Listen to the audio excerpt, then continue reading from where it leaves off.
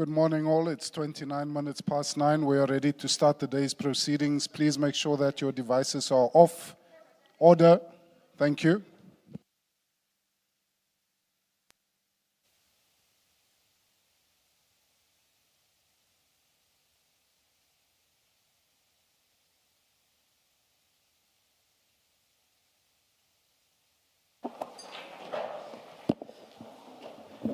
Good morning, Mr. Law. Good morning, Mr. Bodlani. Good morning to you too, Colonel. Good morning, Chair. Good morning, Commissioners. Good morning, Council. Morning, Commissioners, and morning, Colonel. Good morning, Commissioners. Good morning, Chair. Commissioners, just to place on record, I learned this morning from the Colonel that the docket disclosed to us, which we've been working off from yesterday, is incomplete. So it transpires that there are some documents we did not get, and the explanation for that is that the actual docket is actually in two parts. We seem to have been furnished with the one part. So we are running copies of what has since been provided to us, which is the second part of the docket, and we will be updating your files accordingly. I do not know the extent to which the Colonel would like to refer to that second part of the docket, which we currently don't have. But I suggest that perhaps we proceed and we'll see where we get. Should we be confronted with that situation before the second part of the docket is finished to all of you, we will either stand the issue down or we'll find a way to manage it. Colonel, would that work for you, that approach? That will work, I think, Chair, because one of the documents that you have is the main affidavit of myself in that second bundle that came at the end of the bundle. So I may make reference to it at a later stage as you speak. But we'll be guided by that, Chair. Thank you. Okay, so maybe I wasn't correct in what I communicated to the commissioners. We might be missing, you say, some chunks within the docket. Because if we have the last one that I referred to, I had it, I think, as A32 in my files, which is what the commissioners have. You want to refer to that.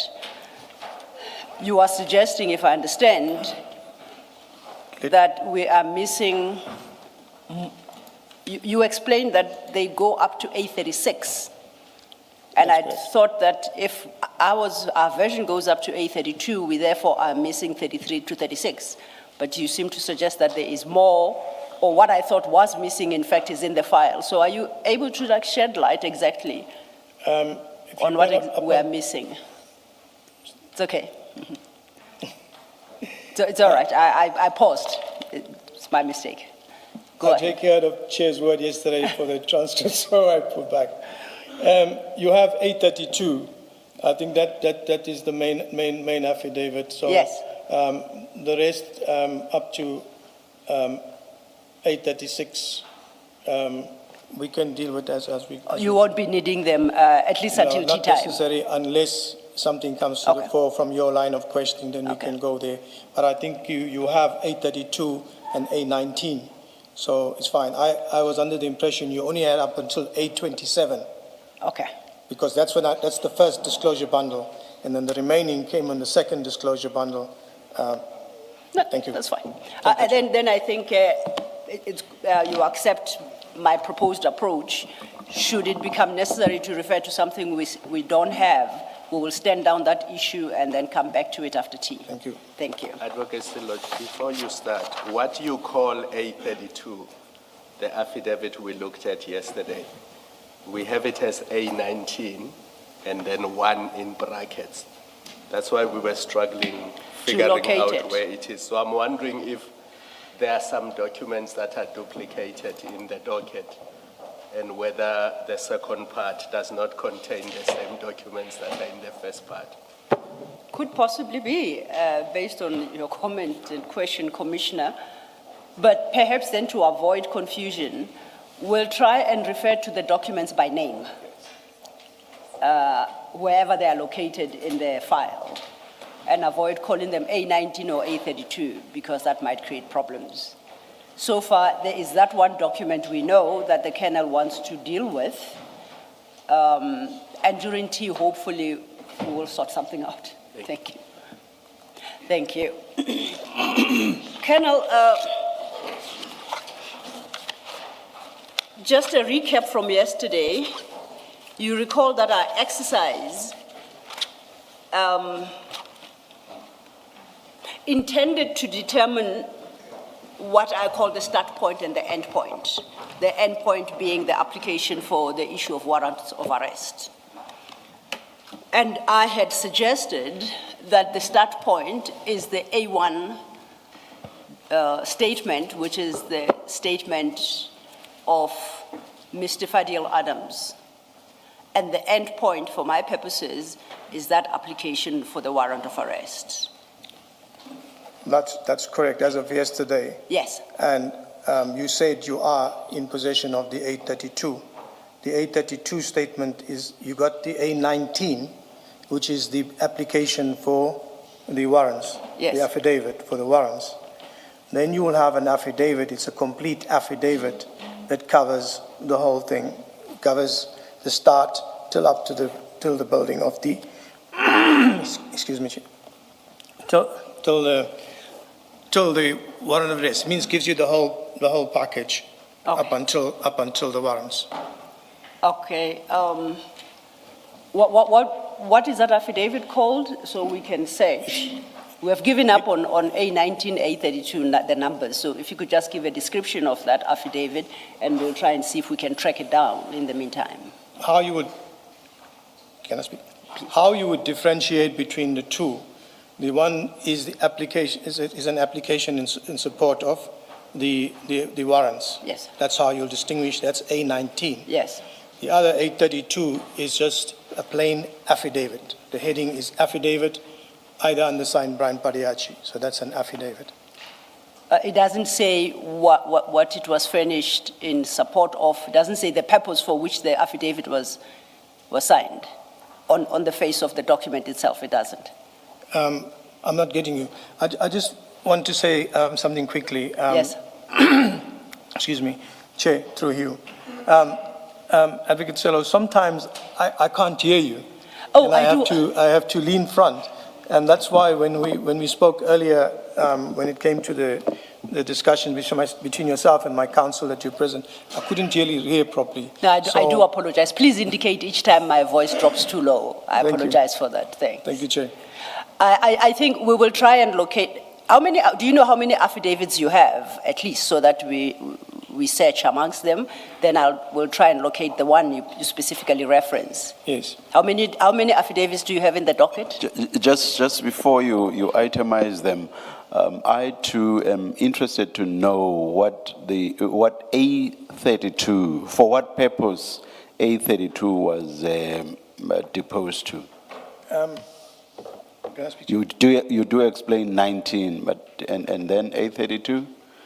832 is what we call an anchor affidavit. Anchor affidavit. Anchor affidavit. Yes. Yes. It contains the whole scenario of everything, from start up until the. And why would you have to depose to an anchor affidavit? For what purpose would you ordinarily do that? It gives the whole start of how of everything, what we did, the investigation up until the time that it finishes off there, where we go for the. And for whose consumption is it intended? It's for the court. Oh, okay. When sorry, Chair. When I go and testify, okay, I will be running from my anchor affidavit, okay, because there's no real affidavit for myself per se, like how you would have an A1 affidavit in the docket. So that's why us as investigators, we call it an anchor affidavit. Okay, so it's intended for court. Yes, it's intended for court. It is for court. All right. All the A bundles from Okay. A1 to A36 is intended for court. All right, thank you. Thank you, Chair. Colonel, just then to clarify, this morning I was, in light of the recap I gave, I wanted us to deal with the timeline, basically to look at the chronology of events from the from the moment a decision was taken to investigate up until the arrests were effected. I wanted to look at that timeline. Now my question is, the affidavit that you specifically referred to, is it relevant for that purpose? Yes. Can I try and work through the chronology as I have it based on that part of the docket that we had received? And then we will see whether it's necessary to find this second affidavit you reference. I propose that we start and then we see how far we can go without the affidavit for the moment. We can, Chair, but when you look at my affidavit that I'm talking about, it starts with factual background. Okay. Gives the introduction and then it starts with the factual background of the flow of events. That's fine. Chair, may I propose a 5-minute stand down just to sort out this affidavit? If we must run copies, at least it's before the Colonel, he then is able to give this chronology of events based on his own document, yes. I will not say 5 minutes. Will come in when you indicate we should do so. Thank you. Chair. Adjourn.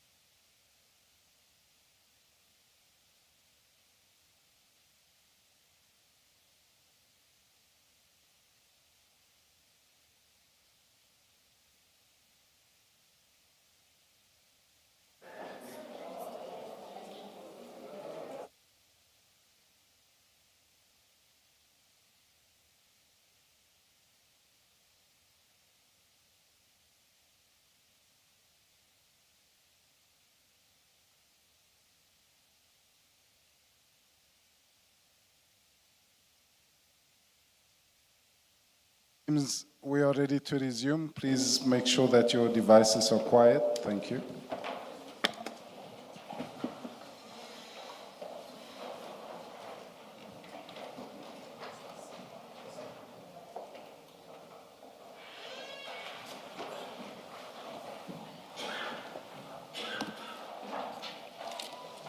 Thank you, Chair. Commissioners, we have located, no, we haven't located. We've been furnished with the affidavit that Colonel Padayachee refers to. Just to confirm, Colonel, it's an affidavit dated the 11th of August, 2025. It's a 13-page document. It just names it as an affidavit. Is that correct? That's correct, Chair, Commissioners. For the record, can you describe the affidavit so that future readers will know which affidavit? How would you formally describe this affidavit, either by way of reference to purpose or otherwise? I will look at this affidavit, and I know for the greater out that side that they would not understand what an anchor affidavit is. But we call it an anchor affidavit, Okay. which gives you a background into the whole investigation. Thank you. And Commissioners, your exhibit file goes up to CJC 382. I propose, for the purpose of the record, we mark this affidavit CJC 383.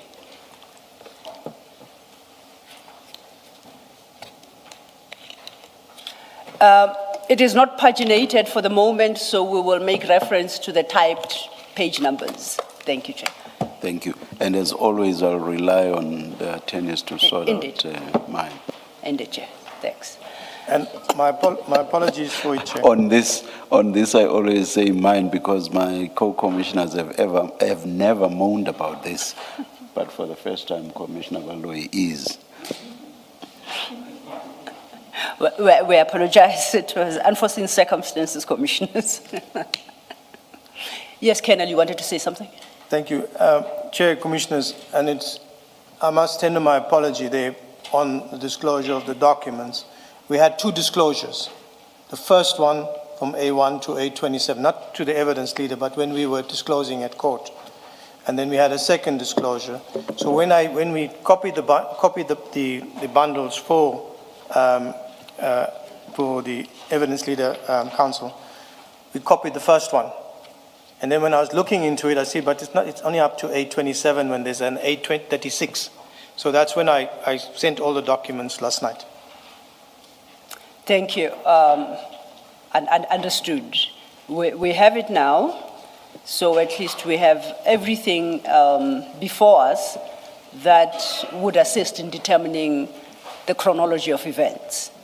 So I propose that we follow my chronology. You keep that affidavit to the side, and to the extent that you conclude that I have either skipped an important step in my chronology, which is reflected in this affidavit, you will reference the affidavit and then we shall include it. Would that work as an approach? Would that work? Okay, you distracted yourself somewhat. Okay, I'll try again. My proposal to you is we work off the chronology as I've prepared it based on the documents that I had.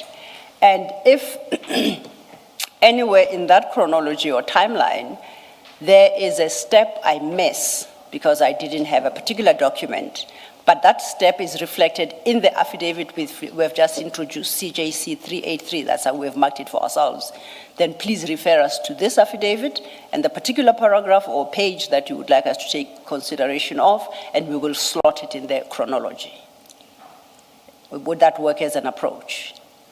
Yes, Counsel, I will point it out to you. Yes. The importance of it is that it gives it in chronological order, the factual background, how it started. Okay, then perhaps let's do it how it best works for you. I'm just quickly flipping through it to see the dates. You recall we start with a date sometime in December of 2024. That's my start point. It would have been the 27th of November, 2024, which is the date of the Section 27 affidavit.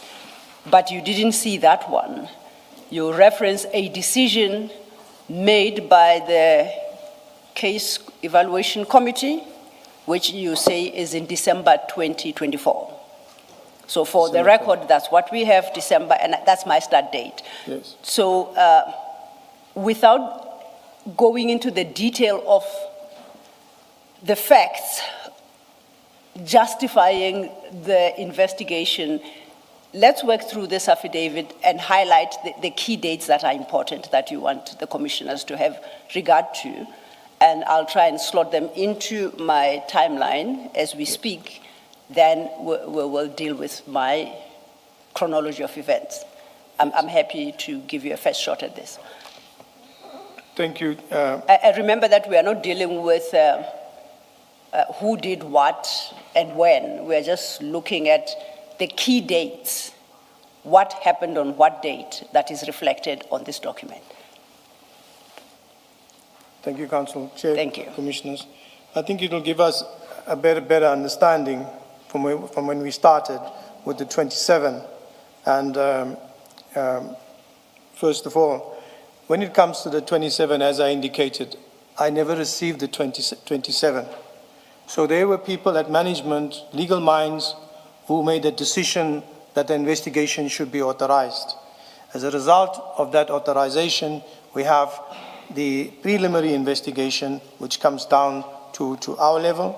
We are authorized to investigate the matter preliminary. So the investigation starts from there. It's a broad investigation from the briefing given by the Chief Criminal Investigator, who we directly report to. The briefing is done in the form of a briefing. This is the scenario. This is whatever is there. Do you want to give a date? Because as I understood it, Ms. Sillo is very much interested in dates. In dates? Yes. So, Commissioner, I cannot remember specific dates, but it was during December 2024. And as I must remind Commissioner that during a certain part of December 24 to January, I went on leave and I was out of the country. The investigation starts, preliminary investigation. Obviously, as an investigator, as I explained, that when something is given to us, it's an allegation.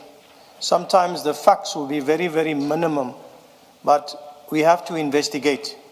So we start the investigation process, and when we, say for example, we start the investigation, and we find there, but there is nothing, then we will have to close the investigation because there's nothing. Or we cannot find anything to substantiate or support what is there. But if we find something, a crime that's been committed, we've already started the investigation, we've commenced with it. We will start now by proving, getting more evidence to support this crime that has been committed. So the preliminary investigation is what it's all about. That's why you'll find that some affidavits are taken in January, which is the start, but at the end of the day, when we look at it, the docket is registered in June, because the preliminary starts first. The investigation starts first and it builds up until the time when you are saying, okay, it's now a full-blown investigation, right, and we're going to start, we need to register this docket. So because IDAC does not have its own case dockets of IDAC, we use the SAPS dockets. So you would go and you would register the dockets, and you've taken a statement in January, but your docket is opened in June. So on your preamble, I call it the 3MA and 3MB, your preamble that we were discussing, that has to be completed. It's for the administration of the docket purposes on the system at the station. So therefore, you will have an affidavit that is taken earlier on, but it's in the docket or attached to the 3MA, 3MB, And that was the thing with the date there. So move on from, Sorry, before you move on, Commissioner. the preliminary investigation, what you refer to as preliminary investigation, is that the part that falls under an inquiry? Inquiry. Remember you mentioned an Inquiry. inquiry and you said it has its own number and Yes. own file. That's correct. Okay. And to add on it, Commissioner, that inquiry doesn't have a CAS number. It will have a CIN, what we call it, a reference number. So whatever we do or whatever we do, if we have to travel somewhere, the reference is that CIN. If we take and apply for a summons or documents, that's the reference number. But once the case docket is registered, that inquiry number will fall off, and you will start using the CAS number. So that's the start. The investigation starts. There are allegations that are made. So the next step is to now go and look for supportive evidence. You will subpoena documents. So that is exactly what we did. We compiled a subpoena and we served documents on the National Commissioner for various documents according to the allegations. So when you say there's a promotion, we want the appointment dockets, everything. We want the personal files. We want the vetting files. We want the Secret Service account, that, and that. Now, these documents are classified. So we also asked for the documents to be declassified. So the National Commissioner at that moment was General Masimula. He declassified all those documents, and there were quite a number of files that he brought to us. So when those files were brought to us, we perused those files. And it is then that moment in time when some of the allegations came to light that, look, this is indeed so. It confirms the allegation. But with that allegation, you still have to get an affidavit. And that's how we go with the affidavits from there until we build up to a point. Now, Chair, Commissioners, we do the investigation. After we're done with the investigation, it is presented to the prosecutors. Is there enough in your investigation to support a charge? Is there enough to support, the first person, is there enough? The suspect is identified. Is there enough evidence there to support the charge against the suspect? So they make those decisions. Either they take what we give them and use it, or they reject it, or they say, go further and this is what further we need. So it may mean that with this further guidance from the prosecutors, you'll have to requisition more documents, you may have to interview more people until they are satisfied, look, we are now at this point where we are ready, the suspect's identified, we have evidence to support the charges, and then it moves to the next step of your application for, I don't want to jump a step. Once they are satisfied that they have sufficient, they will start with a draft charge sheet, they will start with a memo, and then they will present that to the Deputy Director of Public Prosecutions, who's responsible for that leg or team. They will have to convince him to say, look, this is what we have. When he looks at it and he says, no, okay, fine, it's enough here to move forward to the next level. So he has to now take everything with the charge sheet and present it before management and the head of the office. So the head of the office has a look at the charges, what is there, and they give the go-ahead to say, okay, yes, we can go ahead. All right? So I actually jumped into the full-blown investigation. The first is the preliminary, where it's submitted to the prosecutors, presented to the deputy director, and then presented to management, and they are satisfied, yes, this should go into a full-blown investigation. Then a full-blown investigation is authorized under Section 28(1). So it comes back again, where we now build the case docket, and then the draft charge sheet is done, the presentation to management and the head of the office, where after that a consultation note is done to the Director of Public Prosecutions in that particular region to prosecute the matter. That Director of Prosecution can say, yes, you can proceed, she's satisfied, or he's satisfied, you can prosecute the matter and go forward. So once that is done, then we have to, because of the nature of the offense when it comes to a Schedule 5 offense or more serious, we prepare bail affidavits. We got the bail affidavits, we got the charge sheets, then the next step is the making arrangements for the court. The applications for the J50s are done. You go to the magistrate, you present your affidavit to the magistrate, and it's scrutinized there. And obviously sometimes they are not satisfied with it. They say that they're not satisfied with it, so you have to go back and rectify whatever queries they have. At the end of the day, the warrants are issued. Once the warrants are issued, a planning is done, and in most cases that what we do, Chair, Commissioners, we try to do whatever we do in a professional way. Although we have a warrant of arrest, we don't go to your home, phone you, please come with your attorney, your legal representative, I have a warrant for you. Please come to the police station with your legal representative where the warrant is executed and processed, and thereafter the court process. So that is the flow process of my explanation, which I tried to explain, but I had some difficulty with it, but now I've given it to you there. But one thing what I want to say, Chair, Commissioners, I have no insight into Section 27. And yes, as Commissioner Baloy said, you know, as an investigating officer, you should have got that 27. But in our workspace where we are, we're getting a briefing from the chief. We believe in what he says. He gives us the guidance.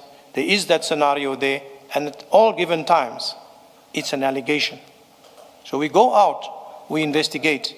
And if we find there's nothing, we come back and we tell the chief, hey, there's nothing here. And it ends there.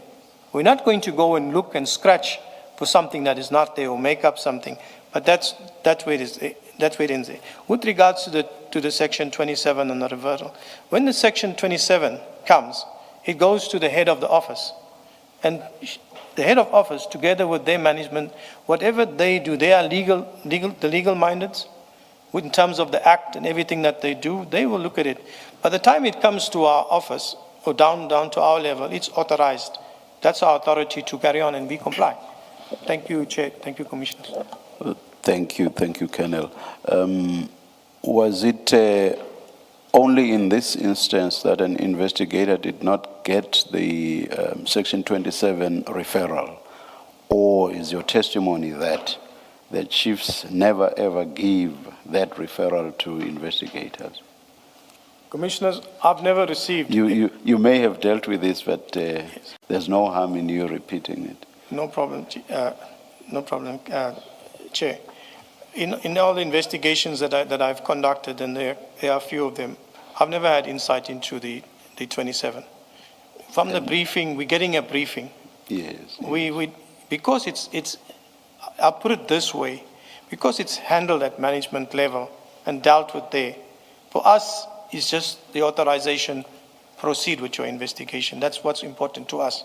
Okay. Proceed, carry on with your investigation. So in your understanding, that's the case with with other investigators as well. They too never get the Section 27 referral. Within the investigators, to your knowledge, I do not know. To my knowledge, I do not know. You don't know. There are many. There are not one chief criminal investigator. I referred to chiefs plural. Chiefs. I referred to chiefs plural. Yes, sir. So, I would not have knowledge. So you do not know about other investigators as well, whether they do get these from the chiefs? You do not know? Can I respond to you? Yes. The other chiefs and their teams, I don't know. Okay. Thank you. But, Colonel, this is not the first case you've investigated. In previous cases that you investigated, did you get the Section 27 referral? No, sir. I did not get the 27 referral.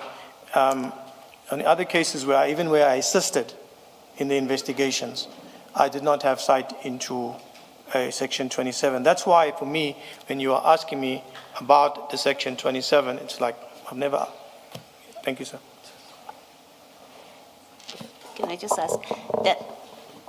Does that mean the fact that you rely on a briefing does that mean you have no role at all in what charge is formulated?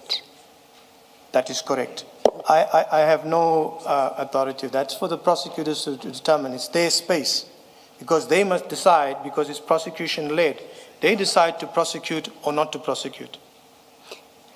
Yeah, I'm asking a different question. So here, for example, in the Mukwele matter, you've got charges of fraud, for example. You would not have had any input into whether what you have gathered in your investigation, whether preliminary or the main investigation, whether it supports that charge of fraud. You have no input in that. From the investigation and what evidence we gather, for example, where you can see fraud, when we're presenting your investigation, what we found here misrepresentation, fraud, in your investigation, because it shows on your investigation and your statements, the crime is there. It's for them to see whether there is enough for that alleged crime to stand, and for them to put that in the charge.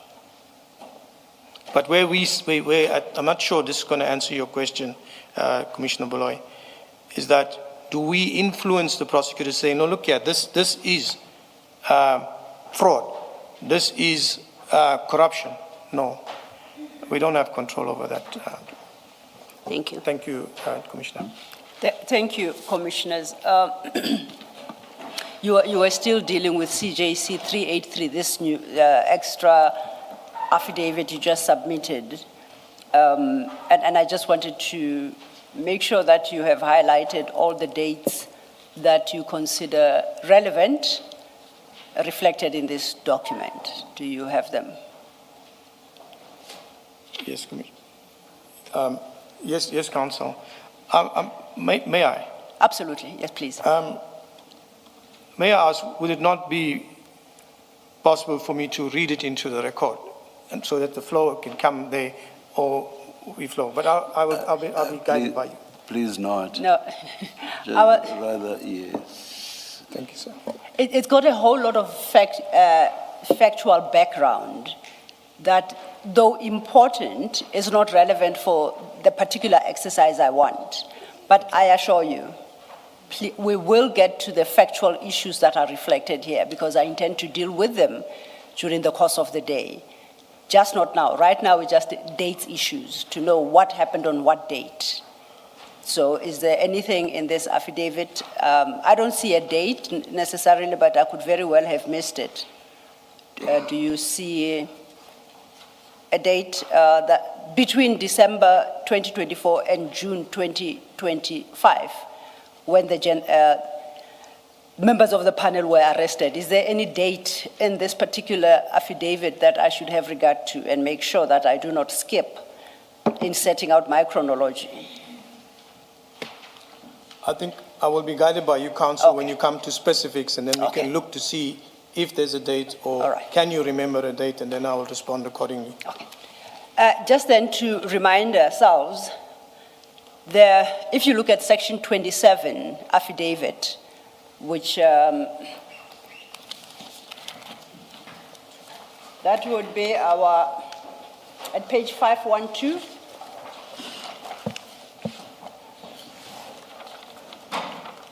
CJC 373, we've dealt with that affidavit.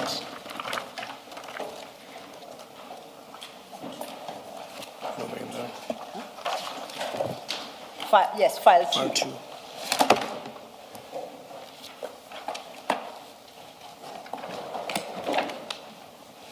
CJC? CJC 373 at page 512, Commissioner. I have it. Thank you. Now, paragraph 1 of that affidavit tells us that the deponent, and I read, first opened 3 cases in Cape Town Police Station with case numbers, and they are set out. You see that? Correct.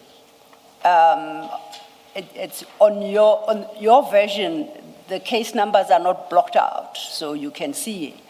And Yes. all of them bear, you remember that middle in the cast number, that middle number, they all bear the number 10, which means October.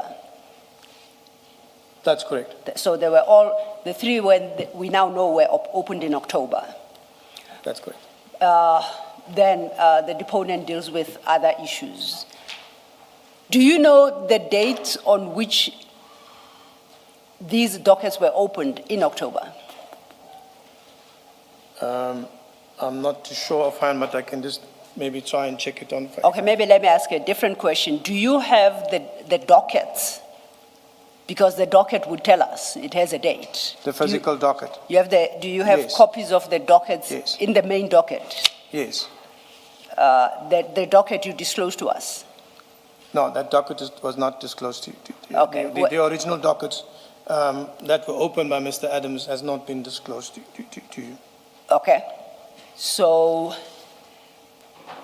I did think that I couldn't locate them in what was disclosed to us. So I propose another way of trying to determine the date, because that date becomes important. You have by your feet another file. It's Mkwanazi annexures. And we are looking for MK15 in Mkwanazi annexures. These are the annexures to General Mkwanazi's statement to the Commission.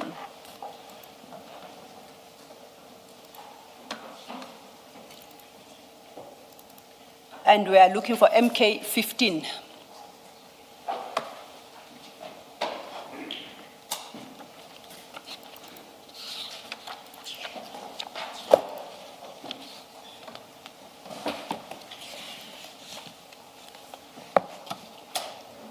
Now, MK15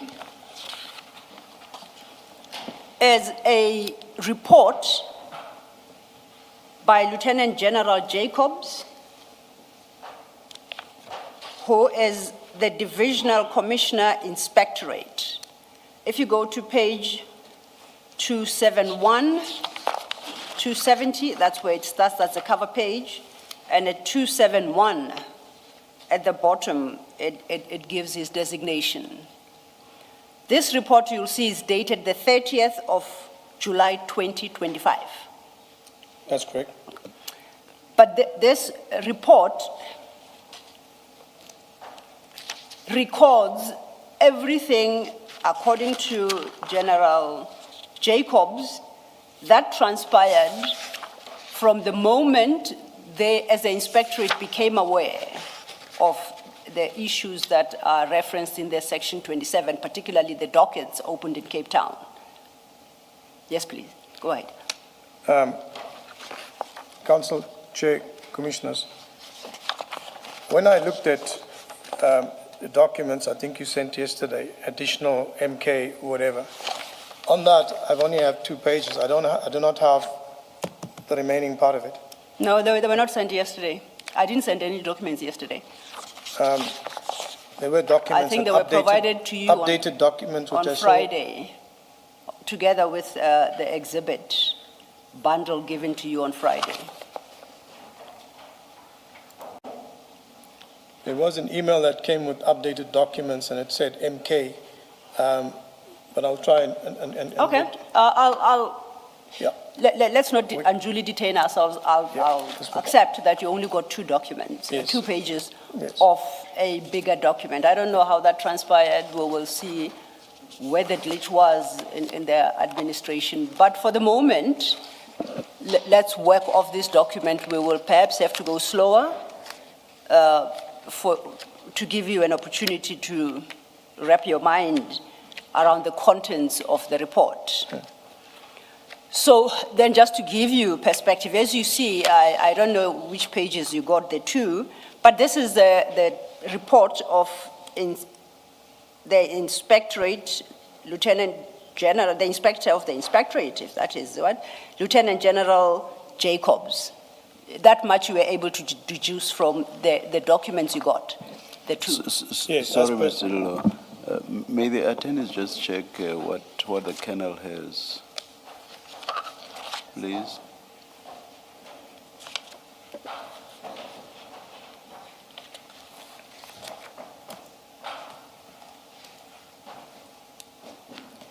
That's the document. Chair, I think the kernel is looking at the actual annexure bundle, so it would be the complete MK15. What I understood the kernel to point out is that when this document was shared, MK15, the annexure, was shared with him for purposes of preparation, he only got 2 pages of the entire bundle.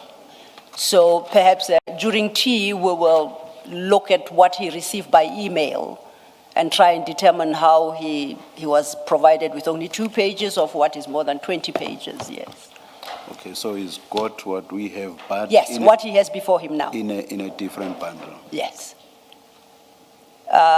Do you agree with my explanation, Colonel? Council. Oh, no, I was saying, do you agree with the explanation I provided to the commissioners, which is the file you have before you Yes. is the original annexure MK15 and should be complete for our purposes, and that the point you raised earlier was that the same annexure, when was shared with you previously for purposes of preparation, you appear to have received only 2 pages of that. That's correct. Yes. So I was proposing to the chair that during the tea break, we'll try and see how that came to be. And I apologize for that to the extent that it may have happened. And that being said, Council, that I haven't had insight into it, I'd like to have the opportunity of looking at the annexures, and unless you're going to, if you're going to deal with it now, I'd like to have insight into it, because what I'm looking here specifically is the date. I'll take you to May the I- date. May I make this suggestion? If you have something else you may deal with, why don't we do that and give the Colonel an opportunity over the tea break, perhaps? Yes, my But difficulty. If you have no difficulty doing it that way. I have a huge difficulty, unfortunately, Chair, and as the Colonel was speaking, I was trying to think very fast if there's a solution to the problem. The problem is the docket as it stands. It's very difficult to determine the chronology. What I've been able to establish in preparation is the chronology from October 2024 to, as I said, I'm aiming for June 2025. And one of the best annexures before the, on record already is MK15, which is what General Mkwanazi submitted. So May we stand down for him to acquaint for himself. 5 minutes for you, Mr. Bodlani, and the Colonel to have a discussion and see how long he would require to go through whatever material, We shall this exhibit and whatever else. We shall do so, Chair. I'm happy to. We'll come back when you indicate. Thank you, Let's Chair. adjourn.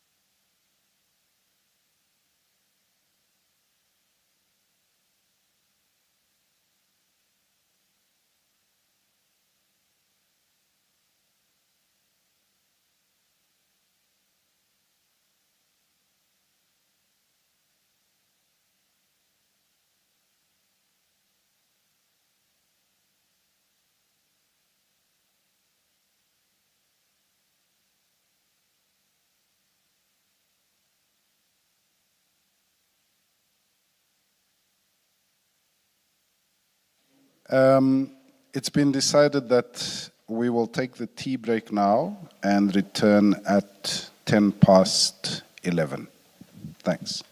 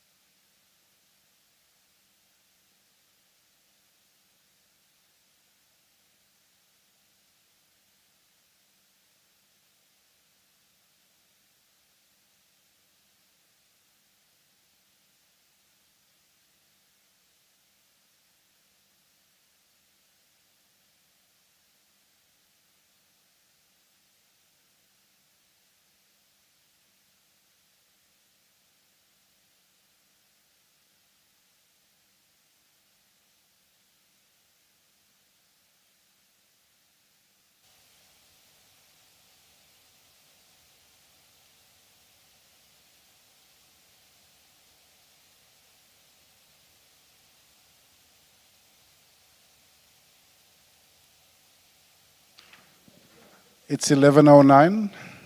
Please make sure that your devices are off, quiet. Thank you.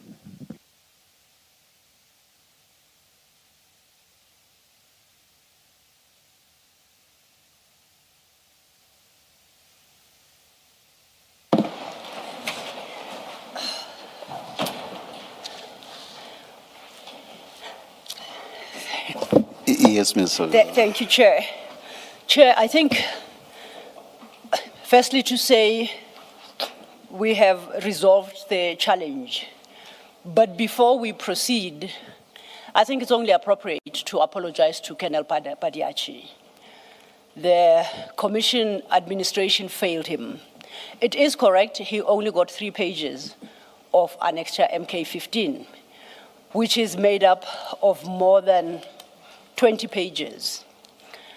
Technically, what appears to have happened is somebody decided to draw out only the first 3 pages of Annexure MK15 and provide him that. And that basically are the cover pages to the report that we still need to engage with.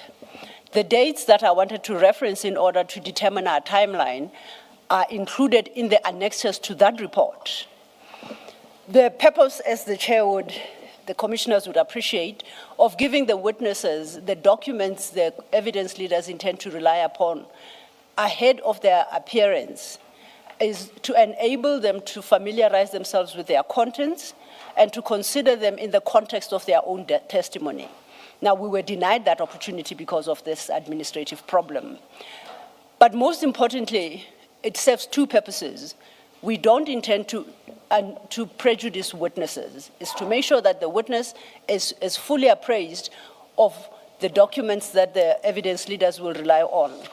But most importantly, it does not assist the commission when we quote unquote spring such documents on the witness and hope for a meaningful engagement.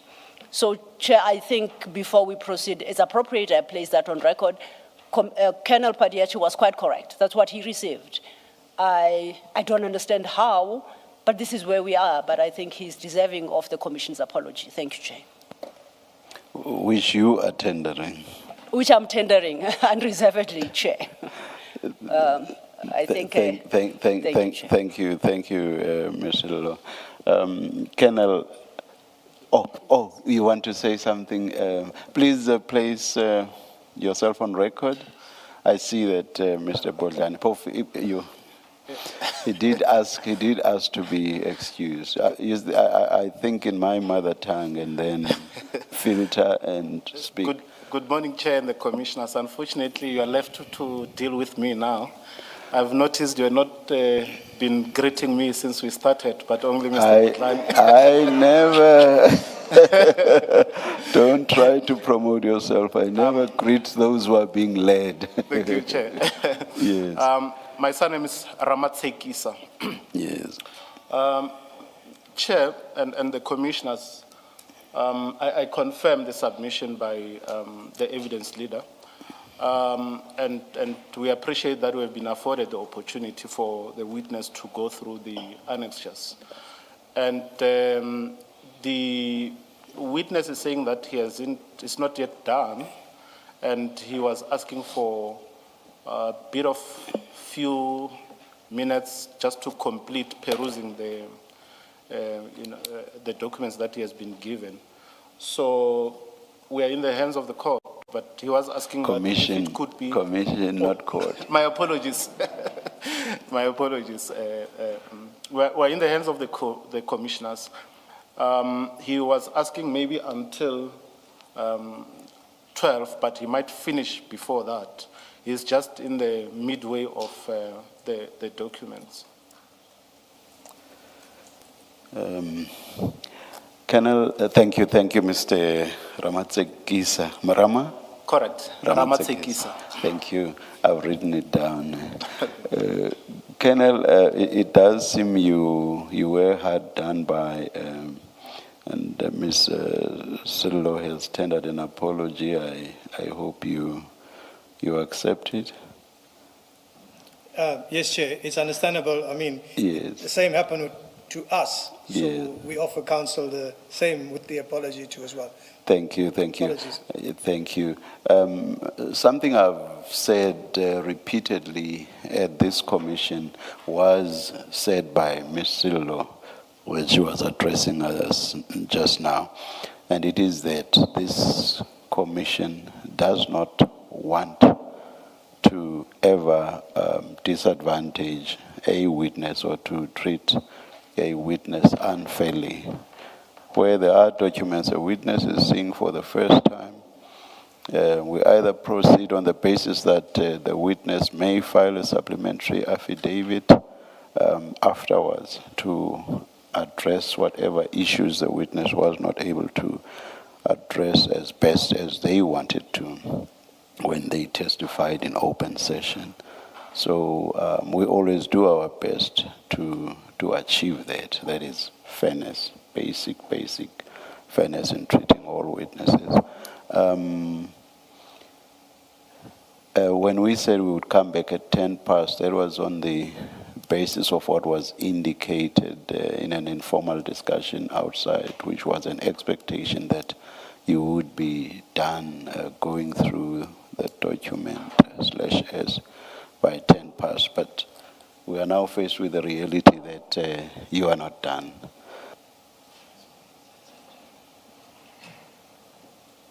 Sorry, how much longer, or should we just adjourn and come back when it's indicated to us? What should we do? Should we how much more time do you require?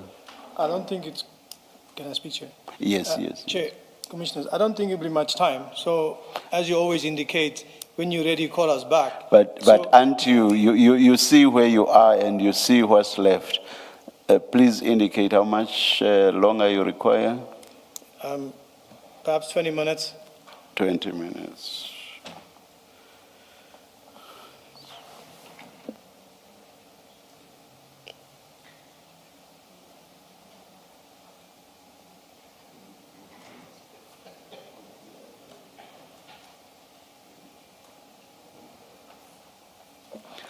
We'll come back at 20 to 12. Let's adjourn. Thank you.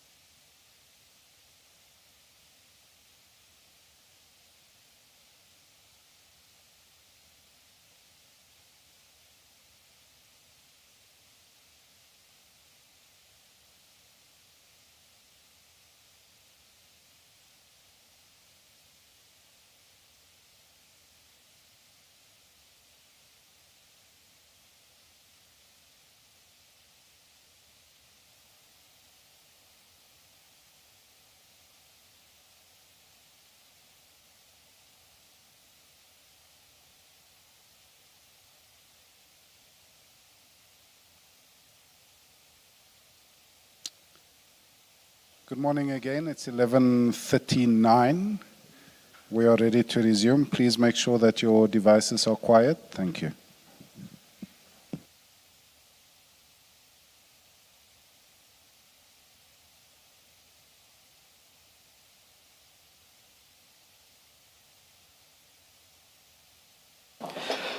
Mr. Ramatsekisa, ready now. Thank you, Chair. and Is the Colonel Commissioners. ready now? Yeah, he's ready. Thank you. Yeah. Thank you, Chair. Commissioner, I will... Colonel, I do apologize. I guess things got off to a bad start this morning, but I shall regroup. Colonel, as you now have become familiar with this annexure MK15, you do notice that it's actually a report in its entirety. It's a report of Lieutenant General Jacobs, as I'd indicated, dated the 30th of July 2025.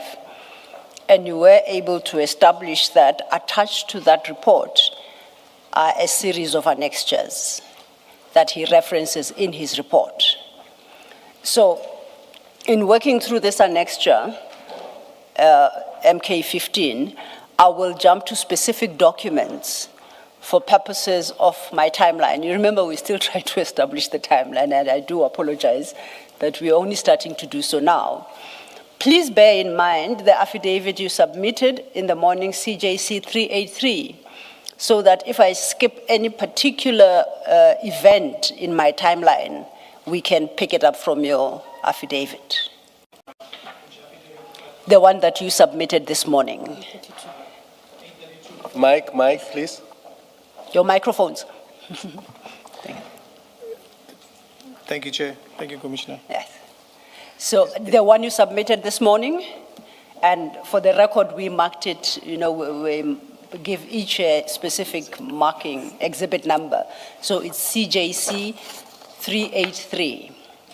So I'm saying as I work through my timeline based on the documentation I had, if there's a specific date that I miss somehow, and it's contained in your affidavit, please feel free to refer me there, and I shall include it in the timeline. Your anchor affidavit, as you called it. Thank you, Chair. Okay.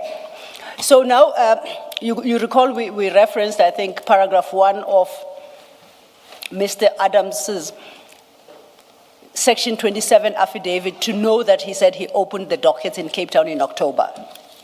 That's correct. Now, as you saw in this annexure MK15, there are cover pages of those dockets, and I would like to refer to the first.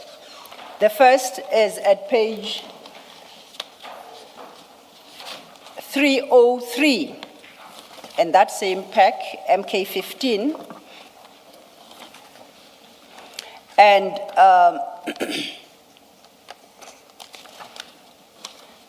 it's got a case number. What's important for my purposes there is the date on which it's opened. And that should read, it reads on my copy 20/24/10/29 at 1430, I think. You confirm that?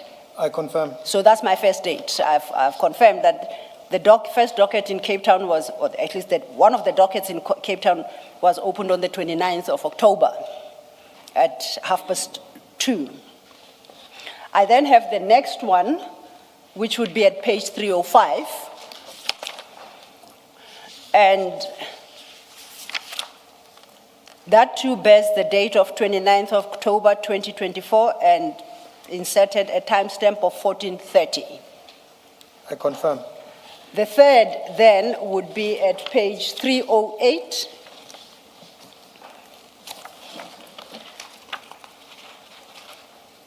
And that once again is 2024 October 29 at 1430. I confirm. So now we know our Cape Town dockets were opened on the 29th. I then tried to understand the next date. The next date would be when Mr. Adams, as he indicates in his affidavit, came to Gauteng to open what now we call the Orlando dockets. Unfortunately, I don't have those dockets. I can't put a definitive date on which that happened. Do you, by any chance, have those dates in your docket?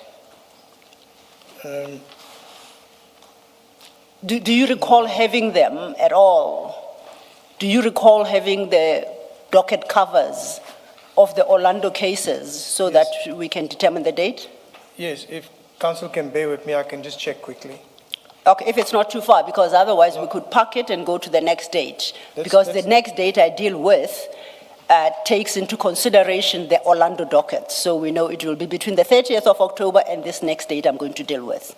Then during lunch we will check for the actual dates. No problem. I'm trying to save time because we've lost quite a bit. Okay, then the next date I have, we're still with MK15. We start at page 281. These are a series of emails that run until page 284. These have nothing to do with you. If you've never had sight of them, it's accepted. I don't expect you to comment about them, but you remember we're just trying to establish the timeline of different events. Now, if we, and we know with emails, we start from the last and work our way backwards. That's how they come out when they are printed. So our first email starts at page 283. At the bottom of 283, it's an email from somebody. It's addressed to Minister Mkunu. It's dated 1st of November 2024 at 8:21 in the morning. Correct, Chair. And if you flip over to page 284, it is from Honorable Fadil Adams. Now that email reads thus: I have opened to Minister of Police. I have opened cases in the Western Cape on a number of senior subs personnel as per following case dockets as per Grand Central. Then he provides them. Second point, I was told that the dockets were intercepted. In my quest for justice, I traveled to Gauteng and opened following dockets as per Orlando SAPS. Then he provides a detail. The detail provided there, we can tell from the cast numbers that they too in Orlando were opened in October. You confirm that? I confirm. Then he continues, however, I've also been notified that the Gauteng Police Department has followed the same modus operandi as the Western Cape PC and is interfering in the investigative process. I apologize. I urgently and humbly ask the minister to intervene and ensure the integrity of the investigative process is maintained to ensure a fair and just outcome. So that's our next date. First is the 29th of October, when they are opened in Cape Town. The next is that date yet to be determined in October, when they are opened in Orlando. And the 1st of November is a complaint to the minister regarding interference or interception of both sets of dockets. Now, if you stay on page 283, the email above is now an email from Nkabinde CM. When General Mkwanazi testified, he advised that Nkabinde CM is the chief of staff in the minister's office. And you see that is dated 1 November 2024, 0904. And that is addressed to Major General Sibula and Brigadier Litoko. Subject line is charges laid by NCC. And Mr. Nkabinde writes as follows. I read the body of the email, second paragraph. The ministry has received this complaint from the Member of Parliament. In order for the ministry to respond accordingly, please furnish this office with a report in responding to this complaint and the details of the investigating officer who was assigned to investigate these cases. Your report is expected on Monday, 4th November 2024 at 1500 hours. So the Office of the Minister immediately acts upon this and directs the complaint to be dealt with and directs that complaint to Major General Sebola and Litoko. We need not concern ourselves about who they are, but that's what the email tells us. Then if we go back to page 282, at the bottom is now an email from somebody within SAPS. It's dated still the 1st of November 2024 at 11:45. And it is addressed to complaints nodal point, copying the Divisional Commissioner Inspectorate and a few others. And in this particular communication overleaf, before we go overleaf, at the bottom of 282, this person informs, kindly see the email below for your urgent attention, and important, feedback must reach the Office of the National Commissioner on Monday, 1200, and report to the Office of the Minister by Monday, the 4th November 2024 at 1500. Then still staying at page 282, at the top, it's now 11:59, about 12. This is from the National Inspectorate to a few other people, and it reads, please find email from Lieutenant Colonel Sitati for urgent attention as directed by the National Commissioner. After receiving the email, it was followed by a call to humbly request for feedback to be submitted on or before 1200 on Monday, 4th of November 2024. You see that? Then lastly, at page 281, it's an email from one of the recipients of the previous email I just dealt with, addressed to other members of SAPS, and it would appear in particular to Colonel Van Rooyen, and reads, please ensure that this is urgently registered into N16 of 2017 VS2. Don't have to worry ourselves about that.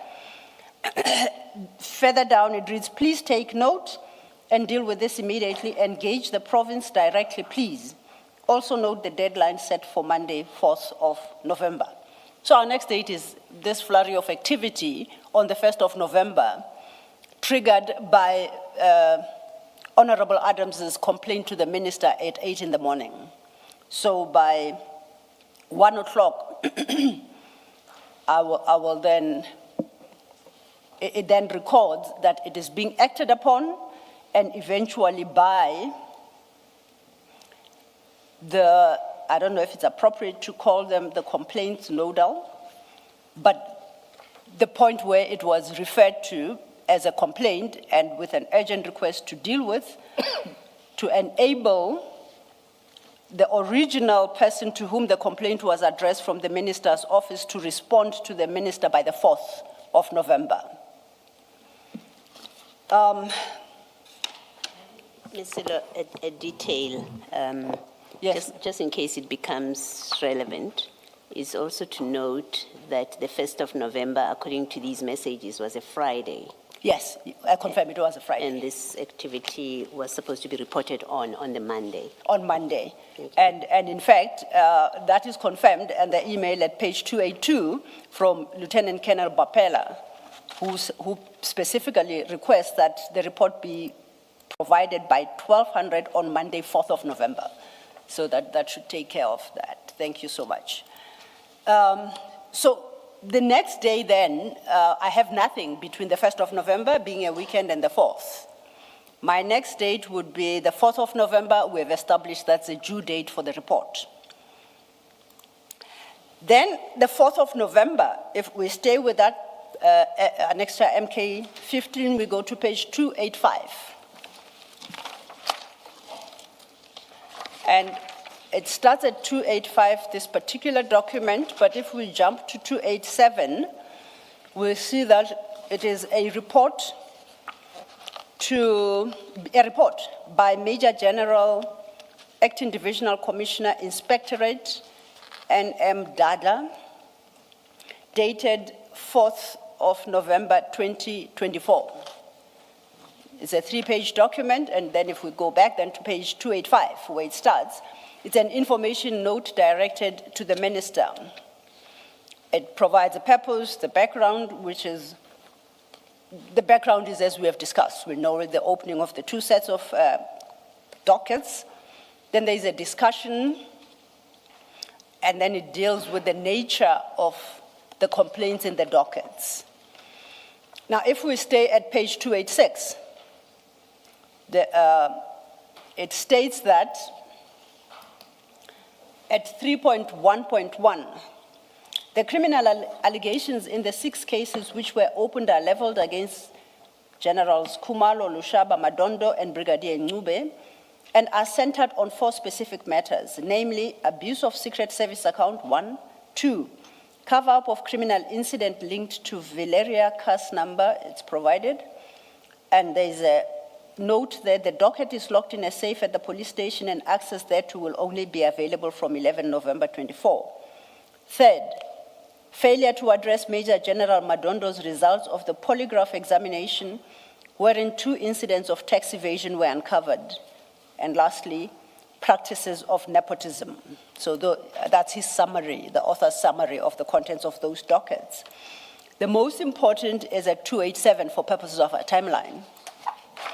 And at the top, under 4, recommendation, and at 4.1, it reads, this office recommends that an extension of 10 working days is provided in order for the following to be conducted, whereafter a comprehensive report can be provided.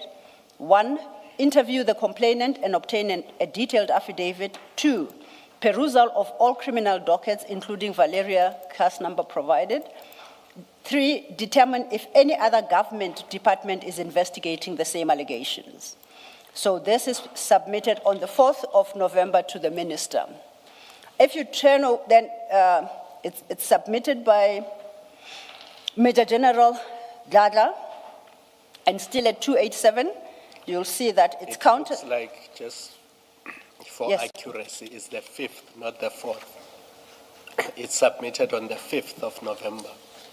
You see that because General Sibia signs it on the 5th on 287, bottom of that page. Yes, Commissioner, I was saying it's signed on the 4th. Yes. So Major General On the 5th. Dada on the 4th, Yes. dates it. He's the author of this document. Yes. Then the second signature I was going to go to is the signature at the bottom Yes. of the same page. And I say it seems to have gone to General Sibia, Yes. who signs it on the 5th of November, 2025, with no comments. And then the third signature is once again overleaf at page 288. And that appears to be the signature of the Minister of Police, E.S. Mkunu, MP, and it's dated 8 November 2024. Advocacy law, my point was that the minister's office appears to get this report on the 5th. And we see that from the date stamp on page 285. I'm with you. Thank you, Commissioner. So they missed that 4 November deadline by a day. Indeed. And then on the 5th, the stamp suggests On that the that's first when page. the minister's office received it. I misunderstood you. I thought it was the date on which Major General Dada signed, so I was reading the 4th. I completely agree with you. It would appear then that after General Sibia had signed, it then presumably got to the minister's office where it bears the receipt stamp of 5th November 2024. And then the minister's final stamp, final signature at page 288 on the 8th of November 2024. Now, where the minister signs, there is a space for comments, but he doesn't seem to have made any comments. Now, whether or not the minister granted the request of an extension, I don't know. I can't tell from this batch of documents. So I then look for my next date. And my next date would be the 11th of November. But that one now I find in a different document, and it's the second annexure that you were supposed to have been given, together with MK15, but unfortunately we're not. It's MK16 in General Mkwanazi's annexure bundles. And that MK16 is a 2-page document, mercifully. And it's the other document you had opportunity to consider. Now, this document it's page 310 of MK15. This document is, if we go to the second page of that, second page of that, it's signed Mtokozi Singh Gabinde, Chief of Staff, Ministry of Police, and it's dated 11 November 2024. Now, when we go to the first page of this particular document, it's addressed to the investigating director, Brooklyn, and the subject line is referral and request for investigation in terms of Section 27 of the National Prosecuting Authority Act, Act 32 of 1998, read with the National Prosecuting Amendment Act, Act 10 of 2024. And Mr. Nkabinde, Chief of Staff, the Ministry of Police, states to the investigating director, and that's Advocate Johnson, correct? That's correct. Yes. States, attached here to please find for ease of reference a copy of written correspondence addressed to the Honorable Minister of Police, Honorable Senzo Mtunu, by Member of Parliament, Honorable Fadiel Adams. The allegations contained therein implicate very senior members of the South African Police Service and are viewed in a serious light, and case dockets were registered as follows. Then he provides one Langlachte case and 3 of those Orlando cases that Mr. Adams registered between the 29th of October and the 1st of November. And overleaf, most importantly, it concludes, Honorable Fadiel Adams was advised by this office to await your decision in this regard. So this document purports to refer Mr. Adams's complaint to IDAC, specifically to the ID. You note that. I say you note that. I note. Okay, thank you. Counsel. My next date. Still, I may have missed it. This letter from Mr. Nkabinde refers to a Langlachte case number. Did we deal with it when you were doing the dates? Is it one of the cases? There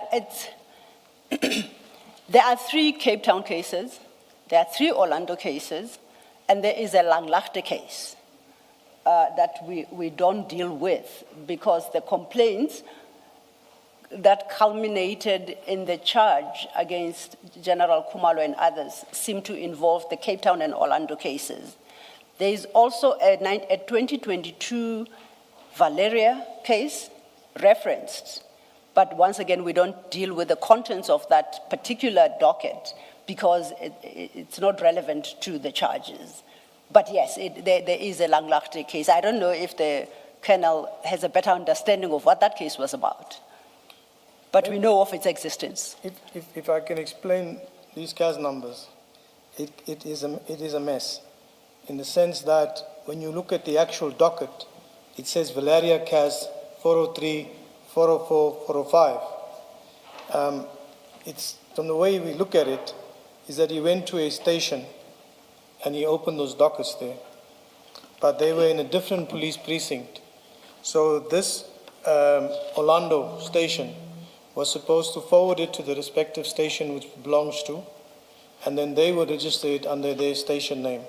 So that's why when you look at, I see Orlando CAS 402, but I know the docket as Valeria CAS 403 and 404. I know them as Valeria. But when you check in the Valeria CAS system, these CAS numbers don't exist. It's because it belongs to another station, not Valeria. So the docket cover is written Valeria 403, and it did cause a bit of confusion for us because we were looking at and investigating Valeria Cas 403. And when we get to the station, after we finalize everything and we're going onto the system, we find it's not Valeria 3, but a search on the system corrects that Cas number to Valeria Cas, for example, 278 of 10, same month, same year, but just a different station, and both the dockets match with each other. Okay, all right. Maybe then let me just ask my question this way. The Langlaagte Cas number, is it one referred to in the affidavit, the Section 27 Adams affidavit? I guess that's what I was trying to clarify. Where does In it the come Section from? 27 affidavit? Yeah. I don't believe so. That is CJC 373. Yeah. At paragraph 1 of that affidavit, Mr. Adams refers specifically to the Cape Town cases with their CAS numbers. And beyond that, at paragraph 8, yes, he states, a few days after I opened the 3 cases at Cape Town Police Station, I decided to go to Gauteng. And I went to Orlando Police Station where I opened another 3 cases based on the 3 cases I opened in Cape Town. I did this to ensure that what I had reported in Cape Town doesn't disappear. I also opened a separate case at Langlaagte Police Station, and that's where he stops. He doesn't say what the Langlaagte case is about. That's as much as we can establish about that one. So unless there's another Section 27 affidavit, Mr. Nkabinde would have obtained this, which contains a Langlaagte CAS number. Mr. Nkabinde would have obtained this CAS number elsewhere other than from an affidavit. I guess it's a question for him to answer. Yes, where he got that. In fact, I think would have to go to the complaint laid by Honorable Adams to Minister Mkunu on the 1st of November at page 283, because he lists them. And he states there that I've opened cases in Western Cape on a number of senior police as per the following case dockets. Then he gives the numbers, he quotes 3. Those are the Cape Town case dockets. Then he says he went to Gauteng, and then he provides 3 dockets. Those we understand are the Orlando dockets. And he doesn't seem to reference the Langlaagte case. So, yes, I point this out to confirm that on the documents that we have, when he reported interference with these dockets, Langlaagte was not a part of them, so he would have had to advise Mr. Nkabinde otherwise than in this trail of emails. Thank you. Thank you. While we're dealing with the chronology, I don't want to come back to it later because it's at this point that I think this question is relevant. Colonel, I've looked at the description of the cases in the Cape Town dockets and the Orlando. Assist me if I'm wrong. None of the complaints in the Orlando dockets and in the Cape Town dockets had anything to do with the Brigadier Mokwele case. So can I respond? Yes. When you look at the way you will get, like, in one docket, there's 2 or 3 allegations in one. It's mixed up, and then it's like nepotism, and it's in another docket. It's all mixed up. But I'll have to look at the actual docket itself on what you're Because saying. remember, they were opened in October 2024. Yes, sir. And there's one about nepotism, but it relates to the other kernels in crime intelligence. That's what the story is. And there's complaints about defeating the ends of justice. That's what the other complaint is about in the dockets. But there was no case opened, either in Cape Town or in Soweto, Orlando, of corruption and fraud relating to the appointment of Brigadier Mokwele. I'll have to just check on that, so because I think when we're looking at Orlando and Valeria, Yeah. Because I'm sitting with Valeria Cat. It doesn't matter whether it's Orlando or Valeria. The point is it was in October 2024. We've established that. And I'm saying in October 2024, no case was opened saying the appointment of Brigadier Mukwele was fraudulent or there was corruption in that. Yes, specifically if I can recall, sir, subject to correction, in the docket or the affidavit that was there was no specific name to a brigadier or anything, just nepotism and family members and stuff like that that was mentioned. And because she had not been appointed at that point, so Yes. the cases that were opened in Cape Town and Orlando related to this complaint that you see in the Section 27 affidavit that all the colonels, he says it is concerning to note that all the colonels employed in crime intelligence, none of them are suitable for the post to which they are appointed.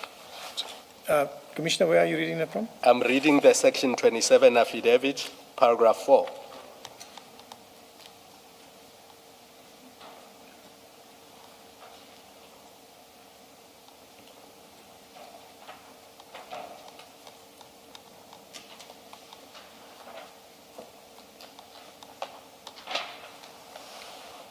Colonel, maybe we can do this in it's the fine. It's fine, sir, I'm with you. Yes, in the interest of time.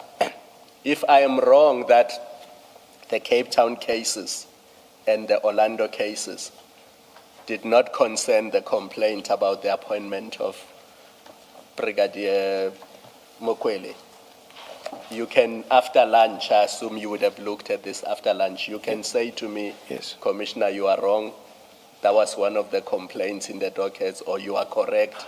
None of the dockets had to do with that case. Yes. I will respond to you then, sir. All right. We've made a note of that, Commissioner. We'll look into that. So the next date I'm able to locate is the date of the 20th of November. And now I ask us to go back to MK 15. So we're done with MK 16, which is that referral letter, quote unquote. We'll come back to it in a different context, but for the moment, at least we've established a particular date there. My next date I could locate is the 20th of November, 2024. And that date is at page 289 of MK 15.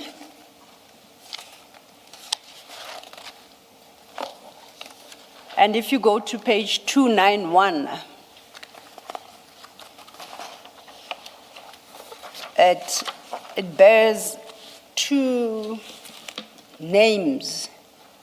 It's signed, it's the name of Lieutenant General Jacobs, but then it appears to be signed by Major General Gladler, who affixes his stamp there, and it's dated the 20th of November, 2024. You see that? Correct. So I'm not going to quibble about whether or not Major General Gladler was authorized to sign on behalf of General Jacobs. That's not the point. It's just the date I'm interested in. Correct. Below that, it looks like there is space for the Divisional Commissioner Legal Services, S. Chamani, to sign, but no signature is appended. That's correct. Okay. Now, if we look at this information note, it states at page 289, under background, it summarizes the essence of the respective dockets. At 2.2.1, it says a report was compiled wherein the allegation that there was interference from both the provincial offices were reported and found to be unfounded. And then if we go over leaf at 290, it gives the background, the discussion, basically summarizing the gist of the complaints. But I'm interested for our purposes at paragraph 3.3. As part of the protocols to address service complaints, an affidavit is obtained from the complainant. Colonel Phillips of this office was tasked to obtain the affidavit However, after numerous attempts, it seems as if the complainant is evading the request. Please find Colonel Phillips' affidavit as proof hereof. You can jump then ahead at 292. That appears to be the affidavit of Colonel Phillips. It is what it is. Now, at 292, that's the affidavit of Colonel Phillips. Staying with this particular document, at page 290, it concludes with a recommendation at 4.1 and states, due to the sensitive nature of the allegations which has been widely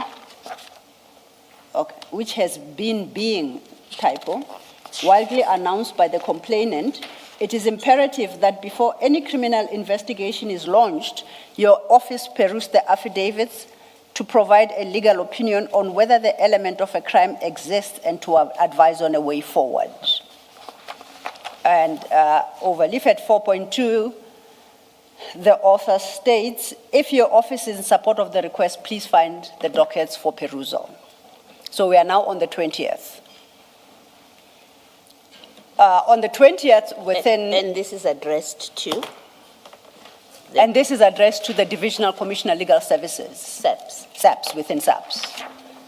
My understanding of this chain of correspondence is the inspectorate is still seized with the complaint and trying to establish facts and to determine the complaint as proffered by Mr. Adams. And for that purpose, at this point, they are now seeking a legal opinion internally from the SAPS Legal Services Department. So that's where we are at. Correct. By now, they have failed, according to Colonel Phillips, to meet with the complainant, being Mr. Adams. And most importantly, before we leave this document, in 3.2, it notes, and I quote, the affidavits in the dockets are basic and in the opinion of this office lack the elements of a crime. The author expresses that view, sends the dockets to legal services and say, can we get an opinion whether or not what is in the dockets discloses a crime? You agree with that? Crime was in 3.1. Yes, as summarized under 3. I don't know the crimes. Yes. Because 3.1 has got a number of complaints. Yes. As I read them out from the other document, but those are basically the crimes. It would appear they were able to deduce from the contents of the respective dockets. Yes. Expresses a view, as I say, at 3.2, it says the dockets are basic and in their opinion lack the elements of a crime, but directs all the dockets to legal services for an opinion. Okay? That's correct. Then we get to our next date, and our next date is the 21st of November. That is the date on the referral affidavit of Mr. Adams. We dealt with it. Annexure CJC 373.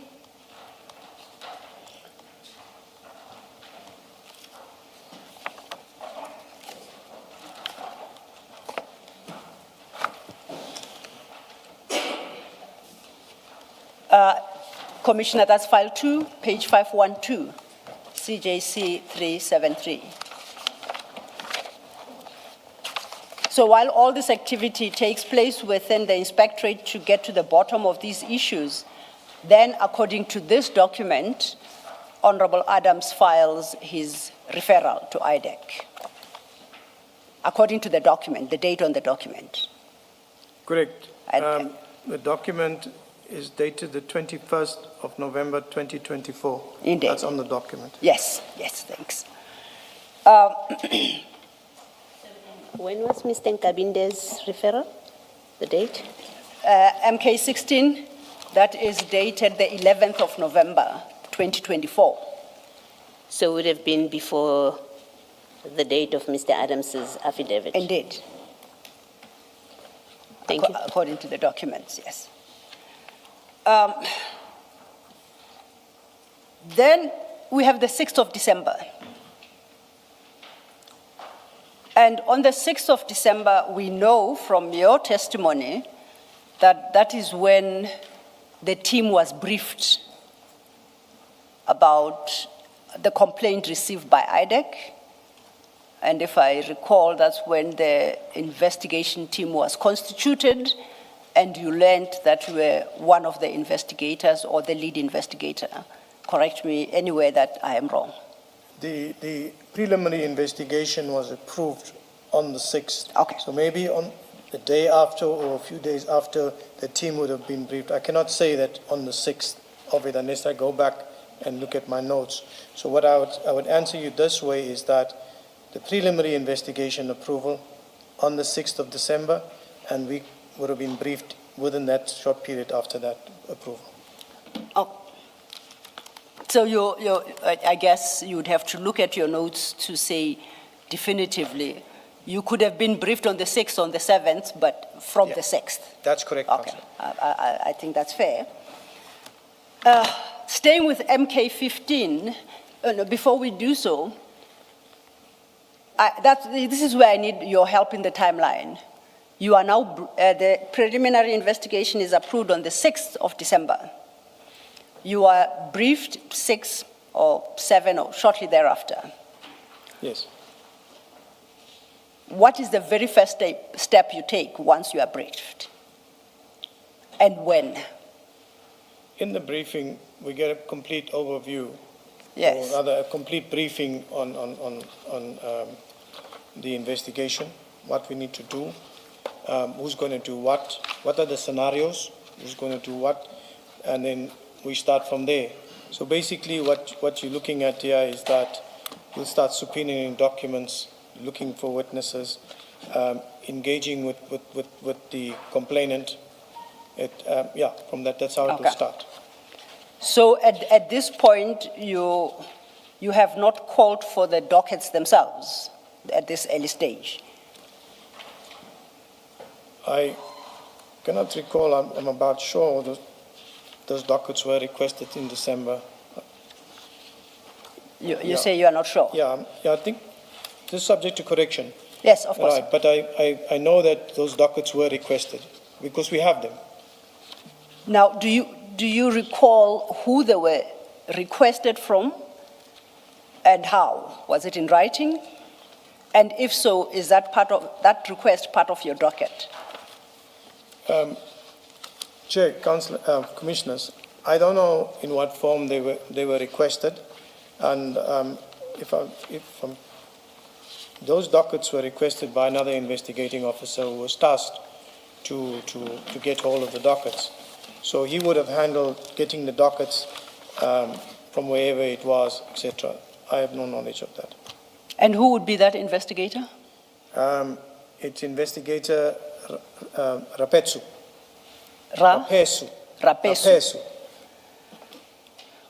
I take it he would have been reporting to you because you are the lead investigator. Did you instruct him or direct that he request the dockets? Or he did so on his own volition? Remember, as I said, it's not just one investigation, it's a broad investigation. After the broad investigation, there's specifics. So the tasking is given by Chief Perumal to Rapetsu. Go and collect the dockets. That's what would happen. So there would be that instruction to collect, and then what? Disseminate the dockets amongst the various investigators. How does it work once they are collected? Trace the dockets, find where they are, get hold of the dockets, bring it, let the team sit with it, let's look what's in these dockets, and then we'll be further briefed by the chief. To your knowledge, at this point, had there been any engagement between IDAC and SAPS generally about these dockets at all by the 6th of December? During December, there was engagements like... No, I'm interested in the 6th specifically. I if you cannot recall. remember. I cannot remember, a specific date. But what I'm safe to say is during December, there were engagements with SAPS with regards to the dockets to get these dockets, case dockets that were opened. Where are they? And then get the dockets so we can see what is in the dockets. So you would have went to the police station and from the police station tracked, where are the dockets from there. I ask this because if you turn to page 300 of MK15,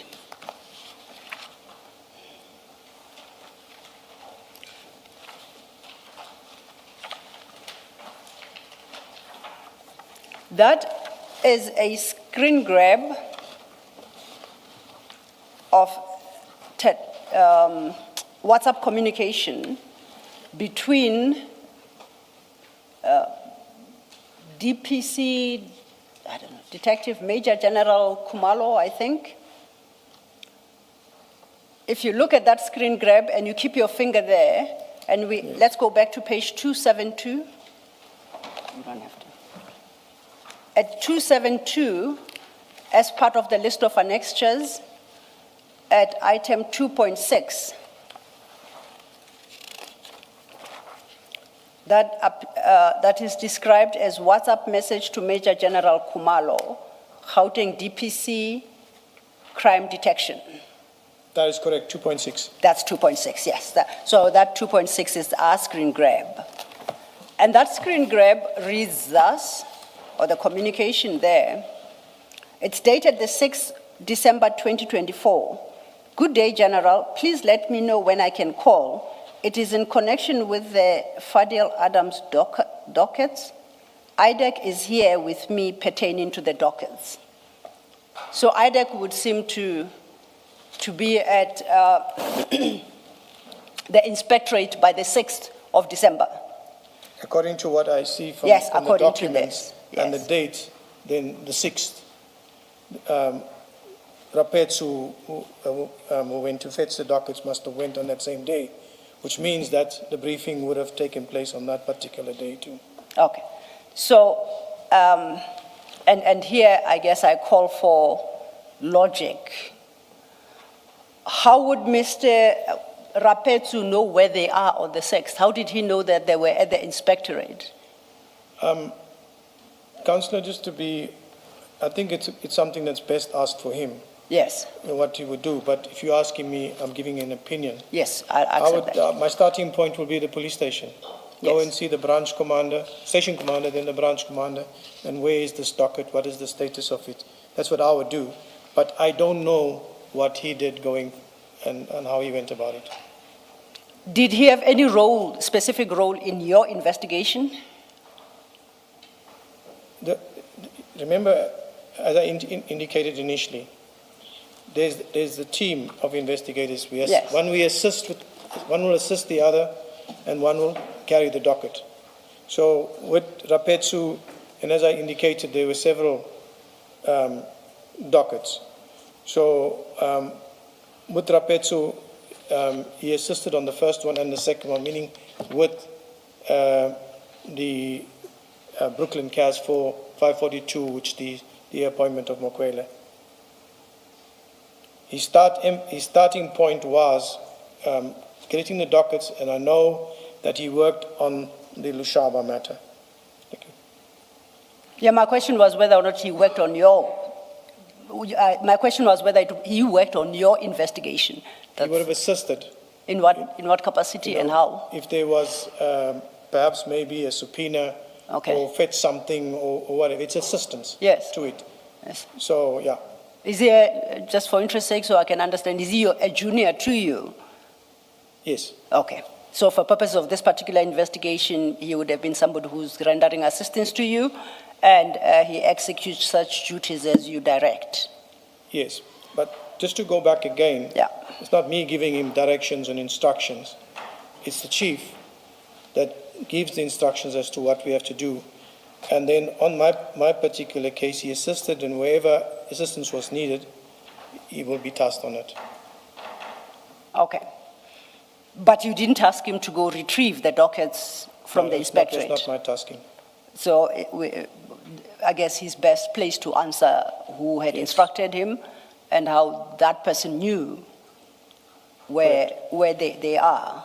Correct. Regard being had to the fact that the preliminary investigation is approved on the 6th, and on the very 6th, already Mr. Rapetsu is at the inspectorate. Yes. My next Sorry, day- sorry. Just to understand this, Colonel, are you suggesting that the chief investigator at every turn would be the one giving instructions for whatever was necessary to be done, to then be done? You are the lead investigator, so I do not quite get it why, for example, on simple issues like leg work, because it was basically leg work for Mr. Rapesu to go find the dockets. I do not understand for something like that why it would not be you giving the instruction. At every turn, the chief investigator must give instructions at every turn. Can I respond? Chair? Is that what you are saying? No, Chair. Or if that's not the case, what would be the instances where the chief investigator would give instructions? And what would the instances be where you would be the one giving instructions to whoever you had to give instructions?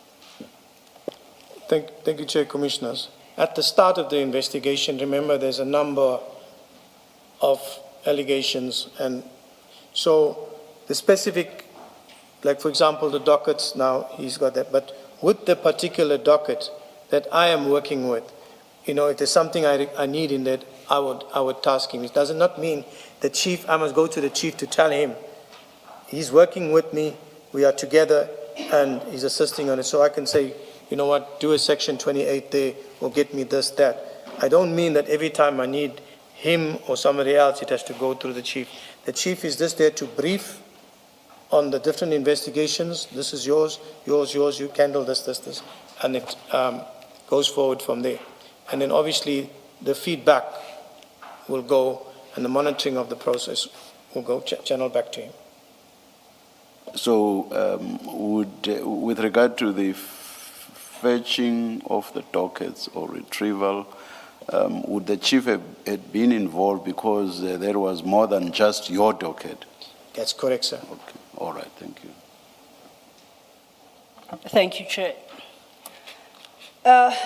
And before we leave this particular annex, Chair, just to record that it's dated the 6th of December 2024, as I indicated, with a timestamp of 14:56.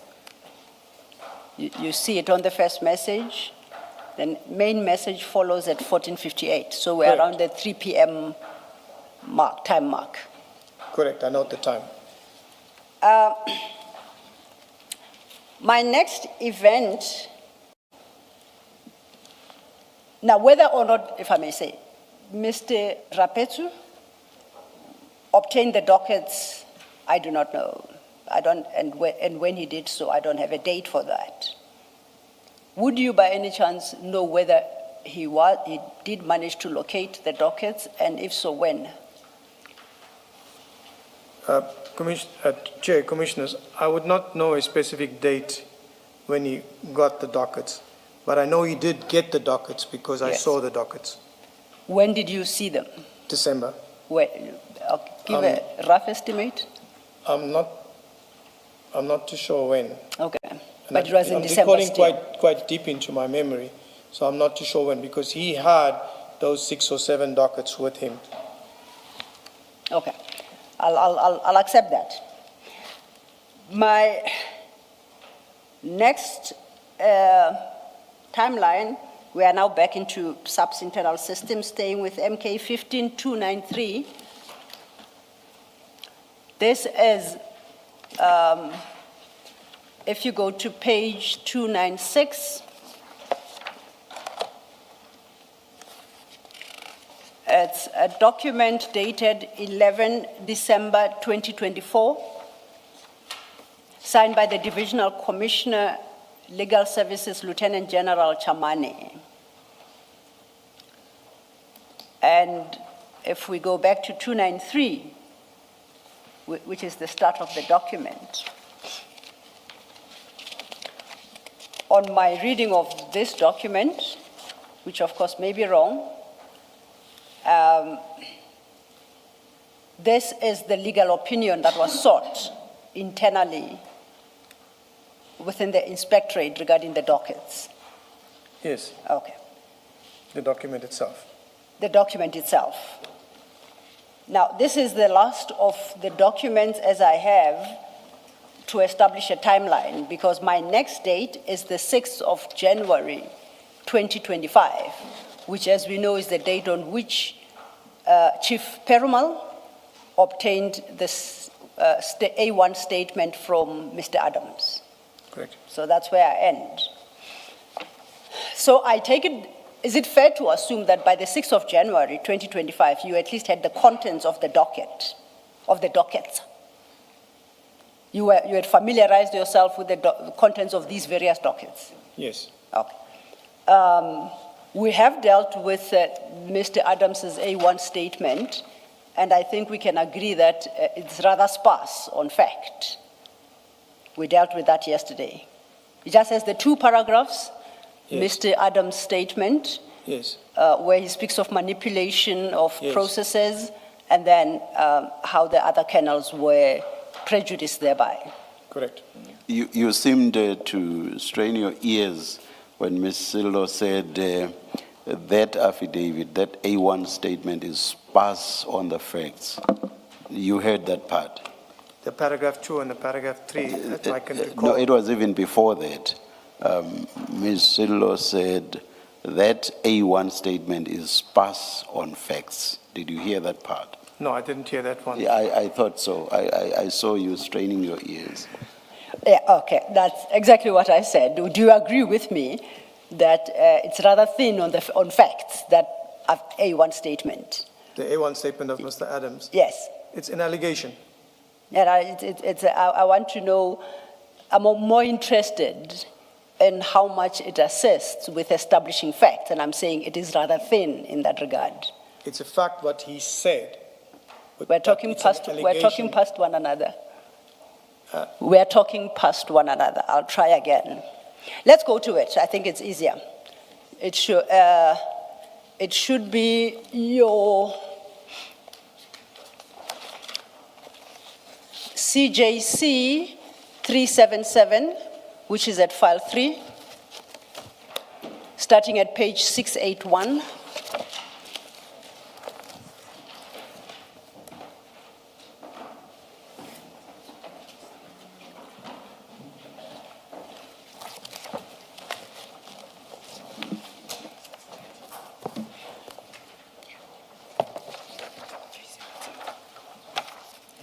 Towards the back. There you go.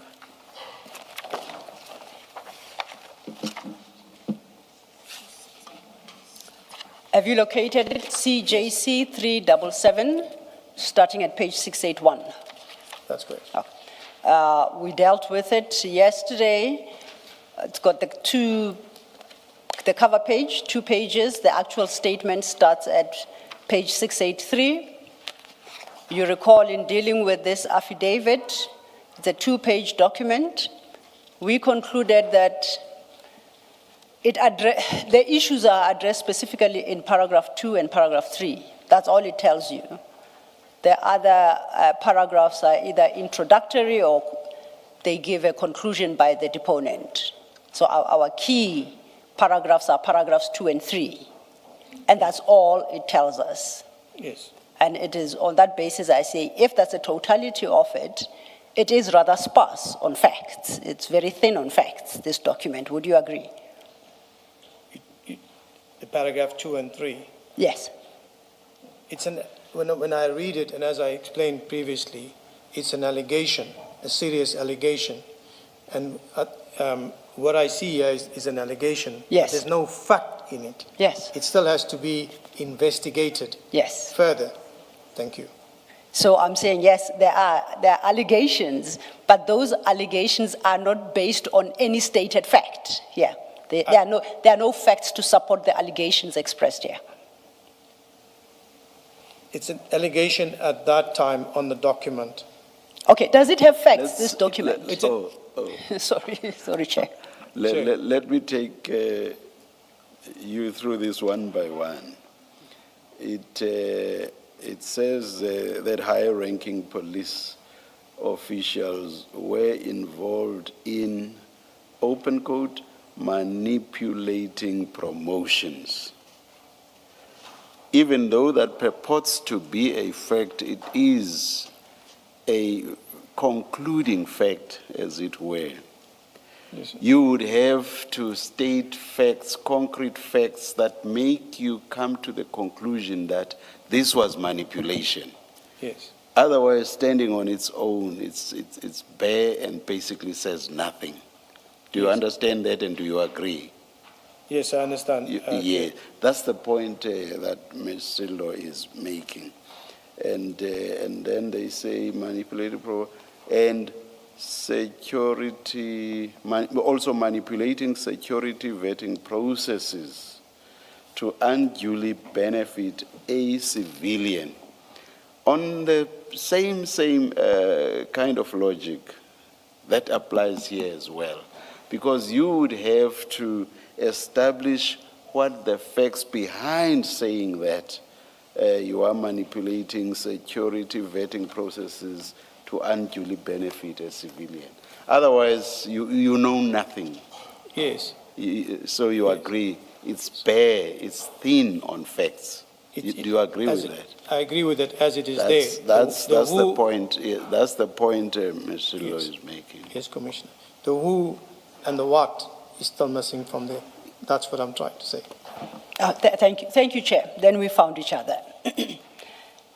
So this was, you get this A1 statement on the 6th of January or soon thereafter, 2025. 2025. Yes, or soon thereafter. And at that time, you are armed with the dockets. I would like to believe you said you received them sometime in December. That's correct. Are you able to say what conclusions you drew based on the contents of the documents and this affidavit to inform whether or not a case had been made out for an investigation?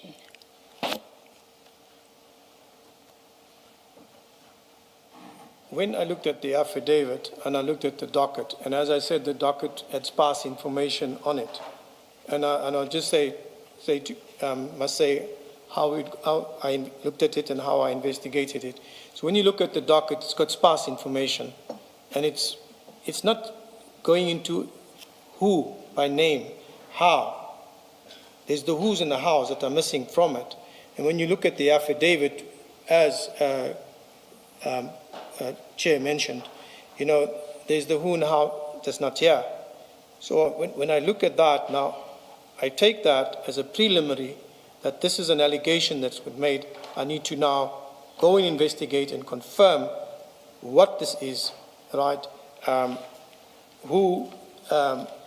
This particular post or appointments or whatever, further investigation to get more information. So they therefore went about to get the documents, but I do not want to go further. I'm just saying to you that the information on the dockets itself, the initial documents, was the complainant would have to be interviewed again. What are you talking about? So from that, there's a second affidavit that is now taken on this specific regarding this appointment process. But still there are things that are missing from here that needs verification and investigation. So not on this now, you can go now and take it and just start arresting. You've got to look at it, investigate it. Is there something there? And you work from there. Okay. Progress from there moving forward. Thank you. So we have the benefit of the A1 and we know what the A1 states. What I don't have is the benefit of the dockets. So regarding head to the A1 statement and what it tells you, what other extra information did the respective A1 documents in the dockets inform you? The initial A1 on the docket, I'll just have to just call it up just to refresh. We can do that over lunch, but I just wanted a summary of what facts did you glean from those dockets? The initial docket just talks about General Kumalo, if I can recall, appointing family members and friends in positions at crime intelligence. So that's what it basically, so it was basically, just nothing really there. It needed more information. Yes. So when you look at the docket, you needed to take the docket and interview this person. What are you talking about here? Because you are saying different things. I think an incident there, an allegation here. Let's put it into context. Tell me about it. Yeah. Okay. I ask this because I'm trying to reconcile it with where the legal department of subs ended, considering the same dockets. And for that purpose, I'm still in Annexure MK15 at page 293. 290. 293. 293.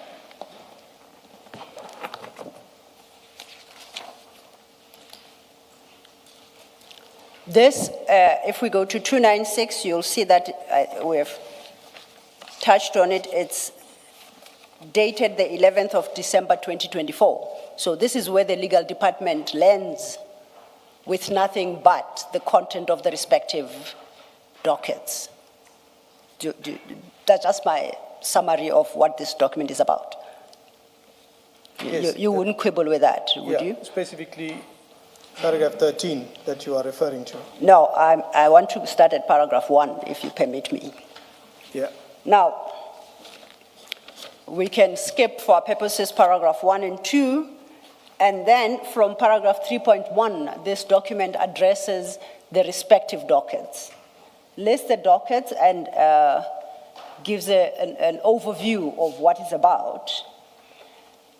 At 3.2, 3.1, 3.2, those are the same dockets. The two dockets, the Cape Town docket and the Valeria CAS 40410/2024.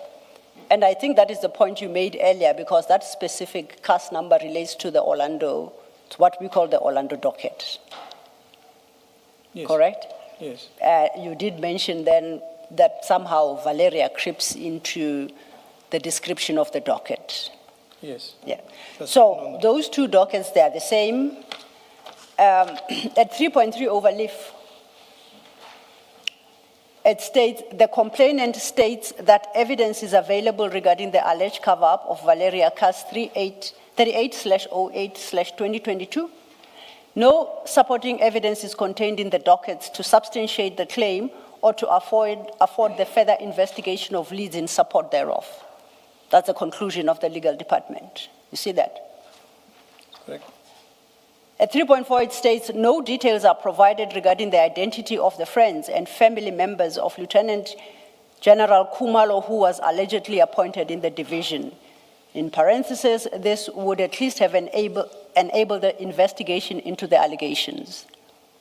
3.5, neither the particulars or statements of the senior members of the service who were allegedly instructed to ensure that Valeria CAS 38/08/22 is not investigated, nor the statement of the sex worker are filed in these dockets.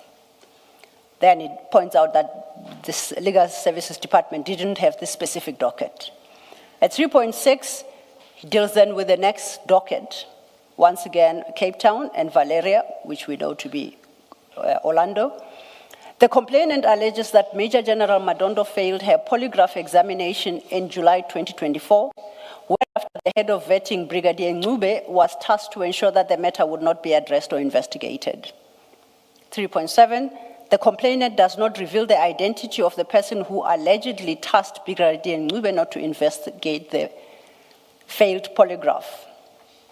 Then the next, at 3.8, deals with the last two dockets, with the relevant Cape Town CAS number and Valeria, and states that the complainant alleges, quote, None of the people appointed in CI have the necessary skills, qualification, and experience, close quote, and that many of these appointees are said to be associates and relatives of Lieutenant General Khumalo. At 3.9, it furthermore alleges that the Secret Service account was abused by Lieutenant General Khumalo and Major General Lushaba, who failed to pay authentic sources but channeled funds to purchase items such as vehicles for the KwaZulu-Natal political task team. According to the complainant, this task team is a private service to or front for the former Minister of Police, General Bheki Cele. 3.10, the complainant does not reveal the identity of the associates and relatives of Lieutenant General Khumalo, who are allegedly appointed improperly. 3.11, no details such as dates, locations, amounts of or proof of payment are provided of the alleged irregular purchases. 3.12, at this stage, the complainant's allegations regarding General Cele are unsubstantiated and amount to no more than the complainant's personal opinion. No evidence or leads are provided to assist or afford an investigation into the allegations. Most importantly, 4, only the complainant's A1 statements are contained in the 6 dockets. No other evidence is contained in the dockets. The lack of location information makes it impossible to determine proper jurisdiction at this stage. Is it fair to assume that he is correct as regards what was in the docket, what he expresses at 4? That's all there was, just the A1 statement and nothing more. Am I correct? Is that what you found as well? What is being said here is correct. Okay. Yes. So what I have read from 3.1 to 3.12 technically is an analysis of these dockets and their shortcomings. Just, can I respond? Yes, yes, So sir. this is what is in this report, what they say is in there. Yes. That, as alleged from 3.1, yes. Yes. That's in the report. It's more or less what is in the docket. Yes. And when you look at the docket, you will find that the appointments of family members is in one docket together with something else, and it's repeated in another docket, as you can see from there, which I said earlier. Continue. No, I think we agree, we with agree. each other, but I think that you confirm that you too only found the A1 statement in the respective dockets, and it says no other evidence is contained in the dockets. Is that what you found as well in the docket? Exactly. Just the A1 statements. We can skip the rest for purposes until overleaf at page 8, at page 296, paragraph 8. Advocate Silo, for my benefit, Yes. maybe paragraph 6. Oh, let's go back to page 295. Thank you, Commissioner Khumalo. Page 295, same document, paragraph 6. The Commissioner highlights that that's a key issue. The 3 dockets that were opened in Gauteng are merely a duplication of the 3 dockets that were opened in Cape Town. No explanation is provided regarding the opening of the second set of dockets on the same allegations but in another province. So, describing the nature of the dockets. We Can know you just that. confirm that they were a duplication? They were basically the same thing, but in That's correct. Gauteng. It's the Cape Town dockets and the dockets that were Orlando or Valeria basically were the same.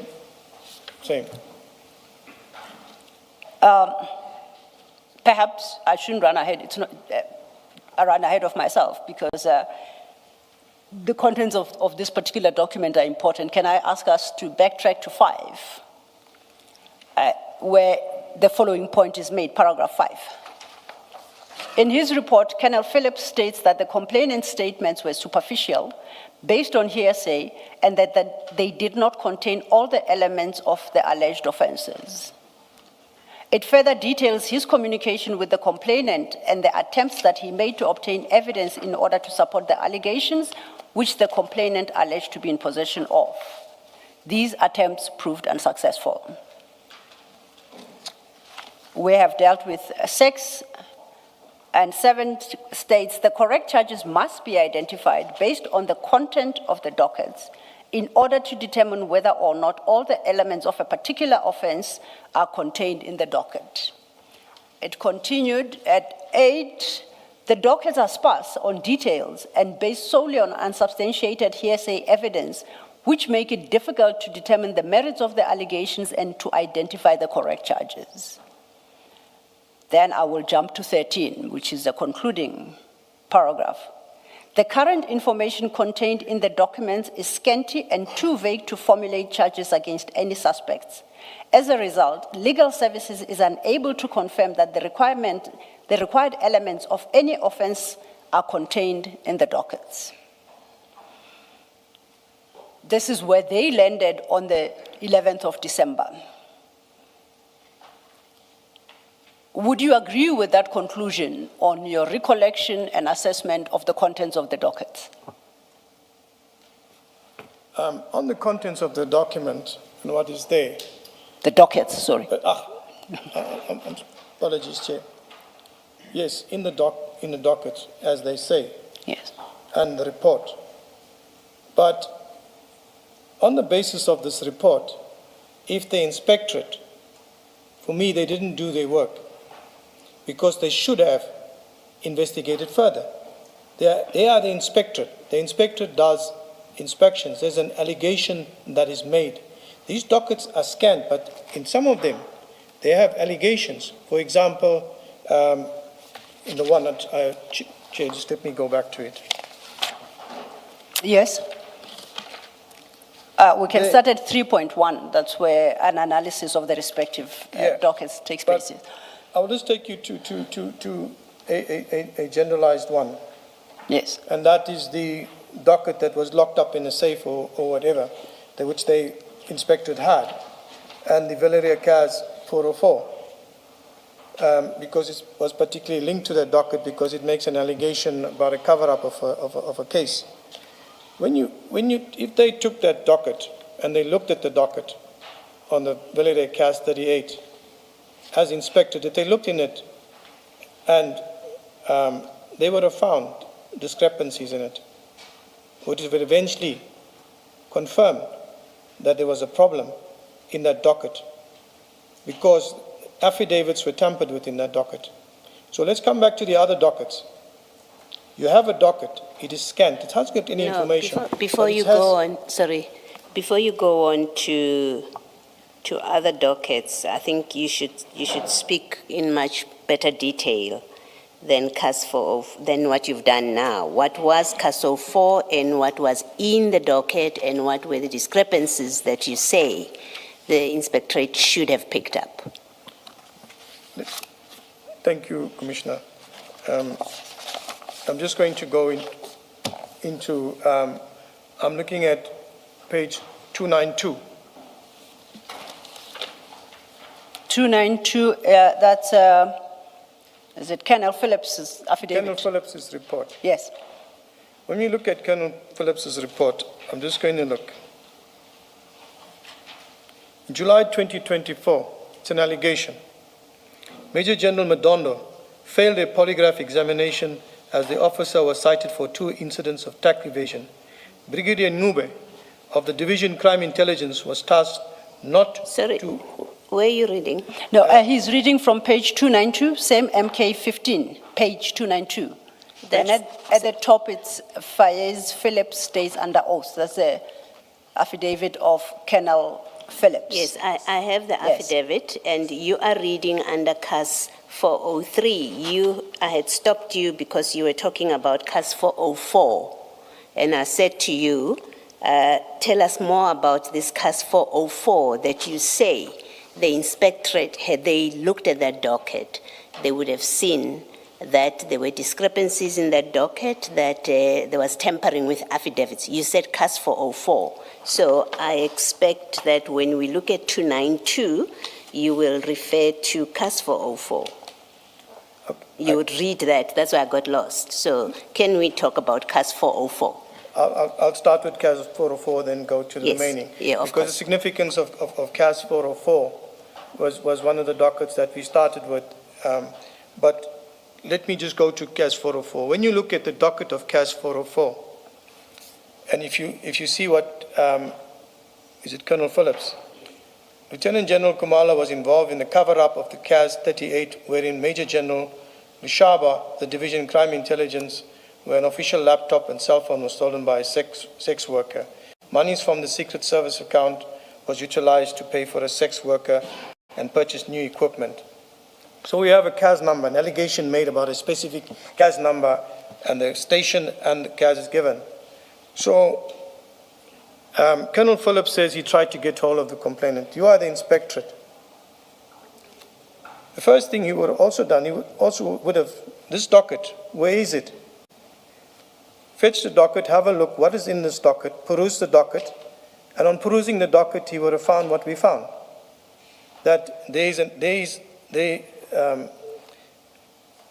are discrepancies. Statements have been tampered with, etc., which resulted in, when we investigated the case, this one, we found that. What I'm basically saying to you here, Commissioner, you cannot take something and say, no, there's nothing here, when you have a lead on what to look for.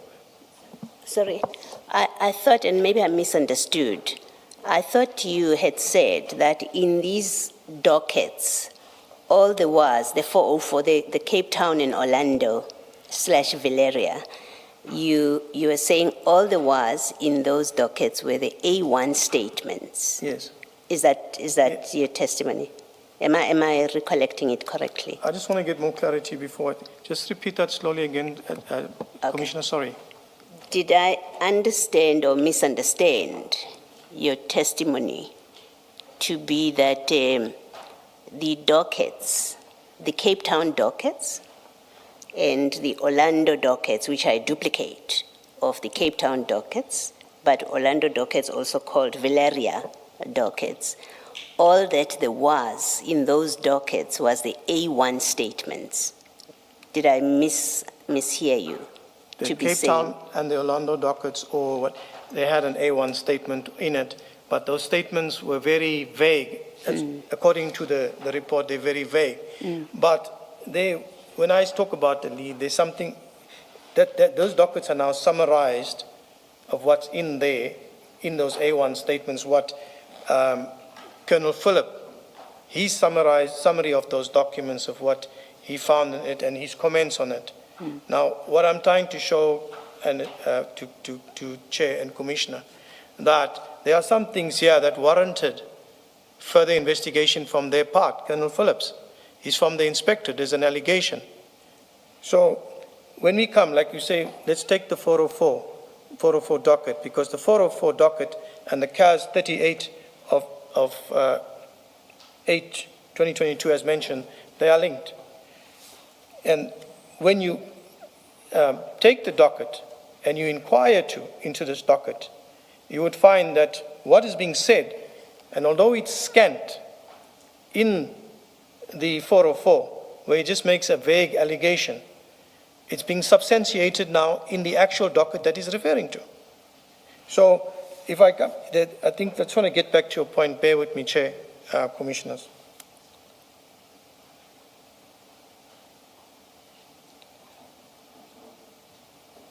Remember that 404 says that General Khumalo was involved in a cover-up. And the summary, as I understand it, of this docket 404 Yes. is it lacks the necessary facts to support the cover-up complaint. Yes. That's how I understand the issue to be here. The allegation made against General Khumalo, he's saying that General Khumalo, but there's nothing there to show on his original affidavit to say General Khumalo, no substance. So that's why I say, as I said now, what I'm talking about on the CAS, go to the start of it. He makes an allegation of a docket. He mentions the CAS number, that there's been a cover-up, and this is what General Lushaba has done. So this is the inspectorate. The inspectorate, any complaint that is given to them, they receive many complaints. They will go and look at what the complainant is saying, even if it's scanned. Go and look at it. Try to determine what is this person saying. So, but here you have a CAS number, a starting point, a link.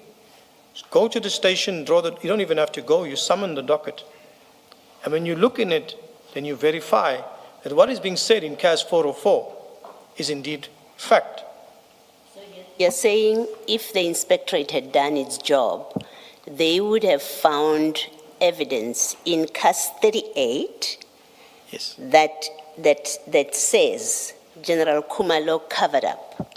Is that what you're saying? CAS 38 will show us that. So if today we were presented with CAS 38 docket, are you saying, looking at it, we will see that General Kumalo covered up, we'll see the cover-up facts?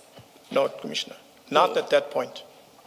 You see, that's the difficulty I have with Yes. what sounds like a criticism of what Phillips says, because as I understand what Phillips has done in his affidavit is he looked at docket, because remember, Member of Parliament Adams, what he complains about here in 404 is not against Lushaba. Sorry, I forget his rank. I don't mean any disrespect.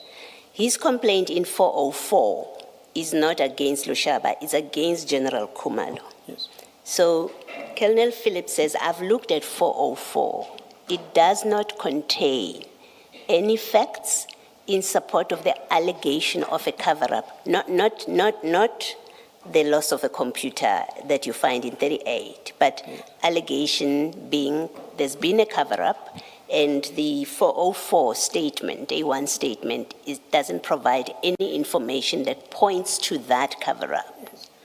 What do you have a difficulty with that Colonel Phillips has done? With regards to why I have difficulty with it, let us leave the allegation against him. Look, if he goes and look at an allegation that General Kumalo covered that up, just like that straightforward, he's not going to find it there. It looks at further investigation. But the starting point of it is a docket being mentioned. What is in this docket? When you look in the docket, but hang on, this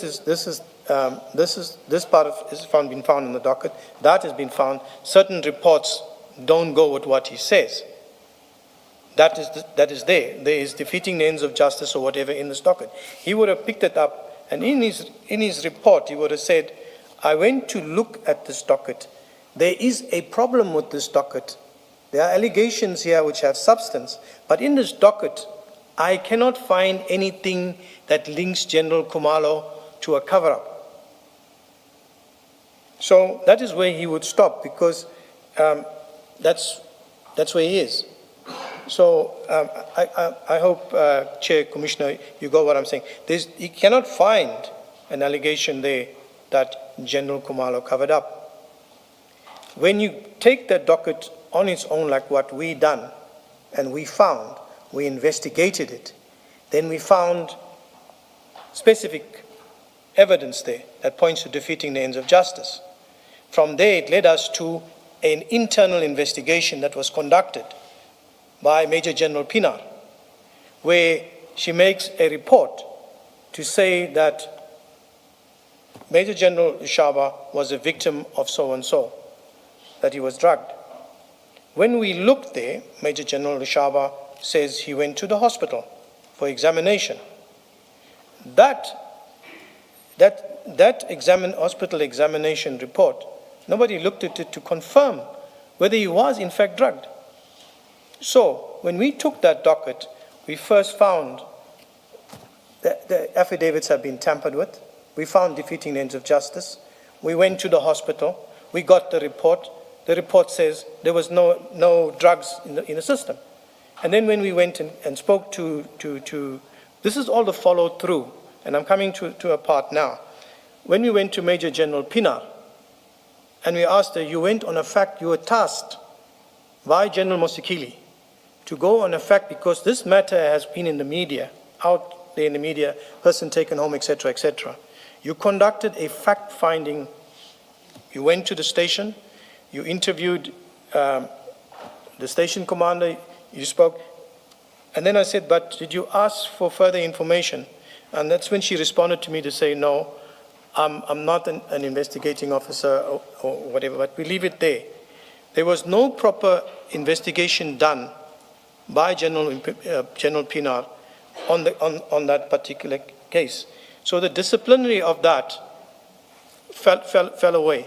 So I want to move on without taking too much, because we dealt with that docket there, and I want to move on to the other links or starting points which Colonel Phillips should have looked at further to substantiate. All right, okay, I think we can stop here. We may have to continue, we'll see if we continue after lunch. It's 10 past 1. Yeah, I'm still interested. I'm not sure. I don't think you've answered my question, but we can have a discussion after lunch. I want you to think about this before lunch. It seems like what you have done, the complaint in the docket is Kumalo has interfered with a case. You don't investigate that. You say, let's go investigate the original case and the investigating officers in the original case, and let's go see whether their investigation was proper or not. Because that's what seems to have happened. So you ignored your referral and you said, oh, there was an earlier case that they say Kumalo interfered with. Let's ignore the interference allegation. Let's go get the original docket and see if investigating officers in that case investigated it correctly. That's what you seem to be saying. Chair. No, you will comment. Please think about it. We are adjourning now, and we'll come back at 10 past 2. Let's adjourn.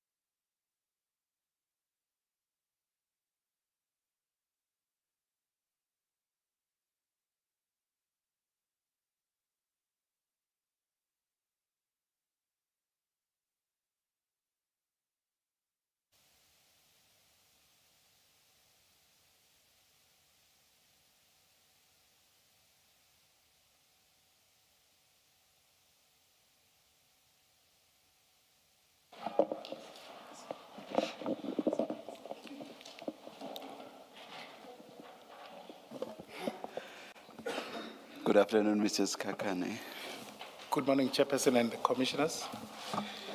It's afternoon. Oh, it's afternoon. What did I say? I wouldn't say it's a long day. Today we had, or under subpoena was Warrant Officer Mpangase in relation to the Potchefstroom stream. He's present here under subpoena.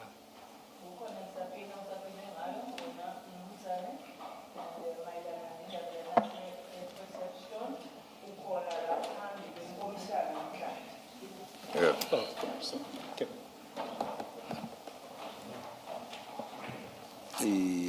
Yes. Oh, yes. And from what I've since learned is that he would not be able to start with his evidence today. And I request that he be excused until tomorrow morning. uthi ngokwazi kwakhe kubonakala ukuthi angeke bakwazi ukuthi baqale ngobufakazi bakho namhlanje uzocela inkomishana ukuthi kuhlehliswe kufikela kusasa. Okay. May I go ahead then, Mrs. Kakane? Apologies, Chair. Okay. Good afternoon, Warrant Officer. Uyakubingelela ke Good ukomishana. afternoon, sir. Yes. The hearing of your testimony is postponed to 9:30 tomorrow morning. Ukuthi bazwe ubufakazi bakho kuyahlehliswa kufika kusasa. You must be here at 9:30 tomorrow morning. Ube khona kusasa ngehora lesishagalolunye. Yes, sir. Understood, Commissioner. Hora lesishagalolunye. I'm sorry? 9:30. 9:30. Oh, okay. Okay, ngeshumi lesishagalolunye no Muvo, no Muvo. Can I? 9:30. 9:30. You heard that. Uzwile ke ukuthi 9:30, 9:30. I've Thank heard you. that, Commissioner. Thank you. You are excused, Mrs. Kakane. Thank you, You are Commissioner. also excused. Thank you.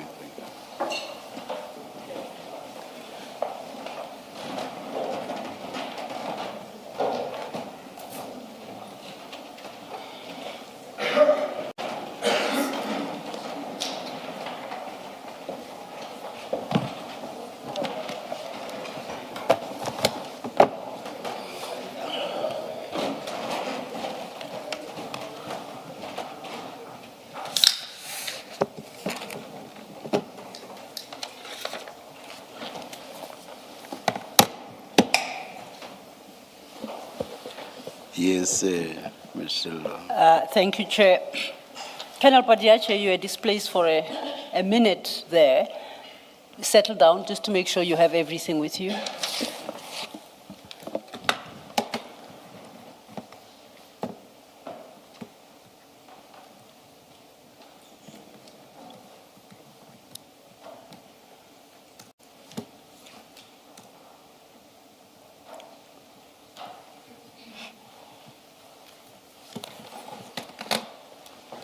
All set? Thank you. Colonel, before we broke for lunch, there were two questions from Commissioner Baloyi and Commissioner Kumalo, and they had requested that you apply your mind to them and you'd provide an answer when we reconvene. Is it safe to assume that you remember the two questions, or would you like them to be restated? I prefer that it just be repeated again so that I could answer them. Okay, thank perhaps Commissioner Baloyi, because that. Let me start because Commissioner Kumalo was following up on to assist me. You referenced in an answer to a question from the evidence leader, you reference CAS 404, right? Correct. The Orlando Villeria 404, and you said there were discrepancies in there, there were affidavits, had they looked at that file and done the investigation, they would have found that there were discrepancies in there because, and affidavits were altered. You said quite a number of things. And so what Colonel Philip speaks to here is because they didn't do the necessary investigation when they say the docket didn't have anything. You recall that's the background to my question. Yes. And I started off by asking, in fact, by saying to you, but I understood your evidence to be that all these dockets, including CAS 404, only had A1 statements in them with nothing more, and those statements were scanty. You remember that kind of background? Yes. So what I wanted to clarify with you is surely you are not criticizing, or you cannot criticize Colonel Phillips for saying that if that is what the docket 404 was about. If CAS 404 had only an A1 statement, which is scanty, and he says because it's scanty and they don't make allegations of who did what did Khumalo do? In fact, this is where the allegation is about Khumalo cover-up. That 404 A1 statement doesn't say what General Khumalo is supposed to have done. That is a cover-up, okay? You can't criticize him for saying that about an A1 statement, that it's incomplete, therefore it's not helpful. We can't formulate a charge. No charge can be formulated based on this A1 statement. You then say, but he should have investigated. He should have gone to 38, to CAS 38. You remember that's the trend of your evidence. But what I'm putting to you, or what I'm suggesting with you, is that but the complaint that he's commenting about in that block 3 that relates to 404, it's not about CAS 38, it's about CAS 404. That's what he's commenting about. Yes. Right? Yes. So that you went and looked at CAS 38, well, it's your decision. You went to investigate a docket 38, but it doesn't make a lie that he comments the way he does about CAS 404, that it had only an A1 statement and that A1 statement was scanty and it didn't provide any details of the allegations and therefore it couldn't be investigated that General Khumalo interfered and covered up in the way that it is alleged. You understand that? That's all I needed to clarify with you. Commissioner, I hear your question. Yes. And I hear you what I said in the affidavit, which was scanned, it didn't have enough information. And yes, it didn't have enough information, but there had to be investigation. So what I'm coming to here and pointing out here is that in the docket itself, which we got later, which only had an A1, the statement is such that there should be further information gathered from there. But when you look at, just bear with me, when I'm looking at the report that is placed before me, right? This is the Philip report. It's 292. Yes. Same docket 404. Yes. And whilst I'm at that point, the 404 is connected to two cases, two allegations. One is Lushaba, and if you see under... And 404 says what about Lushaba? What does 404 say about Lushaba? 404, I'm calling it the Lushaba matter, but his name is not here. I know it's the Lushaba matter because I already been there and had the docket with me. Yes, so but, let's just say, but what does it say about it? What is the complaint in 404? Yes. What is the complaint? The complaint in 404 is that Lieutenant General Khumalo was involved in a cover-up of CAS 38 of 8/2022. Yes. When General Lushaba of Crime Intelligence, visual laptop, etc., was taken. So here, the involvement of General Khumalo, you can't pick it up from the statement. You have to go and look at the docket itself to see how did General Khumalo, you go with that in mind. He's talking about a cover-up in a docket.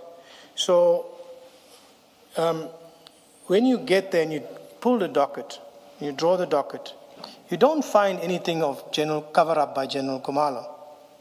You find a docket that where there is substance that this docket there was interference with this docket in the sense that there was defeating the ends of justice in this docket.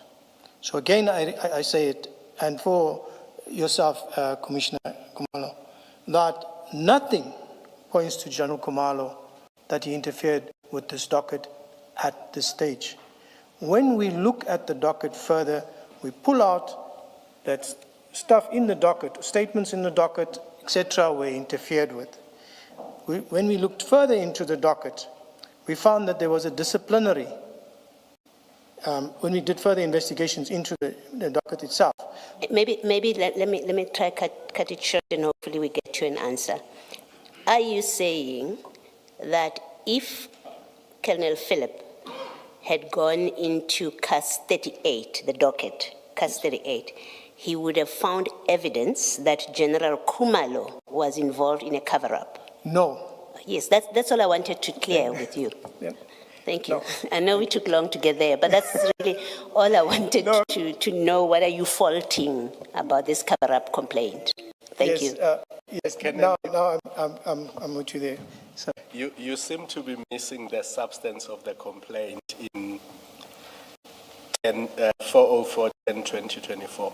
The essence of it is that crime intelligence funds were used to cover up the fact that General Lushaba lost a laptop involved in some other things, and they did this by using crime intelligence monies to buy a new laptop for him and to pay off the sex worker. That is the substance of this case. Because that's on the screen.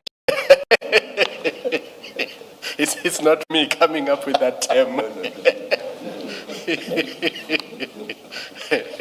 I don't want to use other terms. It's on the screen. So that is the substance of it. Not whether the original docket, there are discrepancies in the dockets, there are statements missing, there are this and that, because that's not what is referred to IDAC. What is referred to IDAC is abuses at crime intelligence. One of them is this specific incident where there's this cover-up. It's as simple as that. yes, Commissioner. Can I go from your question and go into it now? I hear what you say, that this and you referred to the 27, the referral, or where we must act within the boundaries of the 27. So this is my explanation for you, that here is an allegation here with regards to General Khumalo, interference with the docket, right? And we go to the station, we pick up the docket. Now, picking up the docket, it's not showing anywhere when you look into it that General Khumalo factually interfered with this docket. No, that's not even there's no complaint of interference with the docket. Or covered up the docket. There is a cover-up in relation to that case, and the substance of it is that monies from Secret Service account were used to pay off the sex worker and to purchase the missing laptop. That's the essence of it. Not that he tampered with the original docket or there's anything in that docket. No, so you seem to be missing that, the substance of the complaint, because all these complaints are about crime intelligence and what's referred to IDAC. And what's referred to IDAC is abuses of crime intelligence monies. And one of the cases cited is this one. Can I So respond? the simple question is, were monies of crime intelligence used to cover up the loss of the laptop and to pay off the sex worker? That's really it. Commissioner, I hear your question, and I appreciate the question. Thank you. So what I'm saying, Commissioner, and help me to go forward, I hear what you say, I understand what you say. You're also taking it that with the referral, there's an allegation Secret Service funds money was utilized and General Khumalo covered up this thing. So it says here, in connection with a CAS 38. So looking at this CAS, go to the station, I go to see how or what is here in the allegation. Remember, you're talking about abuse of Secret Service funds, and you're talking about General Khumalo covering up a docket. I'm going on the premise that what cover-up is this? What is this? So I call for the docket.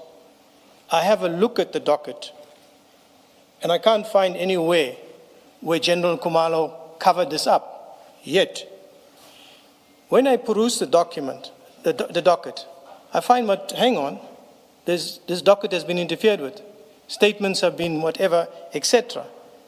So my focus in there, now I asked, Commissioner, because this defeating the ends of justice or this docket doesn't fall within my mandate of let's call it the Act or the 27, do I leave it and go? No.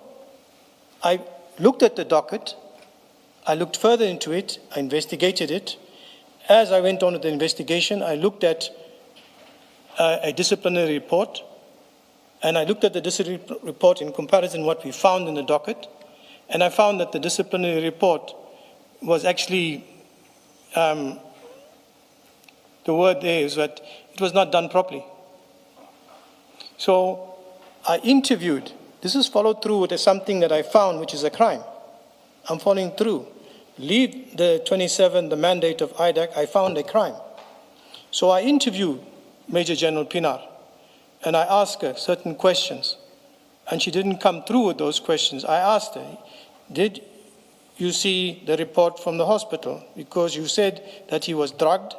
You're conducting a factual report, which you must respond to General Mosekili regarding this matter, because it's been in the media, and there's been, and now I think there was a letter or something that they had to respond to from IPUSA, I think if it was, if I could remember that, where they are querying this, and they're calling it a cover-up. So looking at that, I could say that General Pinar didn't conduct a proper investigation. So I move on, we're coming to the point now. Let me stop you there. There's no complaint against General Pinar. There's no complaint against investigating officers in that case. The complaint is funds of crime intelligence were used to hide the fact that a laptop is stolen. Because the theft of a laptop, that's the case number in the other case. Not that investigating officers in the original case did something wrong and they must be investigated. And I think that's what you seem to be missing, because you are now investigating Pinar's case and not investigating the referral sent to you. The referral sent to you is limited. It was not an opportunity for you to go fish for other things that Pinar did or did not do right. That's why the original question by Commissioner Baloy was, looking at this docket and only having an A1 that says funds of crime intelligence were used to buy an extra laptop to hide the fact that a laptop has been stolen. If Inspectorate says there's nothing there because I'm not given enough information, you can't criticize him for saying that. Not to say he must go investigate Pinar and check whether Pinar did a good job, because that's not the referral to IDAC. Commissioner, I'm also finding it hard to relate to your question. And I ask, please, that you hear me through until I get to the point, a point at the end. The first of all, as I said, yes, there's a Section 27 referral. Yes, there's a mandate. So I start this part of it where General Kumalo was involved in a cover-up of a docket or cover-up of Lushaba or however it is. So for me, that is the starting point. Colonel Phillip is the inspectorate. He has this complaint with him, or the docket with him, it's a complaint. How did this allegation that General Kumalo covered up a docket? Go to the station, go for the docket, check what is there. Is there a cover-up? Did you check the docket? Right? I'm just talking about there. Can I interrupt you? I don't think we're going to get anywhere, because what you seem to be doing is you are adding a new complaint to this complaint, because you are now saying the allegation is the cover-up of a docket. And I've already read to you what the allegation is. It's there on your screen. Yes. And because once you say what I was investigating is a cover-up of a docket, then you must go to that docket. But the allegation here has nothing to do with the cover-up of a docket. And I think that's where we're missing each other, because you seem to be talking about something totally different. And just to sake of progress, I'm going to leave it there and allow Advocate Silo to ask the questions she wanted to ask. Because the simple point we were making on this document is that the allegation of abuse of secret funds to cover up the theft and to use those funds to buy equipment and to pay off the sex worker. Those are the allegations, not the tampering with the original docket. And your focus now is on the tampering with the original docket. So for the sake of progress, I think I'm going to leave it there. Thank you, sir. Thank you, Commissioner. But I just want to respond. It's twofold. Lieutenant General Kumalo was involved in the cover-up in Valeria Cas 38 of 8, 2002. What is Valeria Cas 38 of 8, 2002? It's a docket. That's that. You're saying it's not. The way I'm understanding you are saying there's nothing to do with covering up of a docket. But I'm reading it from you. It's a docket. The second part of it is monies were used from the Secret Service account to pay a sex worker and new equipment for General Lushaba. That second part of it. So I'm going to restrain myself just to what is here. And when we come to my part of the investigation as to what I did and how further I went to confirm that this indeed happened, that monies from the secret fund was used to buy a new laptop for General Lushaba. But for the purposes of Colonel Phillip, the fact that they wrote this report, and the way they wrote this report, there's nothing there, we didn't find anything here. The fact remains is that you did, from the way I see here, you didn't really try and do something. It's a complaint. And therefore, Commissioner, when we look at it at the South African public that write complaints to the police and sit in vain and wait for years, they get no response, or they get, no, we don't find something there. This is the very thing what I'm talking about. The police don't do proper investigations. We thought about a link, a lead. Follow the link, follow the lead, and see where it takes you. So I'm giving that part of it to give it into context. But when it comes to how I started with a scant affidavit that barely had nothing in it, how I managed to put it together and get to where I am today, I will explain it there, sir. Thank you, Chair. Be fair to you, give you the opportunity to finish your answer. Thank you. Thank you, Commissioners. We have dealt with in 404, as appears at in what's the title? Colonel Phillips's affidavit. I think that it's page 292 of MK15. You still have MK15 with you? Annexure MK15. Yes, we are looking for that document on the screen. Yes, 292. Yes. Do you have it before you? Because I think it provides quite a useful summary of the various dockets. Yeah, it's a various summary of the dockets, now, correct. Staying with that, let's look at the next one. You could, and the purpose of this exercise, in fact, let's look at, now we are now left with 2 blocks, right? 3. Because of time constraints, may I ask you either to cast your eye on that and tell the commissioners in which block, in which docket does our matter, by our matter I mean quote unquote the Mukwele matter, where does it fit in there? Chair, Commissioners, when I look at what is here in the dockets, and I'm looking at the second block. The only thing that comes close to an appointment or something to do, when you look at nepotism is something like an appointment. This is the only scant thing that comes close to that. And in the rest, with regards to family members and whatever, yeah, those are the two things that's there. So as things stood then, you agree that the dockets, as you received them, had nothing to do with Brigadier Mukwele directly?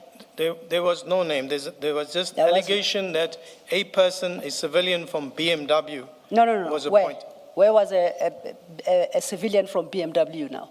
I'm saying in the docket. We know that a civilian from BMW is in the A1 that is yet to be obtained in January 2025. I'm saying the dockets don't seem to have anything to do with Brigadier Mukwele. The A1? The dockets. The docket? All of them. The 403, 404, and 405. Yes. You agree they've got nothing to do with Brigadier Mukwele? On the face of the docket. There's nothing about that I picked up on BMW. So the only time we get to meet Brigadier Mukwele and the appointment of Brigadier Mukwele is in the A1 statement of January 2025. Yes. And we know it's those two paragraphs. I want to suggest, I would like to share with you what I would consider to be armed with an affidavit such as Mr. Adams provided in January 2025. Scant as it is, accepting that it does not, the dockets don't assist us as regards Brigadier Mukwele. For an investigating officer such as yourself, who is looking into the manipulation of promotional and security vetting processes to unduly benefit a civilian person, what would be the logical starting point of your investigation? You've got nothing except that two-page A1 statement. What is the first step you take? What that information that is given there? In the A1 statement, yes. My first point that I would look at the appointment process for civilian within crime intelligence, and the fact that now in this affidavit is mentioned BMW. Sorry, please say that again. Sorry, Are we talking about the A1 of January? We are armed with the A1 of January. Okay. Scant as it is, I want to find out, as an investigator, what is your logical starting point regard being heard to the fact that the complaint is about manipulation of promotional and security vetting processes to unduly benefit a civilian person. And we learn from paragraph 3 that such person is Mrs. Mukwele. That's all we know. Where do we start? Okay. So we're looking on the A1 statement. That's paragraph 2. Paragraph 2 and 3, which we have spoken about early on. So here's an allegation of a high-ranking officer involved in manipulating promotional and security vettings to the undue benefit of a civilian person who worked for BMW South Africa before being appointed as a brigadier and CI. She had no policing experience, no management experience, and was appointed as the head of technical support services. So here's the starting point. Number 1, the head of technical support services. That's the post within crime intelligence. So that's my first lead with regards to this. Second, she's from BMW, brigadier post, head of technical support. I will start by subpoenaing the documents from crime intelligence on the TSSU post, and which I indeed did. And when I looked at it, then I discovered that there was a person from BMW, a civilian, that was appointed as according to paragraph 2 of this affidavit. Yes. Well, according to the docket you provided, or before I say that, maybe you start where you started because you know what the processes are.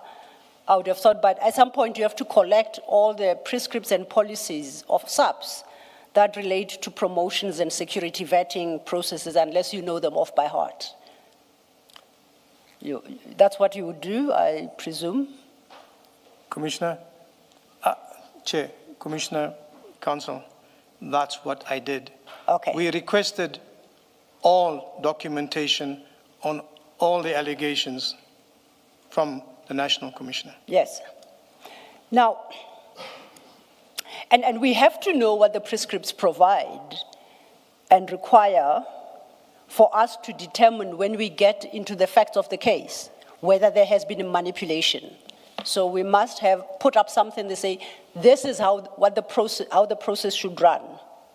And when we look into the facts of this case, this is how the process ran, and therefore we suggest manipulation or departure from the prescribed process. So I'm saying to you that you need the base documents that tell you how the process should run. That's correct. So that's where you start, before you see what went wrong. Yes. According to your docket, though, the very first summons, Section 28 summons you issued on the 31st of January 2025 is to BMW, and you will find that at file 3 at page 802. File 3, page 802.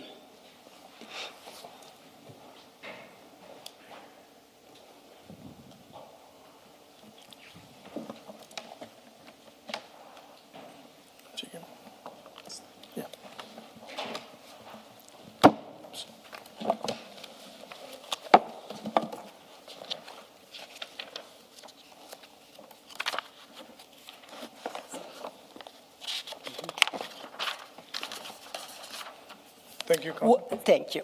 There are a few Section 28 summonses in the docket, but when I look at all of them, this is the first, based on the date stamp. This is the first you issued, the 31st of January, 2025. You have a few following on the 6th of February to the National Commissioner, on the 3rd of April, and so forth. But this is your starting summons, and it's to BMW. If you go to page 804, that's where you list the documents you require. From Mrs. Mukwele.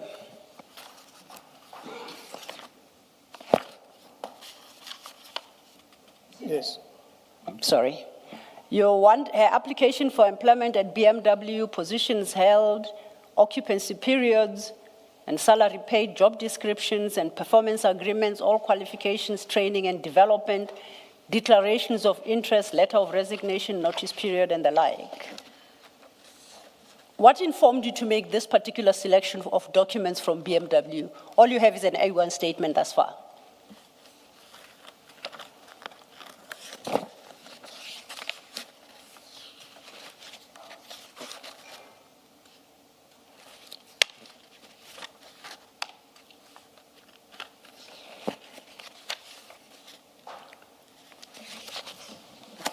Your question is, what made us request this? These specific documents on the 31st of January 2025. The applicant, or rather Mrs. Mukwele, worked for BMW. Yes. By the time we prepared the summons, we knew who she was. Through investigation, we had identified her, and we knew who she was. Well, I apologize for interrupting you. We know her name from the A1 statement by Mr. Adams. Yes. We know she worked at BMW. I can't find anything else that tells me about Mrs. Mukwele in the docket and her employment at BMW until I come across this Section 28. And I assume that if that is the case, you were in exactly the same position on the 31st of January 2025. All you knew was her name and BMW. And remember, the target is to determine whether or not there was manipulation of processes within SAPS. Yes. And I'm trying to understand, why do you start at BMW with these specific documents request for these specific documents? What informed this? Thank you, Chair. First of all, on the A1 statement, paragraph 2, there's no name of Mrs. Mokwele on there, just BMW. It's at paragraph So- 3. Paragraph 3 of the A1. 3 of A1. Of whose CI A1? management Of Mr. Adams' favored A1. Mrs. Mokwele over them. Paragraph 3 of A1. CI management favored Mrs. Yes, Mokwele over my the apologies. IDAC. Yes. But we already knew, beside the name Mrs. Mokwele, we already had details at that time through the investigation processes that we had. If I may interject, because this is very important for my understanding of what happened. What in the docket tells me that your investigations revealed the details? What in, In your docket, your first document is the A1, dated 6 Yes. January 25. yes. In terms of the date stamp, your next document is 31 January 2025, which is this document. What did I miss in your investigation file? In my docket itself, Yes. there's no witness statement there. A witness statement comes, I think it's further down in the docket amongst Yes. one of the statements where the full details is. Yes. But up until reading of that, we had the name and surname of the person, and therefore I requested the documents. Where did you get that name and surname from? And what in the file tells me you have the name and the surname? Through the investigation process. No, I hear how you obtain them. I want to know what in the docket tells me when you acquired her name and her ID number. Because it's not in the docket, unless it's one of those perhaps that, because we started off with an incomplete docket, something was missing. An investigation goes where you conduct inquiries, where you get the name, whatever, and the surname. On the police system, personnel system, you get details there, and you carry on with your investigation from there. The next part of it is to get. Sorry, before you get onto the system, you know what you're looking for. You already Yes, we have look- some information, and the question is, how did you, or from whom did you get the name? Now you say you have the personal number, if that's what you used, your ID number. Where did you get that from? How and where do we see that in the docket? Thank you, Commissioner. What I'm saying is through inquiries, speaking to people, and during the course of the investigation, you speak to people, and the talk is, who is this lady? Through that investigation and asking questions and stuff like that, I got these details. But it was not full details. Did you speak to human resources? Did you speak to crime intelligence that you end up knowing the person that is referred to in the complaint, in that A1 statement, is Dineo Mokwele? Somebody told you that, Yes. right? We know that. Somebody told you that. The question is, who told you that? And where in the docket do we see, yes, this is how he got the information. He got it from General Masemola on this day because he had an interview with General Masemola. You're being asked that kind of question. Thank you, Chair. Thank you, Commissioner. I would have spoken to people from crime intelligence from the environment who are working in that environment. It could have been Colonel Holstars and one of our witnesses that's whose statement is in the docket. I could have got that information from her at the beginning stage of this investigation that's conducted. But where do I have to put a statement and an affidavit that I identified this particular person from so-and-so? That's not in my docket. I didn't put it there. I didn't feel that it's necessary because I'm still busy with my investigation. So through those bits and pieces that you pick up together, I got that information and I utilized that information. My question then, how did you know who to target at crime intelligence to determine her name? There it is, Ms. Dineo Mokwele. and to determine her ID number. Who did you speak to, and on what basis did you identify who to speak to? Because all you have is your A1, remember? Yeah. All we have is our two-pager with A1. Yes. Who did you speak to obtain those details, and how, on what basis did you identify who to talk to in crime intelligence?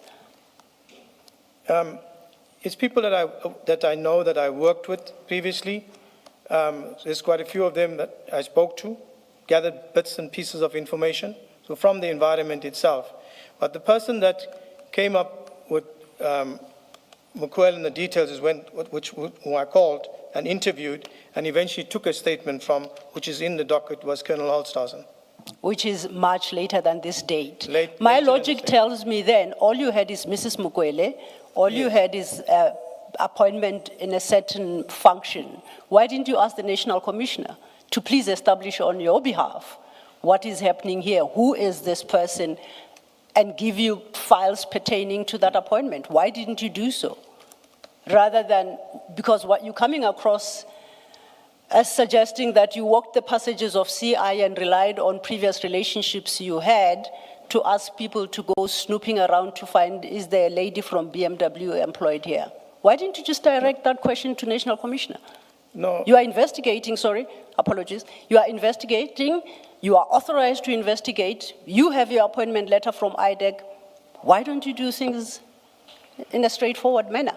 Particularly in light of the fact that you are yet to fire 3 more summonses to the National Commissioner, but only in February. Why wasn't that your starting point? Chair, Commissioners, Council, when you do an investigation, it's fine, we can speak from a platform like this. You go, you speak to people, you investigate, and you take leads from there and you go on. And then you get names, you follow through with the names. With the National Commissioner and BMW, it's when we got the actual documents from the National Commissioner, and that you will see we got it in February. This thing here from BMW, all we had was the name. We didn't know exactly initially which BMW it was, because initially we went to, I think it was Acacia, but there's two BMWs, but eventually we found that, and once we got those details, we requested this from them. That's in January. Remember, I'm trying to get the message across to you when you conduct an investigation. It's not just, you investigate, you speak to lots of people, you're busy, you're trying to confirm allegations, and where you can find and you can confirm allegations, you reduce that into an affidavit. When you are confirmed and you are sure that is that. Because if we go around taking affidavits from every Tom, Dick, and Harry, and most of those will just be, you can't use them. So what I'm trying to explain here, when you investigate, you will go, you will look at places, you will talk to people, you'll pick up a bit of information there, and then you'll continue until you reach a point where you have some information on a platform that you can utilize to get more proper details, starting with this 28 from BMW. The next one was to get now broader information, and that is when we subpoenaed the National Commissioner for relevant documents that was applicable for this information. And in that, we got all the extra additional information that we have. Thank you. Okay. I understand that you investigate. I'm not an investigator, so my knowledge of that area, I confess, is fairly limited.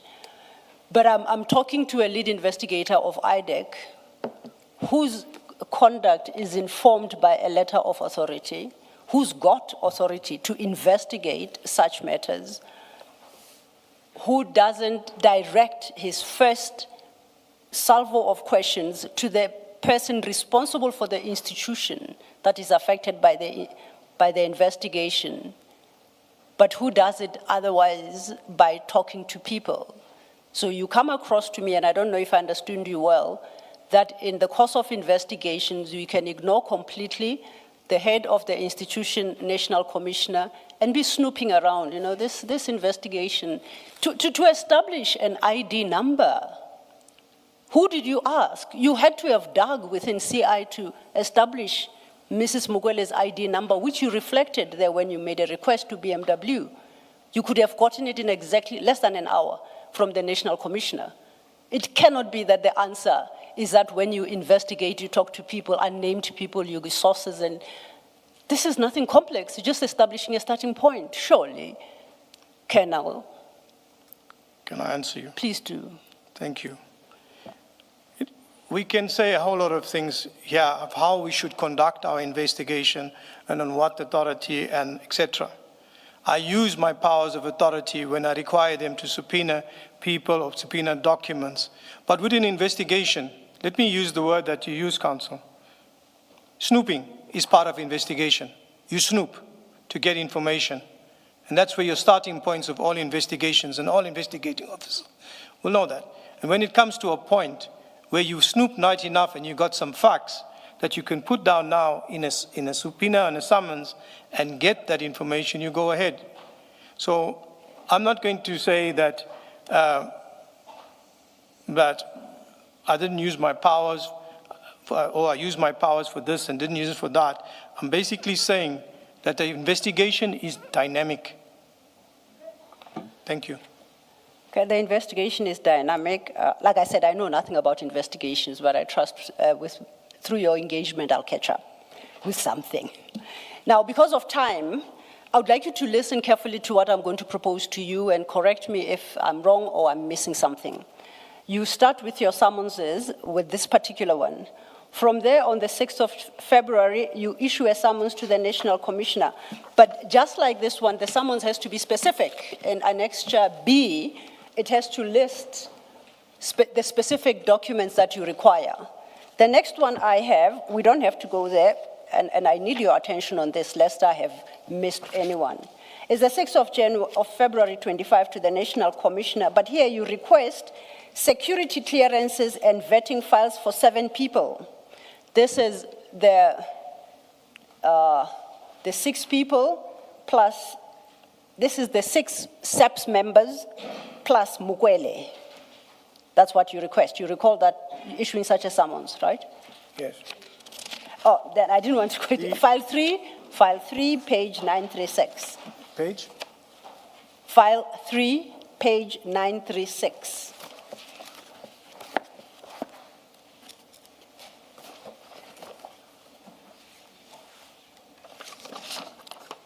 I have it, Constable. Okay, if you cast your eye there, you'll see, I think you could go to the end of it, Annexure or B. in the front of it. I think it has got, you'd have a stamp, a date stamp. I have it as 6th of February 2025. Is that what you have? 2025, 6th of February 2025. Yes, yes. And that particular summons, if we go to Annexure B,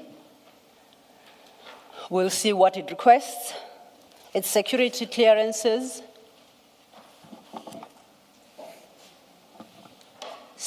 security clearances of the persons listed therein. And vetting files. And vetting files. I say in this summons, you were requesting from the National Commissioner to provide you with security clearances and vetting files for the people listed in Annexure B. Correct. Okay. This is January, including Mrs. Mukwele. Including Mrs. Yes. Mukwele's. Is this still relating to the Mukwele file? Yes, but this particular subpoena, that's what I would like to explain. We do one subpoena for all the files of people that we're investigating. So when you see Mrs. Mukwele here, so on this document here with the 28, so this section 28 with all her documents is in this docket. So when you go down and you look at the next person, General Lushaba, in his matter, you'll find a copy of the very same 28 with his documents in his docket. So it's one summons that utilize for all. For all 7? Yes. Yes. So we know now that we are investigating the appointment of Mrs. Mukwele, and we know from A1 that there's an issue about possible manipulation of vetting processes. Why did you need the vetting, clearance certificates and vetting files for all these people? Was there clearance or vetting processes that were subjected to ever in question? Can I get your question, Councillor? Okay. The target of your investigation here, as regards vetting and security clearance, Yes. is the person from BMW who was employed Yes, through some manipulation of process. yes. Okay. The other people, all the SAPS members there, are not in your crosshairs for that purpose, to determine whether they were employed through manipulated vetting processes. They are not. They're not the subject of your investigation. They're not are they? the subject in this docket. They are subjects in other dockets. Remember, as I said, that we utilized one Section 28 to request all the vetting files of implicated people. Oh, I see. All the files of implicated. You will find this here together with personal files, all the implicated people. So whichever investigated, it's all the implicated people. Okay, so the fact that the first 6 happened to be the panel members that recommended Mrs. Mukwele is neither here nor there. Their own vetting and clearance is subject to query based on other investigations. Is that where we land? Starting with General Kumalo. Yes, when you look at this here, the focus is on Mukwele. With regards to the other files, as I said, it's other investigations that were being conducted. So therefore, all the documents of the implicated people. So, Which Section 27 affidavit triggered an investigation into the clearance and vetting of General Kumalo? By way of example. I have explained it. No, please do help me. Okay. I'm new in this field. We're conducting an investigation, all right? These are the implicated people in our investigation. Implicated in? In our investigations. Yeah, but what are they implicated in? How are they implicated? They are implicated in other matters linking to other crimes. Investigations, as I said, there are various when you look at, for example, General Lushaba. No, I would like to stick. Let's stick with the first. Please don't pick and choose. Take me through. If you make me understand, with reference to General Kumalo, I think I can extend that understanding to the rest of them. Let's stick with General Kumalo. You mean just on General Kumalo with regard to his vetting file? Yes. There's an investigation with regards to General Kumalo and his vetting file, okay. Which is part of another investigation that is there. Okay. So that is why I said, in this matter here, where all these files are requested, it's all people that's implicated in various investigations, that we looked at their personal files, their vetting files, and not to say that we want the personal file for this or the vetting file for this. We want all the files to look at holistically what is there. And presumably all those investigations are backed up by the requisite Section 27 affidavits. It's backed up by the investigation that we conducted. Section 27 affidavit. We agreed yesterday. Remember again, Councillor, as I said in the beginning, I did not see We know Section 27. So, Yes, sorry, but now, Colonel. You see, Colonel, I engaged you quite extensively yesterday on that trigger. You remember that, quite extensively. Now, the very fact that you must now, in response to these questions about the trigger, say you never saw the referral, that creates a serious problem. It actually buttresses the point that you must see that referral. Otherwise, you are investigating in the dark. Do you see what I mean? Do you see what I mean? Do you understand what I mean? I understand. You are investigating in the dark because for you to even begin, you begin because there's that trigger as provided for in section 27. Otherwise, what are you going on about? Sorry to interrupt. You want to comment? Thank you, Yes, Chair. I That's want- useful. I That's want to helpful. Please, please, yes. I feel that it we is- know, and please don't repeat that you did not see the section 27 referral. We heard you umpteen times on that. Thank Please you, Commissioner. comment. Can I respond? Yes. Commissioner, I know and I understand that I've referred to it various times, and it comes up every now and again. And I'm standing before yourself, Chair, and the Commission, and I'm trying to answer in the best way I can. Yes. But it always comes back to the 27. And it must. And it must. Does, it That's which does. Sorry. It does so because it must. That's the problem for you. Yes. Please continue with your comment. And as Commissioner, Chair, has pointed out, the importance of the Section 27, how important it is for the investigating officer going forward, something which we never bothered about because we have our chief criminal investigator, we have a briefing. If one has to come and see how we operate in terms of the briefing, it's different. One expects that, okay, this is how it is, but it's not like how it is. But you have pointed out something important. And what is important about this current matter is that there are suspicions, allegations surrounding this investigations. So moving forward to avoid this type of stuff, and it is a fact, Commissioner, that around IDAC, there has been many allegations. And when you look at it, you look at the timings, you look at a whole lot of things, and it points to there must be something wrong. And then I sit here before you, and the one time I'm a witness, and another time I'm an accused. So bear me when I respond with that, because for me, I conducted an investigation that flew from a briefing from my chief investigator. I did a bona fide investigation.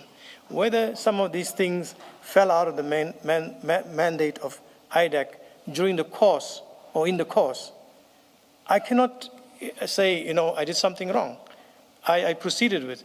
And that is the honest thing that I'm saying. I'll tell you that you actually did do something wrong. You get the A1 after the briefing by your chief, which I'm sure did not tell you much. You then get the A1, which you've agreed when Ms. Silva was questioning you, that it is sparse. Here's what was wrong. Yes. You have this A1, it's sparse. It should have triggered in your mind, that should have triggered in your mind what was referred to us in the first place, and you should have gone to see what was referred. If all you see is this A1 that does not have anything, basically, you should have, but on what basis could this ever have been referred to us? And you ought to have gone back to the referral. Please, Chief, give me that referral. Don't you agree? That's noted, Chief. Sorry? Sorry. Apologies, Chair. But I think that's a word we I happen to have an aversion to that chief thing. I personally do. So what's your comment? No, Chair, it is noted. And the concern No. I'm asking you whether you agree. Do you agree? Sir, at this time, and remember, I'm asking you this one time. Yeah. I'm asking you so for you to say this time as if you have another time to disagree. Do you agree?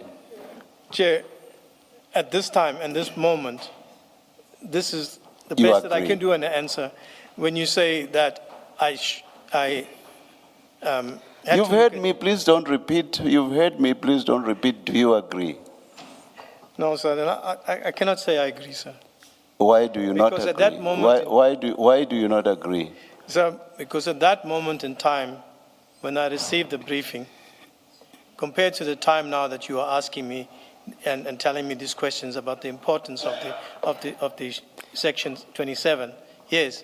But at that time, I did not worry about it or think about it, or even 27 came to my mind at that moment in time. There was no 27 in my mind except the briefing. So you have this A1 that's empty, or the content of which is sparse, and you just close your mind to the question whether there was a basis for referring in the first place. You just close your mind to that. No, sir. I took what You did not. You did not close your mind? Chair? I'm saying, did you then close your mind to the fact that I have an A1 Yes. that's very sparse in content? Did you close your mind to that? No, I didn't close my mind to it, Chair. Why did you not? Chair, Why I did you didn't- not? Why did you not check then? What I went on what little was there, and I conducted further investigations to expand on it, Chair. As it was there, it needed me to look further into it. Not if you know what the provisions of Section 27 are for purposes of making a referral, and up to now you have not suggested that you do not know what Section 27 provides. Yes, sir. So you could not proceed on the basis of this A1 without satisfying yourself, is there enough to proceed at all? And the basis for proceeding would have been the referral.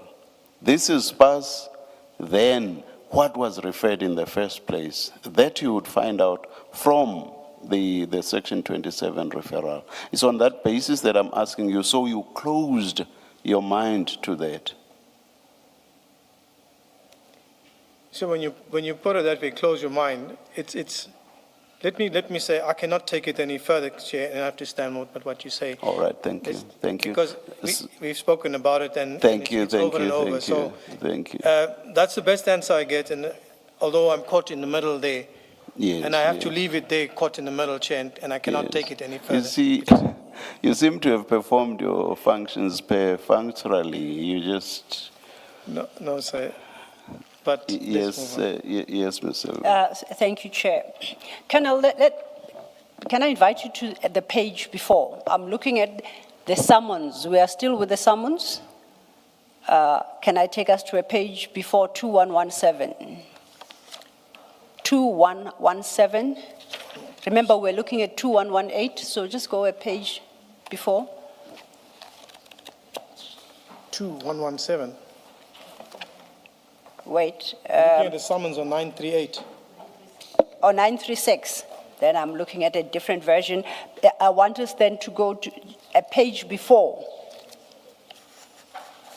It's a duplication.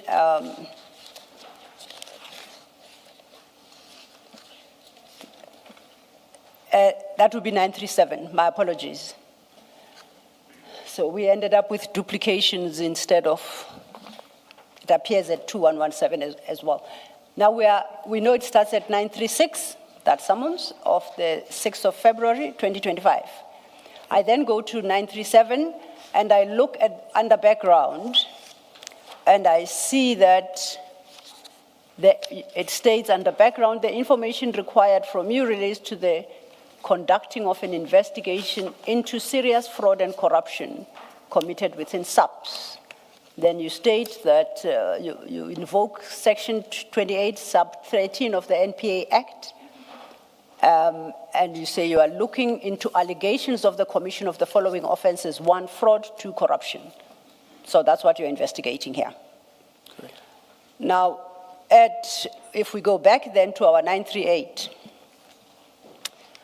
your response to why you are looking into the security clearances and vetting of such a wide list of people beyond Mrs. Mukwele was that this particular summons was not issued for, specifically in relation to the Mukwele appointment investigation, but was broader and included other investigations. Yes. Okay. That's correct. So is it then fair to assume, to conclude, and I see at the bottom, it's signed by Advocate A. Johnson. That's correct.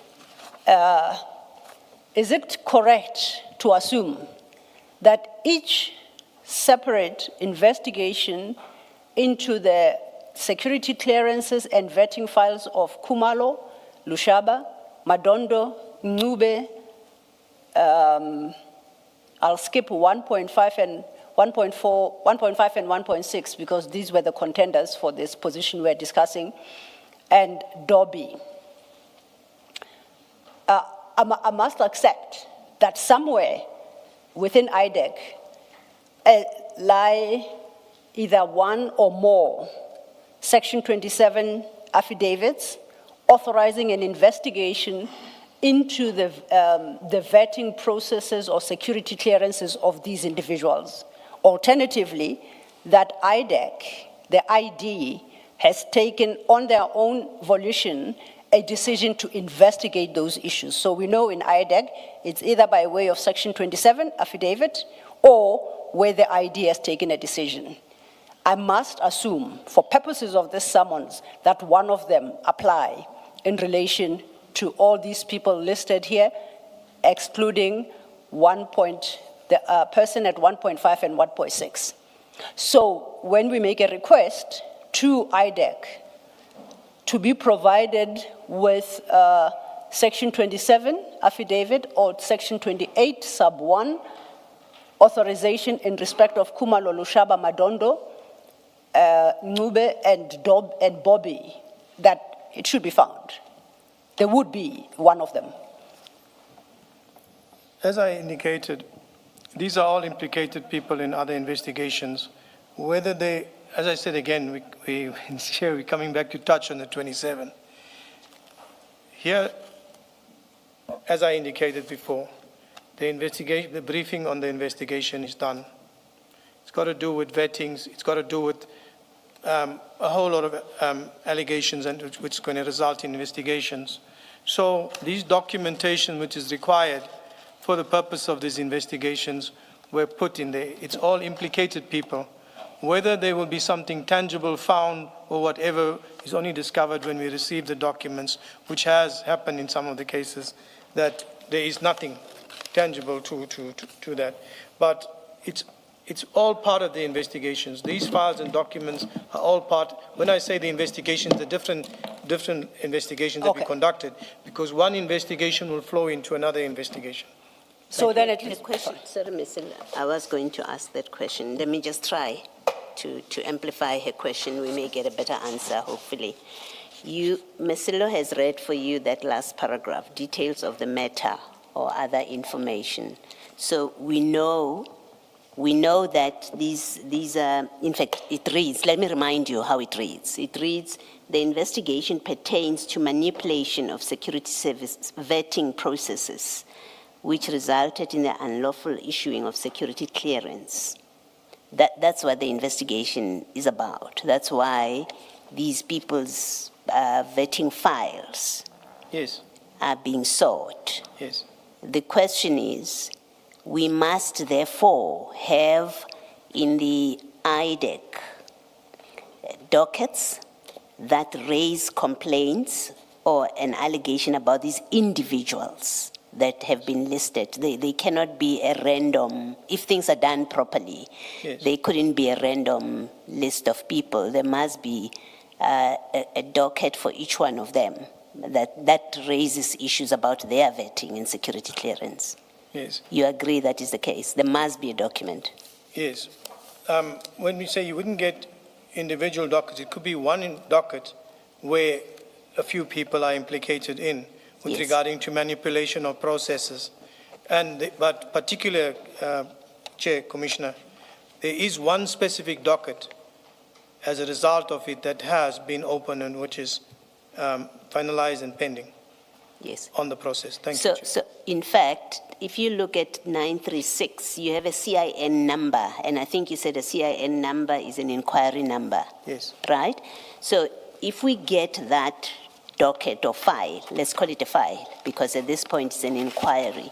If we get a copy of that CIN file, we should find in it the allegation, the original allegation about the vetting and security clearance, whatever complaint it is. We should find it in that file. It will be CIN first, and then it will change to the docket number. I'm still at CIN because this summons here, it's not yet at docket stage. It gives a reference, a CIN reference. So if I go into the CIN file, we should find the complaint that lists all of those people as involved in in vetting and vetting manipulation. Yes, you will Okay. find the allegation and the summons and everything in the file. Okay, thank you. But- Thanks, Mr. And if I may just follow up on that, in the very same files that Commissioner Baloyi references, we will find an authorization to inquire into their own personal security clearances. Let's take Kumalo as a start, issued for the ranks of Brigadier, Major General, and Lieutenant General. Because now you are investigating these people and their own vetting. Yes. So in some CIN file within IDAC is authorization to inquire and investigate into the security clearances of those particular people. Not for purposes of being on a panel, but they themselves are subject to investigation by IDAC, and their vetting and security clearances are brought into question. We will find that. Can I? Yes, please. Respond? Thank you, Chair, Commissioners. During the course of the investigation, when you are investigating one part or you're investigating something, you will pick up something else along the way with regards to the same allegation. So therefore, you will find that a number of other files are requested in that. During the course of the investigation, other things come up which you have to investigate.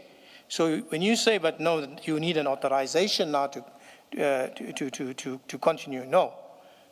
We continued. If something else came up where we found more corruption or we found more fraud, we continued with it. Because that investigation started at a point where it uncovered other stuff. Okay. But then that would mean by the 6th of February 2025, some or other investigation was ongoing that led into the investigation of these particular individuals insofar as their security clearances and vetting is concerned. That's what you're saying. Yes. It may very well have started somewhere. And those files exist in IDAC. Because I'll take it, it's on that basis that Advocate Johnson would authorize Yes. that now. And that is important because otherwise it would appear that on the basis of investigating one issue, then IDAC can run around inquiring into, in this case in SAPS, everybody's security clearances and vetting in circumstances where there is neither a referral complaint in terms of Section 7 or a specific authorization in terms of Section 28(1)A by the investigating director. You say that would never happen.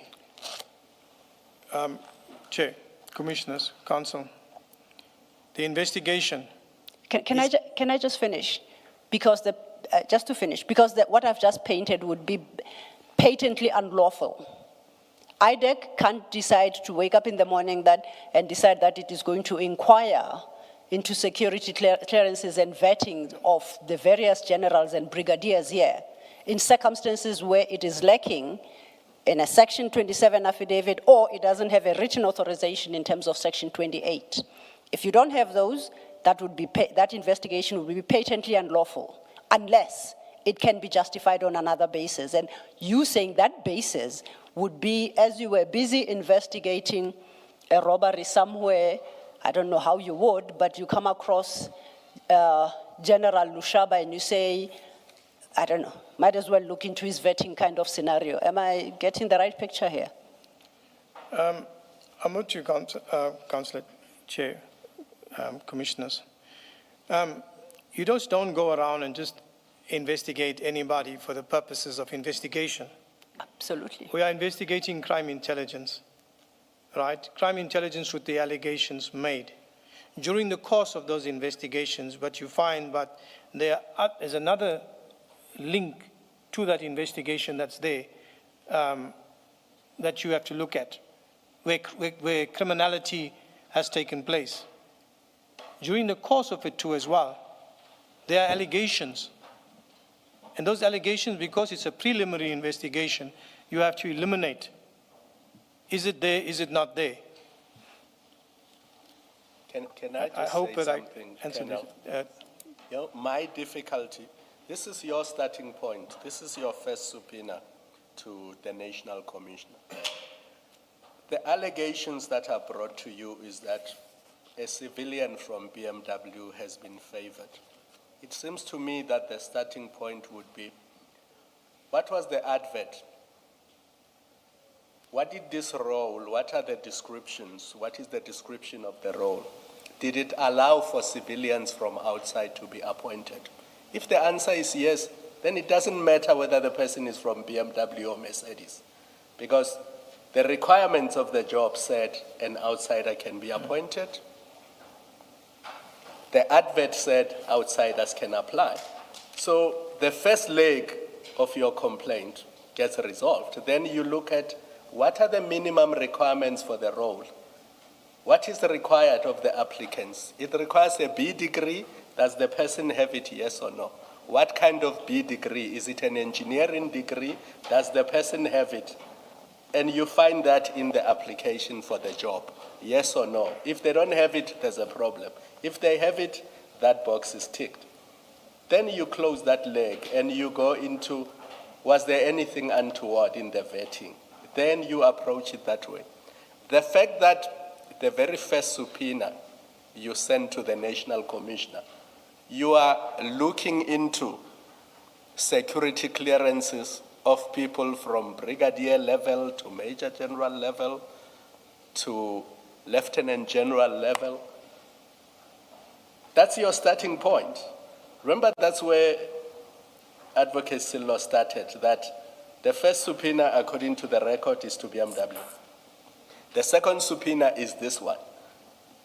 Immediately, you ask for security clearances issued and all the other things. And then you justify that by saying, well, other investigations led you to this. That can be because you're starting in January. End of January, subpoena to BMW. Within 4 weeks of you being given this file, or at least you getting the A1, then you are already investigating security clearances of all the generals and brigadiers at every stage along their climb within subs. Can I respond, Commissioner? Commissioner, I'm trying as hard as possible to get the message out, and I'm trying. The investigation with regards to the request for appointments, when I initially said, when we looked at this investigation, we looked at the allegations, and as we continued with the preliminary investigations, this came out as the capture of crime intelligence through various appointments. Now, I know you don't want me to go in that space, but I'm trying to get out there what I want to explain. So, referring to the future capture, as you said yesterday, or past capture? I just need to be clear. No. Future capture? No. Past capture? Can I respond, sir? Thank you. When we come back to that future capture and the way it was put over yesterday, and when I'm given the opportunity to explain and quantify it, you'll understand, sir. So the thing about future capture or whenever, we'll put that to rest, sir. Definitely. Thank you, sir. When you say here you were looking at capture of crime intelligence, is it past capture? Your answer to my question was you looking at this thing holistically, you're investigating crime intelligence, and you are looking at the capture of crime intelligence. That's when I came in and said, just to be clear, are you referring to past capture or future capture? So you said we must park the future capture issue. So am I to assume that looking at this document, what you were looking at was past capture of crime intelligence? When we look at the documents and what has already happened, the people are appointed. There were some still to be appointed, and they're still acting, waiting to be appointed. So when we look at it, when you look at incidents of past capture or past appointment that took place, Mokwela was appointed. She was appointed in October, but she only took up her post because she had to put in notice in work, but she was appointed on the 1st of October there, but the date of appointment will be a month later when she reported on duty. So when I talk about past and future, there are people that's already appointed. One of those appointments is a subject of the investigation. So people that are acting in the post where they are or they were going to be appointed.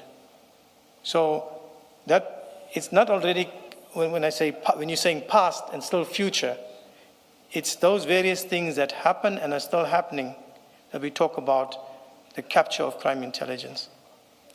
No, just so that I understand, are you saying these people at page 938 that are listed there, their security clearance and vetting files were required because they are implicated in a capture of we know one of them is Mukwele, and you are quite insistent that she was part of a scheme to capture to capture crime intelligence. We know you say General Kumalo was. So there are names there, and there's the panel, members of the panel, and Ngube. So we know all of those you've accused of being part of the plan to capture crime intelligence. But we have other names here that are appearing for the first time. You have 1.5, Ms. Sillo says that was a competitor for the position that Ms. Mukwele was finally appointed to. And then 1.7, it hasn't been said who that person is, but are you saying this information about them was requested because in your investigation you came upon indicators that they are planning to capture crime intelligence if they haven't already? Commissioner, there are allegations, and the allegations are only come forth to fact when we find that the processes have been manipulated. So Say that again? There were allegations. Yes. Our investigation led us to these allegations, to investigate these allegations. And the, So allegation is what? What is the allegations? Second?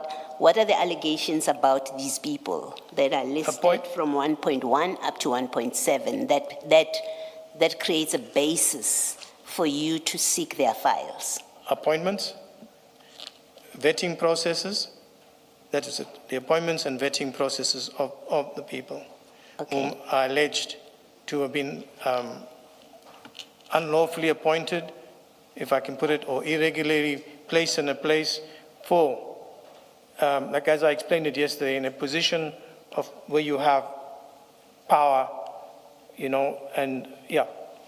Yeah, no, we've had that discussion. Yes. I think that discussion of Yes. yesterday, Yes, you yes. do remember how it went. Yes. You're not answering my question. Ms. Silo read for you what Ms. Johnson says is the reason that she's asking for this information, Yes. right? And I know you remember it.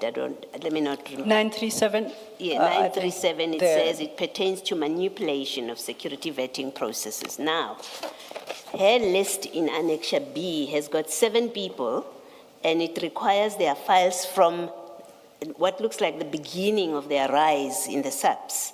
From Brigadier, that's Kumalo. You say from Brigadier to Major General, and when he becomes Lieutenant General. You do the same with Lishaba. You say when he was Colonel, we want that file when he's Brigadier and when he's Major General. Yes. Madondo, you do the same. Up to the end, you do that. So my question is, and when I say you, I mean IDAC, and you're the witness, so you know something about this. You keep telling us that you are investigating a bigger scheme. Are you saying to us that this information required of these 7 people, it is because they have been identified in a complaint or in allegations or on some reasonable basis of the investigating director that they are involved in a scheme to capture crime intelligence, these people, these 7 people? Because if your answer is no, and I may be helping you with answering, but I think in fairness, I must say that to you, that if your answer is no, they haven't been identified, then we would have to say, well, Ms. Johnson says that it is because you're looking at manipulation of vetting processes, and there may well be a case of abuse of powers. Hence my question of wanting to know, has an allegation been made that these 7 people are involved in a scheme to capture crime intelligence? Is there such an allegation? Can I respond?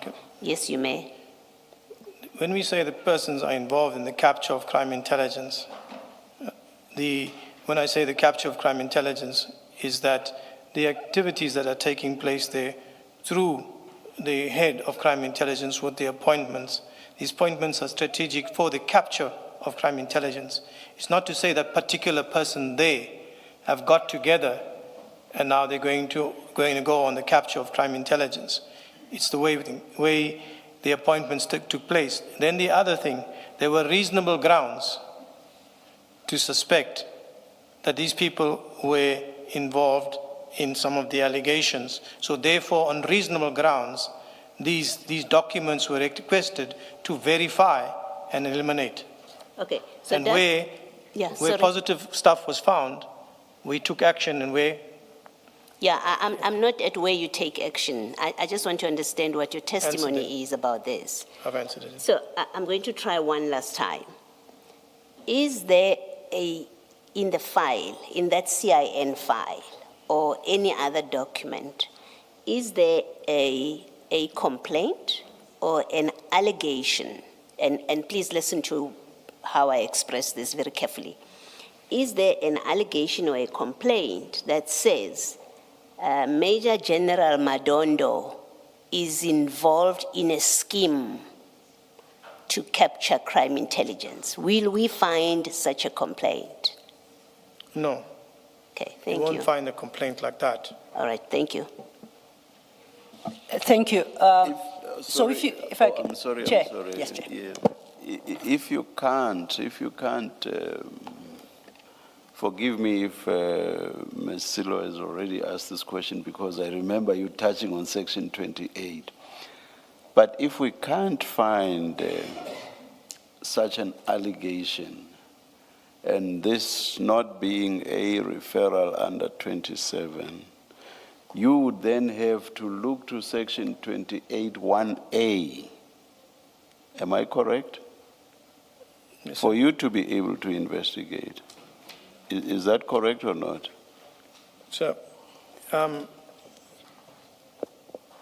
can't say at the moment. 21A. 28(1)A, a small a this time. If I may assist, Colonel, Yes. Colonel, please look to your screen. It's about to be projected. That is Section 28 of the NPA Act. Yes. All right. That's what the chair would like to engage you on. It will be projected soon.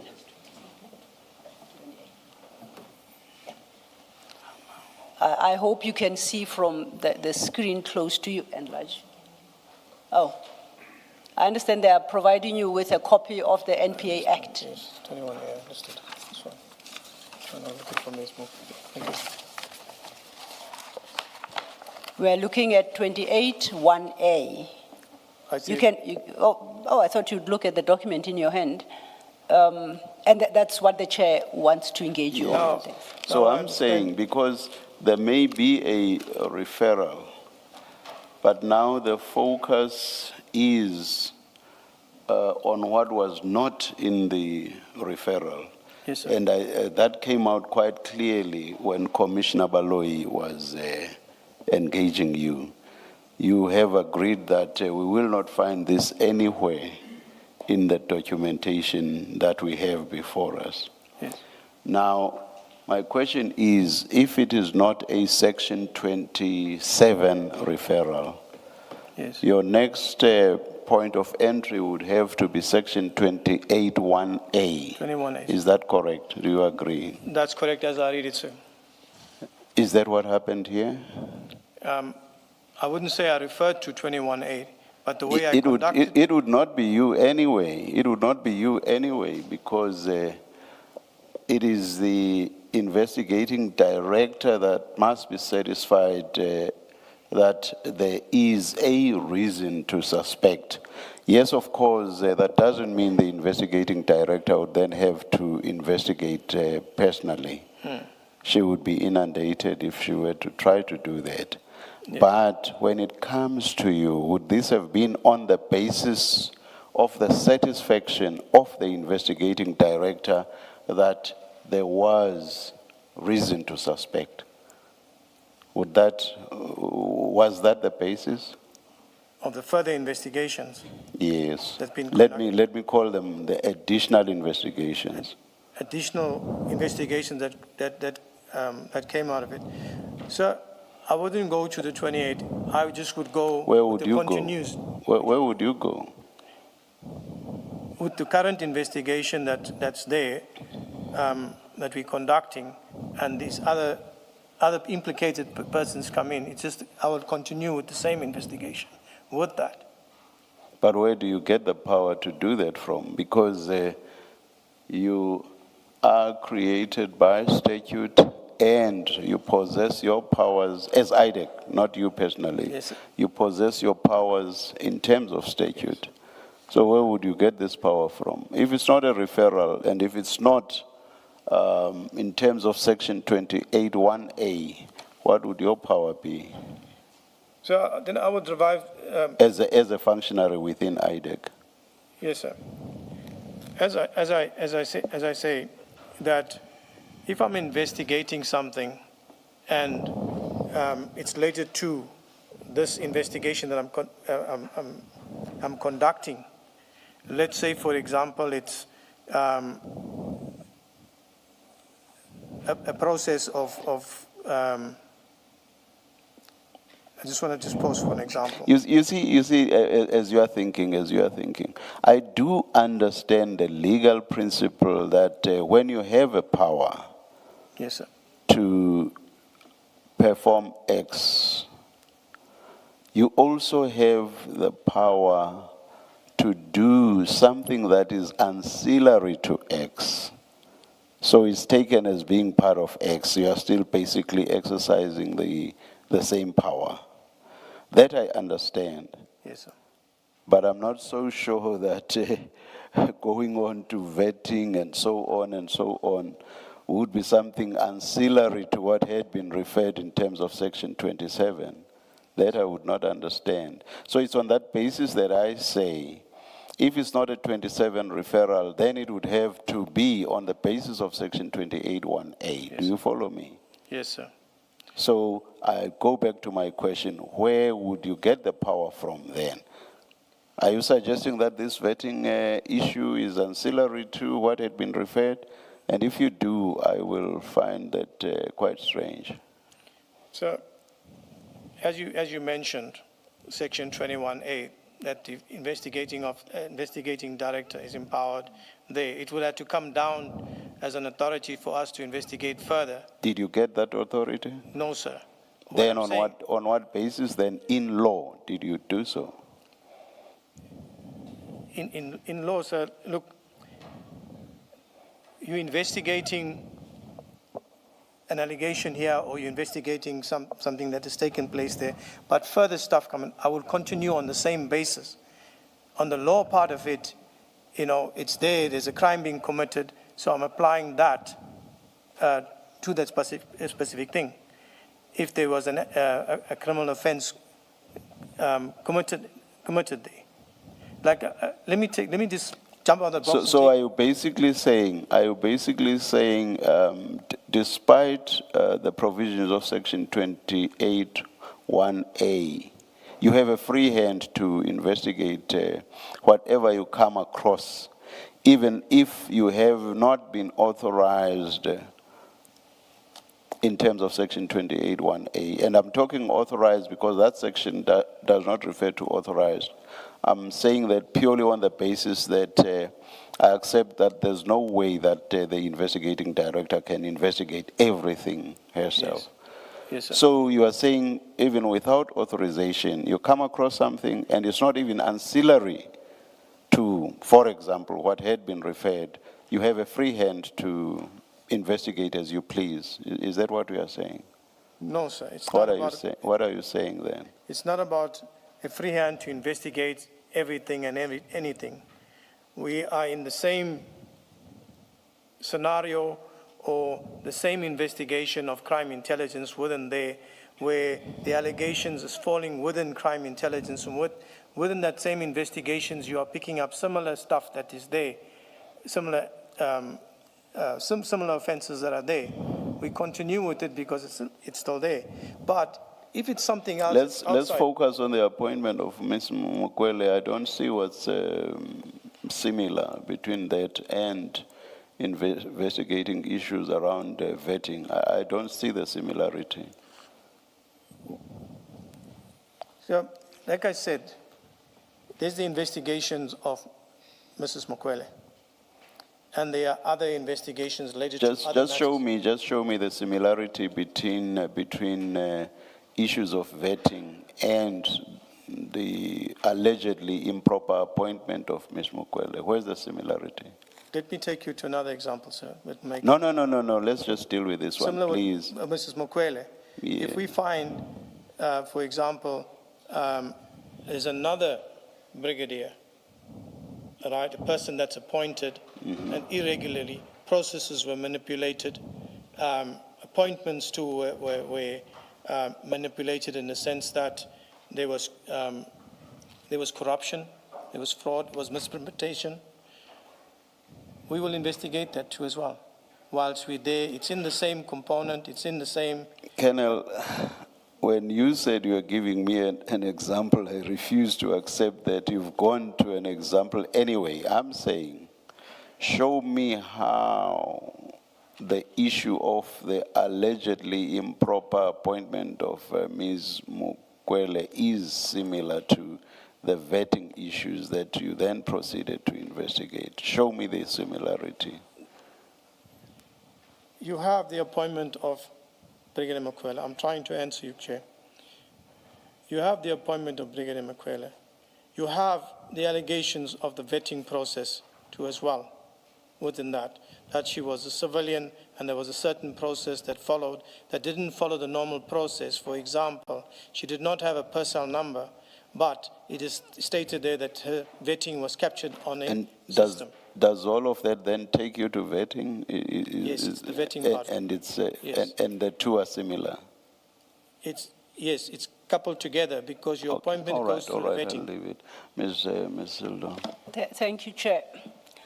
That would be the one summons, and now because I'm terribly pressed for time, let's look at the next Section 28 summons. How much time do you do? A lot. A lot, unfortunately, Chair. Okay. No, I was going to say let's sit late. Yes, thank you, Chair. I'm indebted to you. So that I wanted to have an idea how long we will sitting late. No, I think we'll be here for quite some time. I apologize. Colonel, then we go to file 4. File 4, you'll get assistance now. I'm going to page 1083. 1083. And this is once again a Section 28 summons dated the 6th of February 2025. File 4.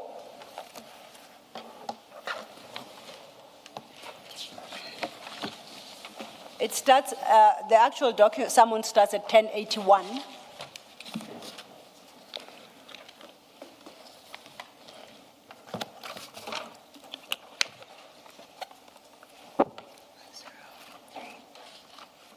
And if you see to the bottom of that page at 1081 is a date stamp, 06/02/2025. So that's when it was issued, signed by Advocate Johnson.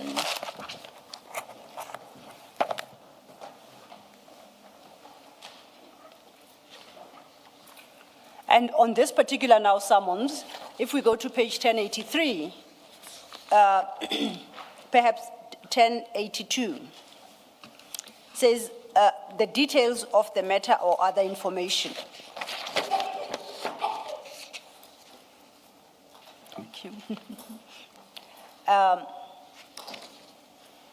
they have the background, and below that, you have details of the matter, again, it's still fraud and corruption, details of the matter or other information, and you advise the addressee that this investigation pertains to unlawful promotion, appointment of personnel within the division crime intelligence. Now, you will recall that all we know about investigation into appointments in crime intelligence is set out in the section 27 affidavit by Mr. Adams. And you don't have to go there, you can take my word. At paragraph 4, he states, I suspect that General Kumalo and some other officers in crime intelligence, including Madondo Lushaba, were manipulating procurement processes and processes to appoint and promote certain members of higher strategic positions within crime intelligence. That is the allegation. You heard that. Did you hear what I read? Yes, I heard part of it. And now, the bottom of paragraph 4 of that same affidavit, no, it's not here. We dealt with it extensively yesterday, just to remind ourselves. If you have it close by, you can look at it. That's the section 27 affidavit. And I go back to this section 27 affidavit because of what you said previously, and I just want to test my understanding. Have you found the affidavit? I'm getting it now. Okay, we might as well. CJC 373 file 2, go to file 2, page 512. I have it. Okay. And I'm paragraph 4 of that affidavit. You see where it starts with, I suspect that General Kumaro and some other senior officers in crime intelligence, including Madondo and Lushaba, were manipulating procurement processes and processes to appoint and promote certain members to higher strategic positions within crime intelligence positions. So that's his suspicion. He then gives you the detail, and that's where he references the BMW civilian lady. But I'm interested in the bottom of that, at the end of that paragraph. He concludes, the appointments of the various Secret Service officers in the country must be investigated, as these are likely points to launder money out of crime intelligence without it being detected. So, Mr. Adams would like IDAC to please investigate appointments of the various Secret Service officers, not officers, officers, in the country, because that is the likely point for that money will be laundered. You can cast your eye through the rest of the affidavit. I didn't see anything else about appointments, general appointments into investigation into the appointments at CI. That's all I see. Is that a correct understanding of the affidavit? Just repeat the last one, Councillor. I'm saying, all we have is this section 27 affidavit before us. Yes. And insofar as appointments other than that of Mrs. Mukwele, what Mr. Adams says is at paragraph 4 at the conclusion thereof, where he suggests the appointments at the various Secret Services offices in the country must be investigated. Yes. You agree that's what he's asking for? Yes, he's asking for the appointments of the various Secret Service officers in the country must be investigated. Yes. As they likely points to launder money. Yes. So this he asks, we know now on the 21st of November. He doesn't specify which office, he doesn't specify which appointments are being queried. He specifies absolutely nothing. So basically, he's inviting a blanket investigation to IDAC to say, go look in there and investigate every appointment, because those officers are the likely points to launder money out of crime intelligence without it being detected. You can't quibble without that interpretation of mine. You agree with me? That's what he's asking. Yeah, he's asking for all the Secret Services officers in the country Yes. to be investigated, and No, for the appointments in those offices. the appointments in those offices Yes. to be investigated. Yes. So from my understanding there is that in each province, we have a Secret Service account at Crime Intelligence Office. Yes. So the commanders of those Secret Service accounts, that's the way I understand it. Yes. And so across the country. Yes, there's 9 provinces. So that's what he had requested. Yes. Now, in the course of conducting the Mukwele investigation, we are now, you remember, at 1081, when you are issuing those Section 28 subpoenas. We looked at the request for the vetting results and security clearances for those various people identified therein. In this one, I'd referred us to 1082, details of the matter or other information, and it reads, this investigation pertains to unlawful promotion, appointment of personnel within the division, crime intelligence of the South African Police Service. Do you see where I'm reading? Yes. Then overleaf at 1083, you then request, no, by you I mean IDAC, not you, Colonel Padayachee. Advocate Johnson then requests, 1, original personal files for the following senior officers of SAPS. Once again, Kumalo Lushaba Madondo, there's a new one now, Moyana, Crime Intelligence Head Office. Nube, we've seen that name before. Janse van Vuren, Mukwele, and Bobby. At 2, this summons requires all original files, records, correspondence, and documents regarding the promotions, appointments of the following senior officers: Kumalo, Lushaba, Madondo, Nube, Van Vuren, Mukwele, Bobby. Now, 2 appears not to be particularly interested in Brigadier T. Moyana, although he or she is relevant in 1. This summons, it's in your docket. You'll agree it's way beyond the scope of determining whether or not the appointment of Brigadier Mukwele was as a result of manipulated processes, recruitment processes and vetting processes. You are now investigating the appointment of Kumalo, Lushaba, Madondo, Moyana, Nube, Van Vuren, Mukwele, and Bobby. Why? First of all, this Section 28 summons is in this docket. As you can see, Brigitte, this is Mukwele's docket.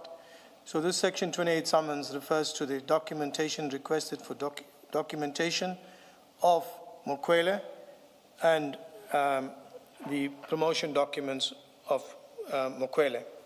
With regards to the other persons listed here, those documents were also requested for the purposes of this investigation as,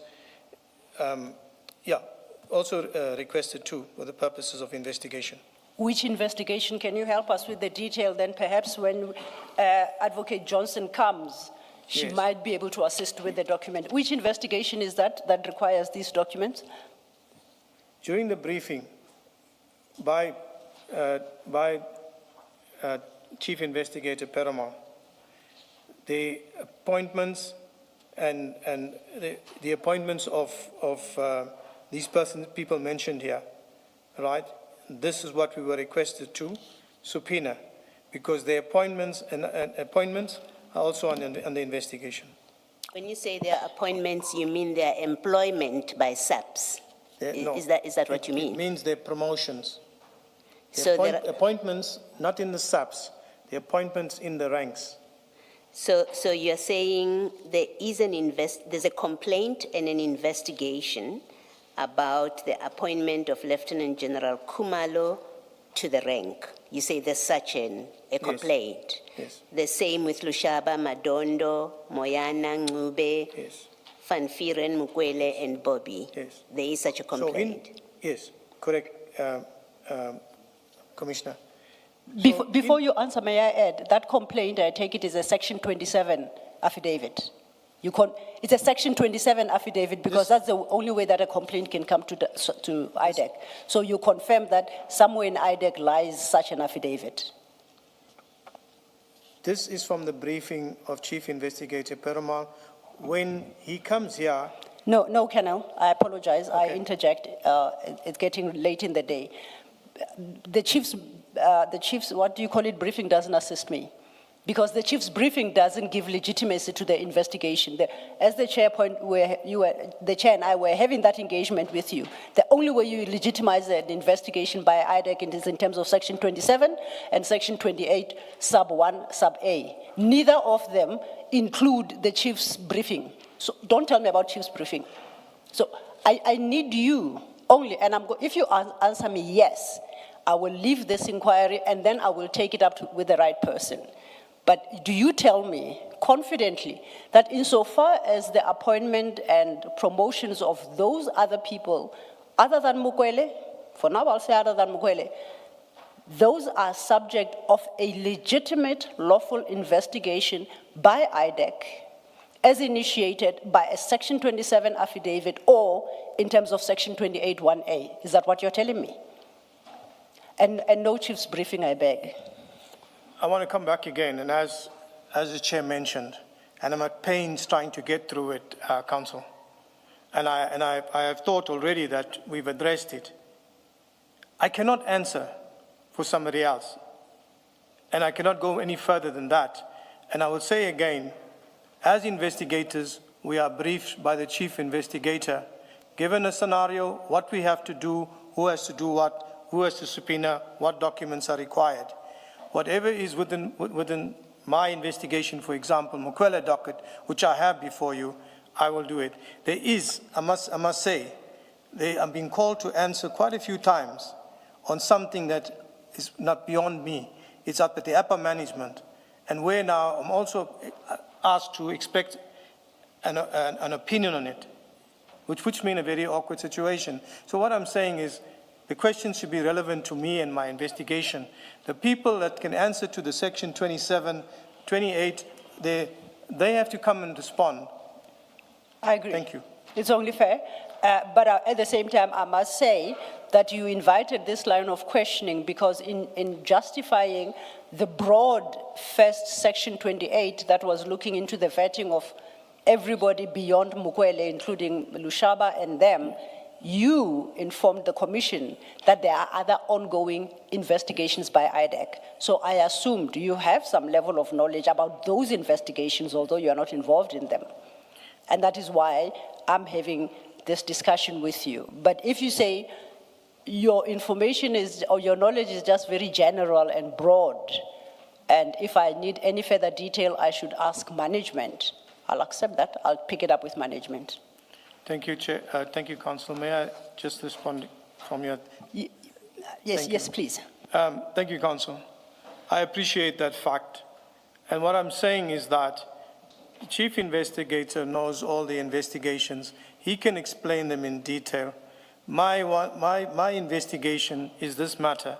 And therefore, you've seen throughout the couple of days that I've been here, I've been at pains trying to explain something from people that will come and account for. I can account for what is mine, but I know that we have lost a day on Monday, and where I was supposed to follow up and slot in, but it has made my testimony here challenging and difficult. And therefore, sometimes I'm at pains to explain something. And I must say, Chair, it's also affecting me. I'm trying to be open and honest with the Commission.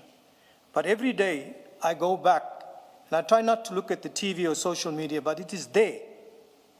And I come in with that every morning. So what I'm saying, Council, that I want to assist the Commission. But on the one side, it's coming across that like I'm an accused.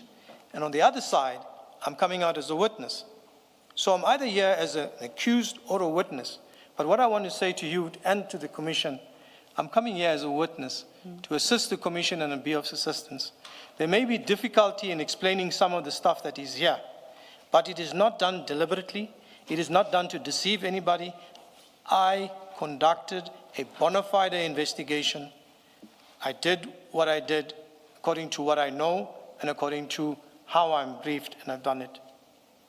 Thank you. Yeah, I think I owe you this explanation, Colonel. You may think that we are repetitive. We are not. Yesterday, when we engaged you extensively, we did so in the context of two affidavits. The first being the Section 27 referral affidavit. The second being the A1 statement/affidavit. Today, Ms. Sillo is taking you through the summonses. And the summonses raise issues that are different to what we dealt with yesterday. So we must naturally go back to the empowering provisions of the NPA Act in order to understand how these summonses and therefore their content, or rather how those provisions bear relevance to the summonses and whatever else may be coming out. Because that helps us understand whether what's being done, whether the issuance of the summonses was, or rather had a basis in terms of the empowering provisions. That's why it appears that we are repetitive. We are not.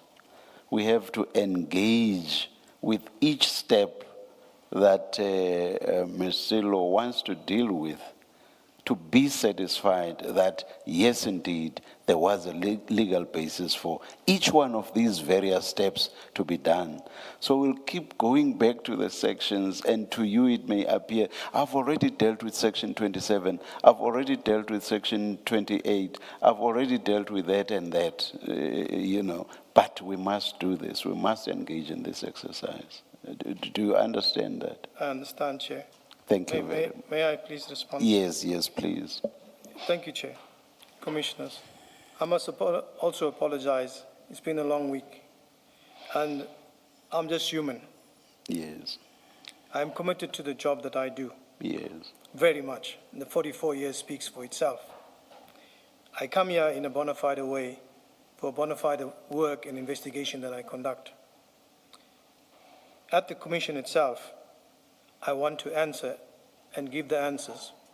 But sometimes I will struggle with it, but it's not intentional. Yes. Because some of it borders on somebody else that has to come and explain it. But there are a lot of factors there that leads to the way I sit here. Part of it is media. I mean, just day before yesterday, we had a security expert, Elridge or Elric or whatever. He referred to me as an enabler. That's attached to Brown Makotsi or similar to Brown Makotsi in Ku. Now I'm saying, Commissioner, I'm coming here to assist the Commission. It's a long week. And so far, some of the questions that I'm trying to answer, trying to get across, there are emotions mixed with it. And that's why, Commissioner, I need you to give me the permission. Yesterday, with regards to how I spoke about a gratification, and then when it was put to a future date, understand, Commissioner Boloy, that I was trying to explain it. But when you want to get the words to get out, I find it challenging. So, Commissioner Boloy, when we talk about a gratification, and we talked about the employment as a gratification, but it's also some advantage that you put a person and you appoint a person in a place for a particular advantage. And to elaborate on that, you go to a person and you give him 500,000 or whatever, and you leave him there. And we go to a typical example when I applied my mind. When we look at the matter in the Tallis matter of the former president, Jacob Zuma and Tallis, a retainer was given. When does he have to act?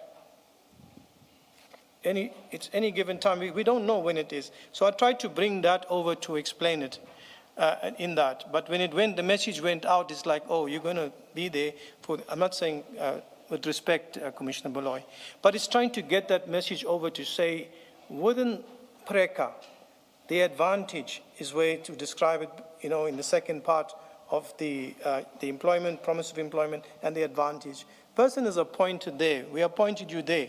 You are now obligated to us and to perform it at some or later stage, But there's an example.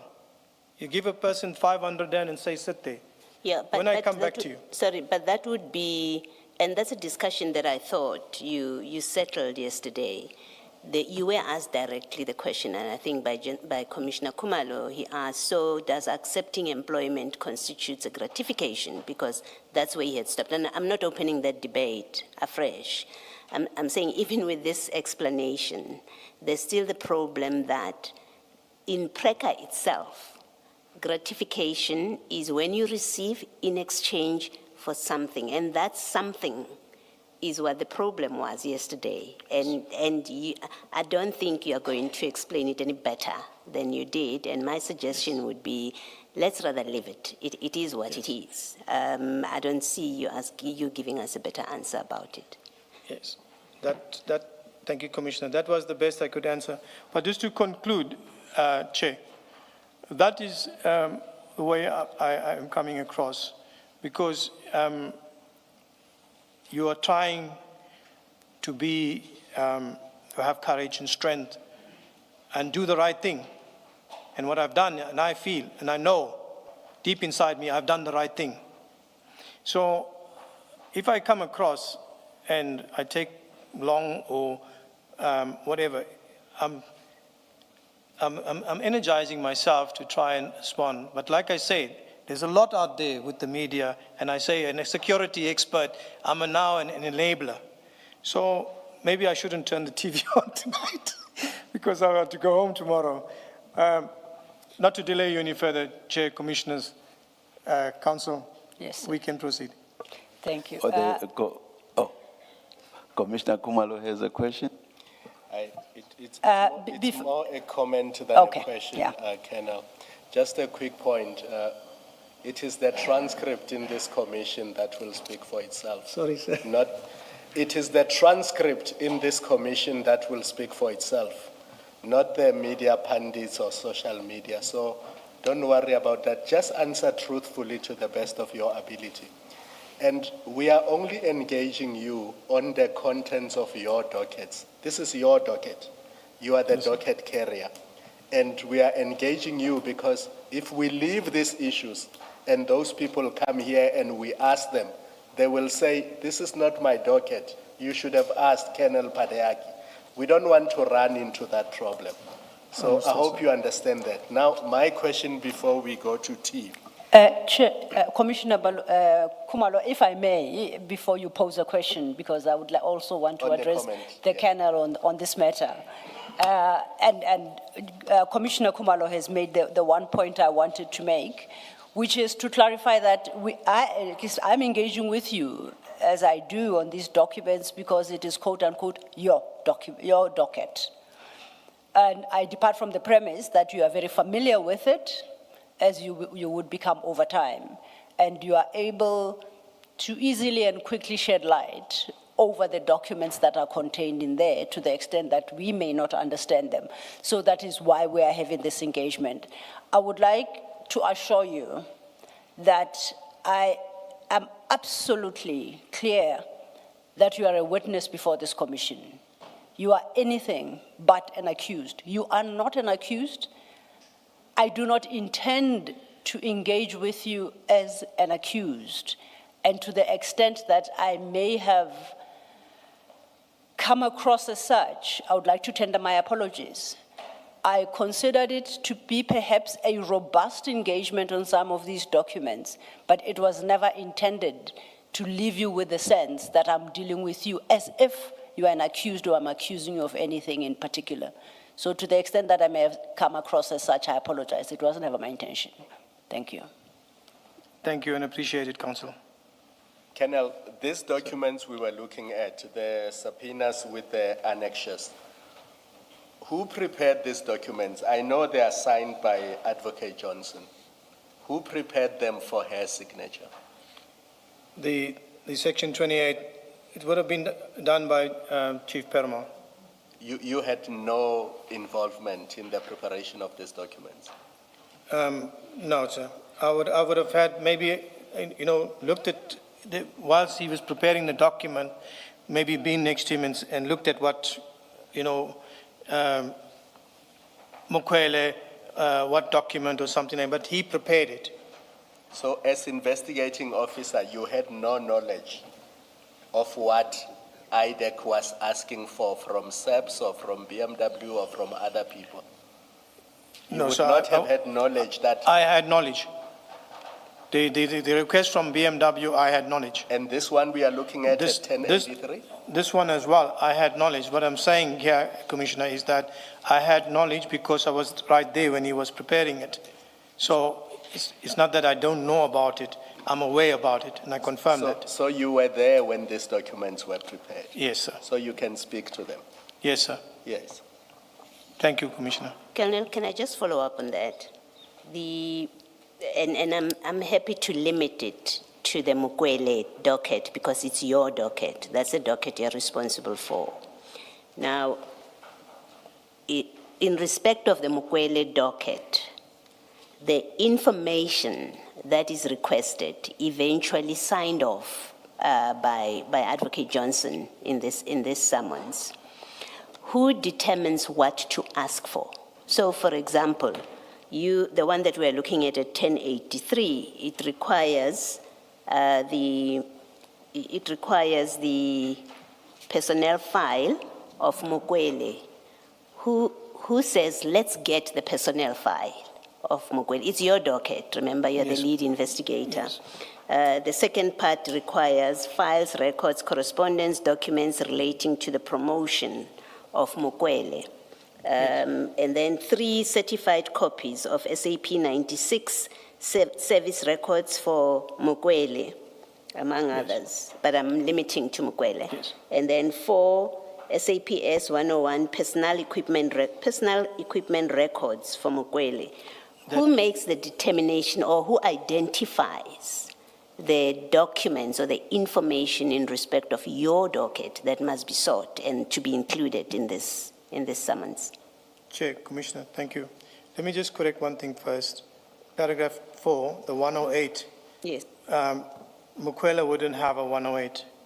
Those are personal equipment, firearms and stuff like that, I presume at that time. So that 108 was not, I know because when you look at Mokwele's personal file and Mokwele's original records, that would have been a request from myself. That's why I mentioned it. So you identify Yes. the information and the That I documents require. that must be sought in respect of Mokwele. Yes.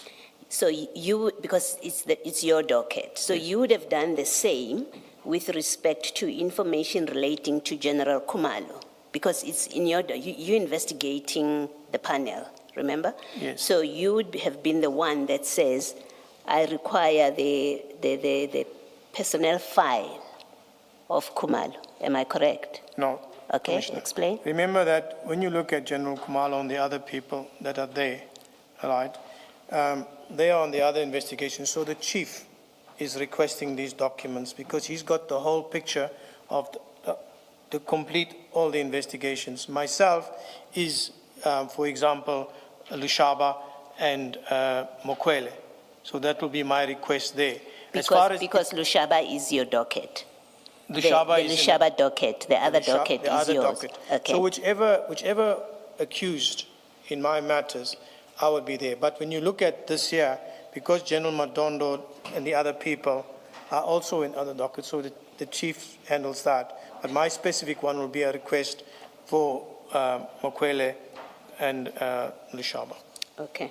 So where you say, so the correspondence to BMW, you would be the one that said, we need to get this from BMW. It's not simply you became aware of it. It is in fact you who identified what should be sought. Yes.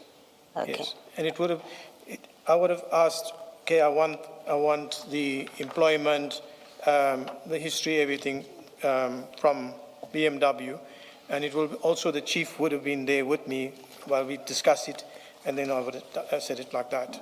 Okay. Yeah. And then another question before we take the break, and it's really just to clarify, because I thought from yesterday's evidence I had understood about this reference number, the inquiry reference number, and now this summons confuses me. Yes. My understanding of how you testified yesterday was, once you had received the complaint, when I say you, I mean IDAC, and the case was decided to be taken on, you don't allocate it a CAS number. It gets allocated an inquiry number. Yes. Until it graduates Yes. to a CAS number at some point along the Yes. way. Now, this summons, they bear a reference number. And I've understood you to say the reference number, which is the CIN number, is the same as it's an inquiry number. Yes. Now, here we have only one inquiry number. We have only if you look at 1081, we've given a single inquiry number, and yet you are telling us that the rest of the information, for example, on 1083 relates to other dockets. Can you just explain how it works? From the way And what it means that we now just have one inquiry number in respect of many cases, in fact. Yes. When you look at all the cases, the inquiry is on crime intelligence. It's how can I put it to you? It's one investigation that has many legs. So it's got one inquiry number. So we use that reference. Then, if you look, Commissioner, remember when you were talking about an inquiry file, you will notice that what's in the inquiry file is transferred into the docket. For example, the Section 28, and it's together with what we requested is the documents.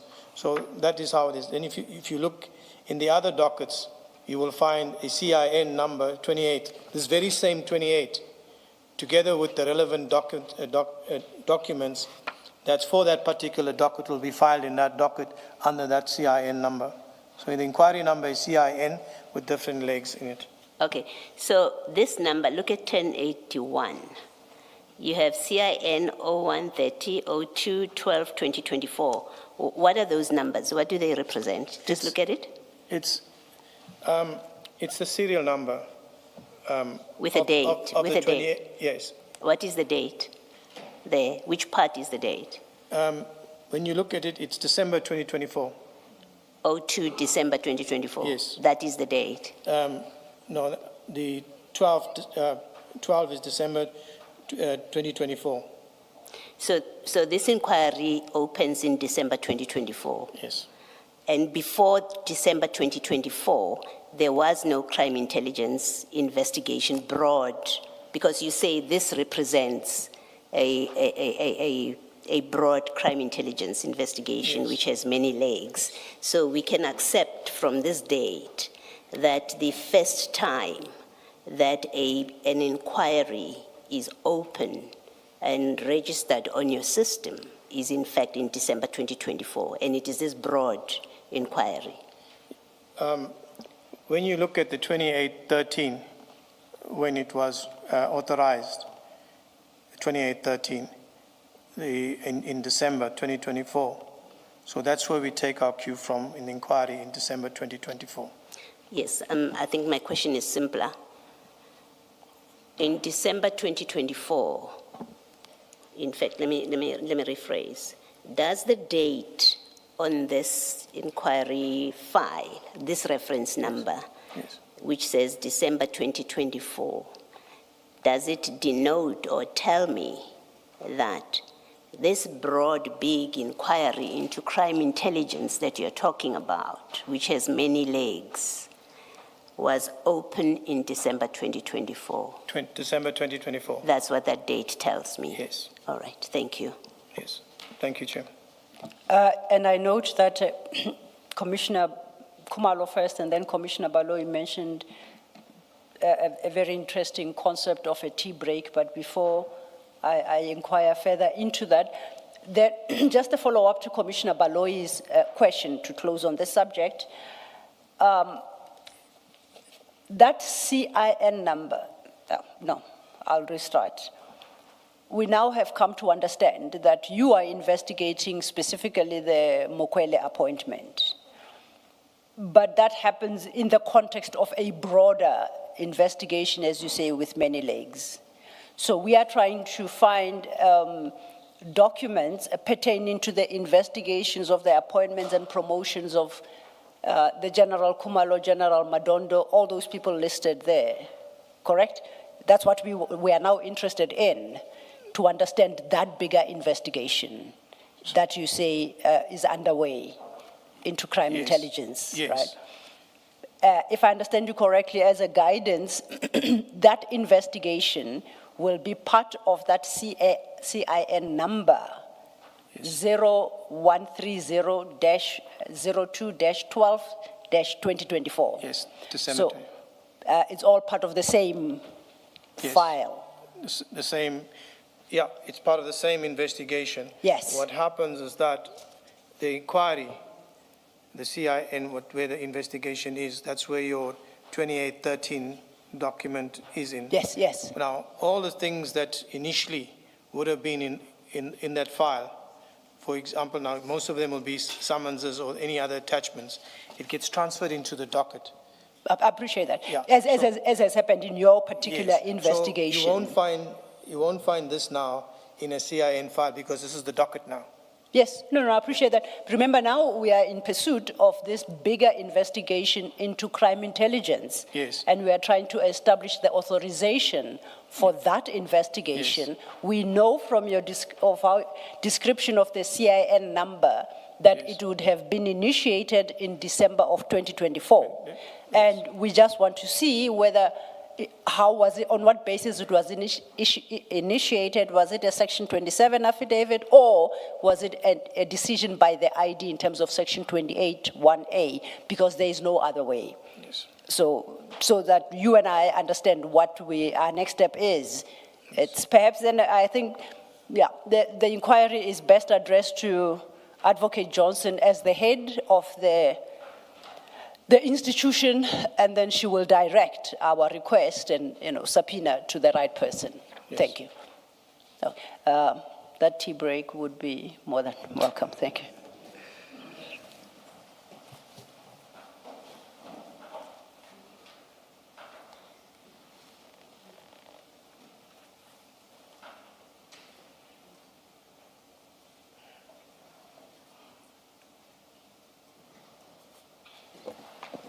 Let's adjourn and resume at 10 to 5. Thank you, Chair.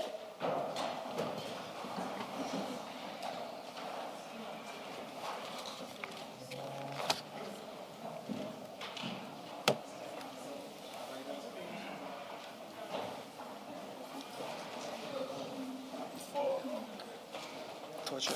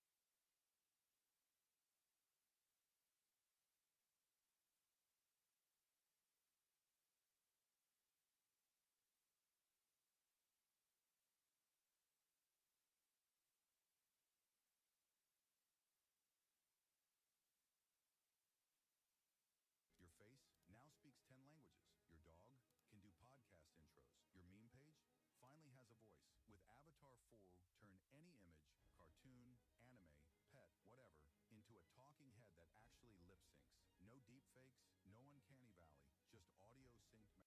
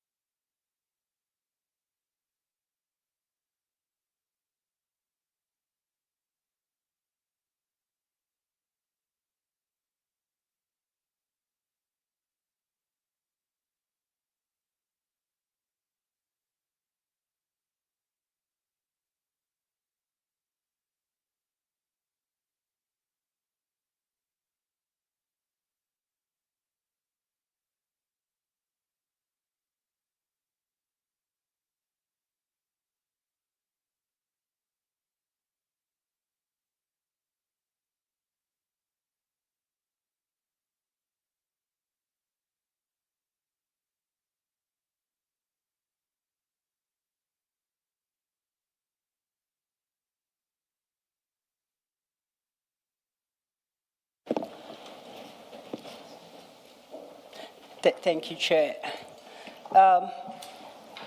Colonel, the last mile. And I hope we can go through that one quickly. It's not necessary, I think, for us to go through the various files, but I realize that the next summons you issued is on the 4th of April. For the record, Commissioners, it's page 1978. We need not go there.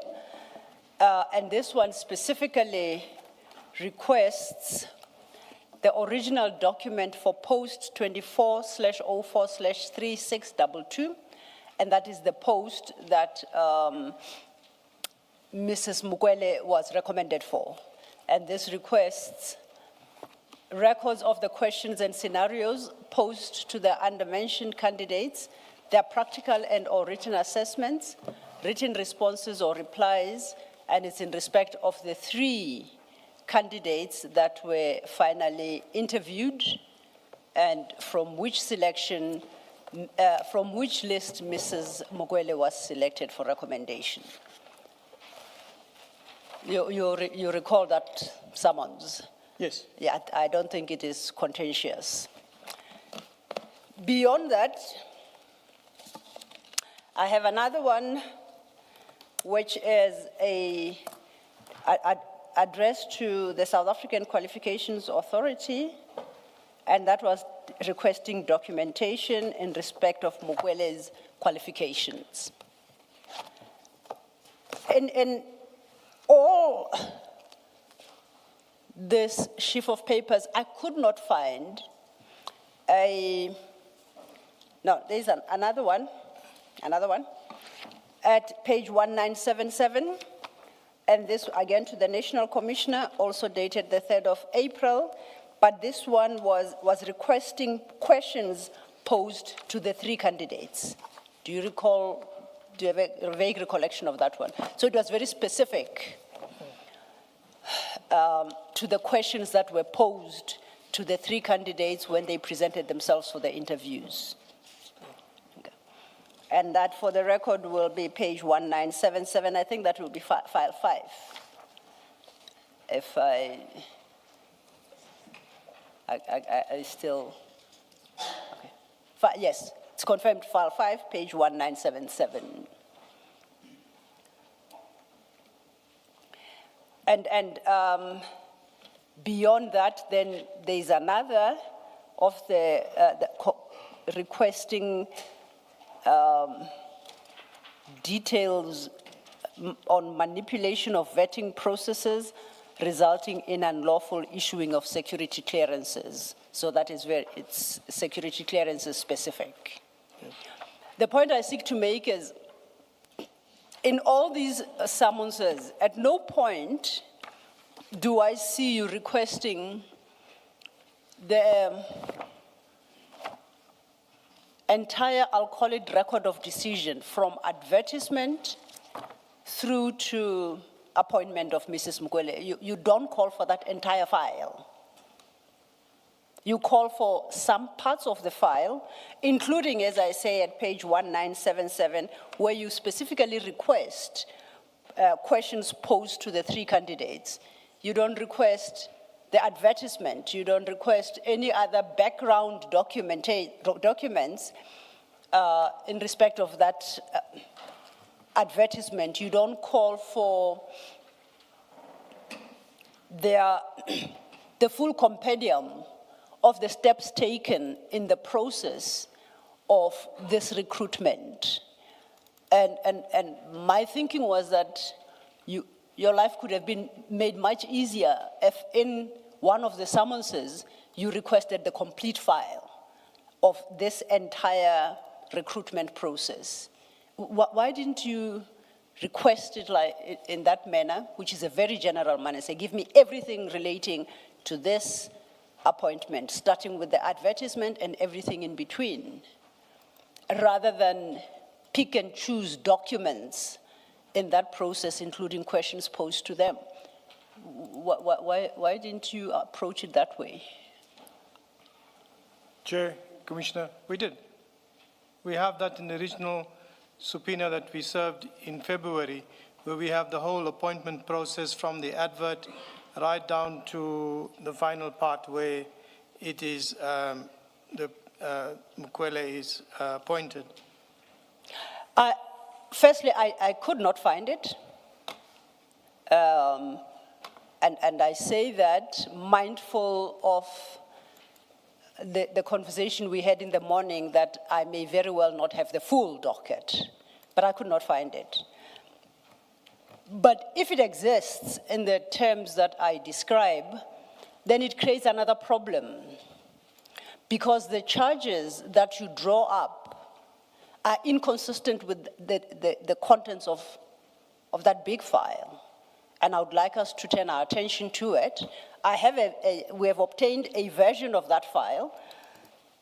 And if we could go to file 2.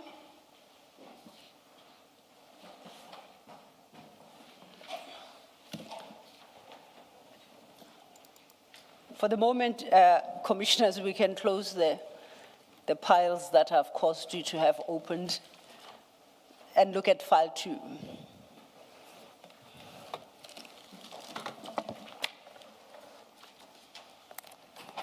And in file 2,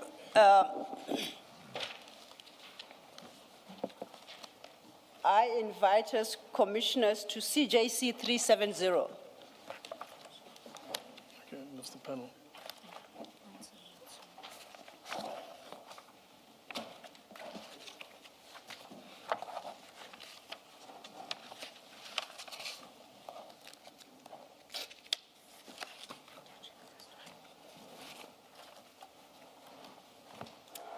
And that starts at page 172 with an index.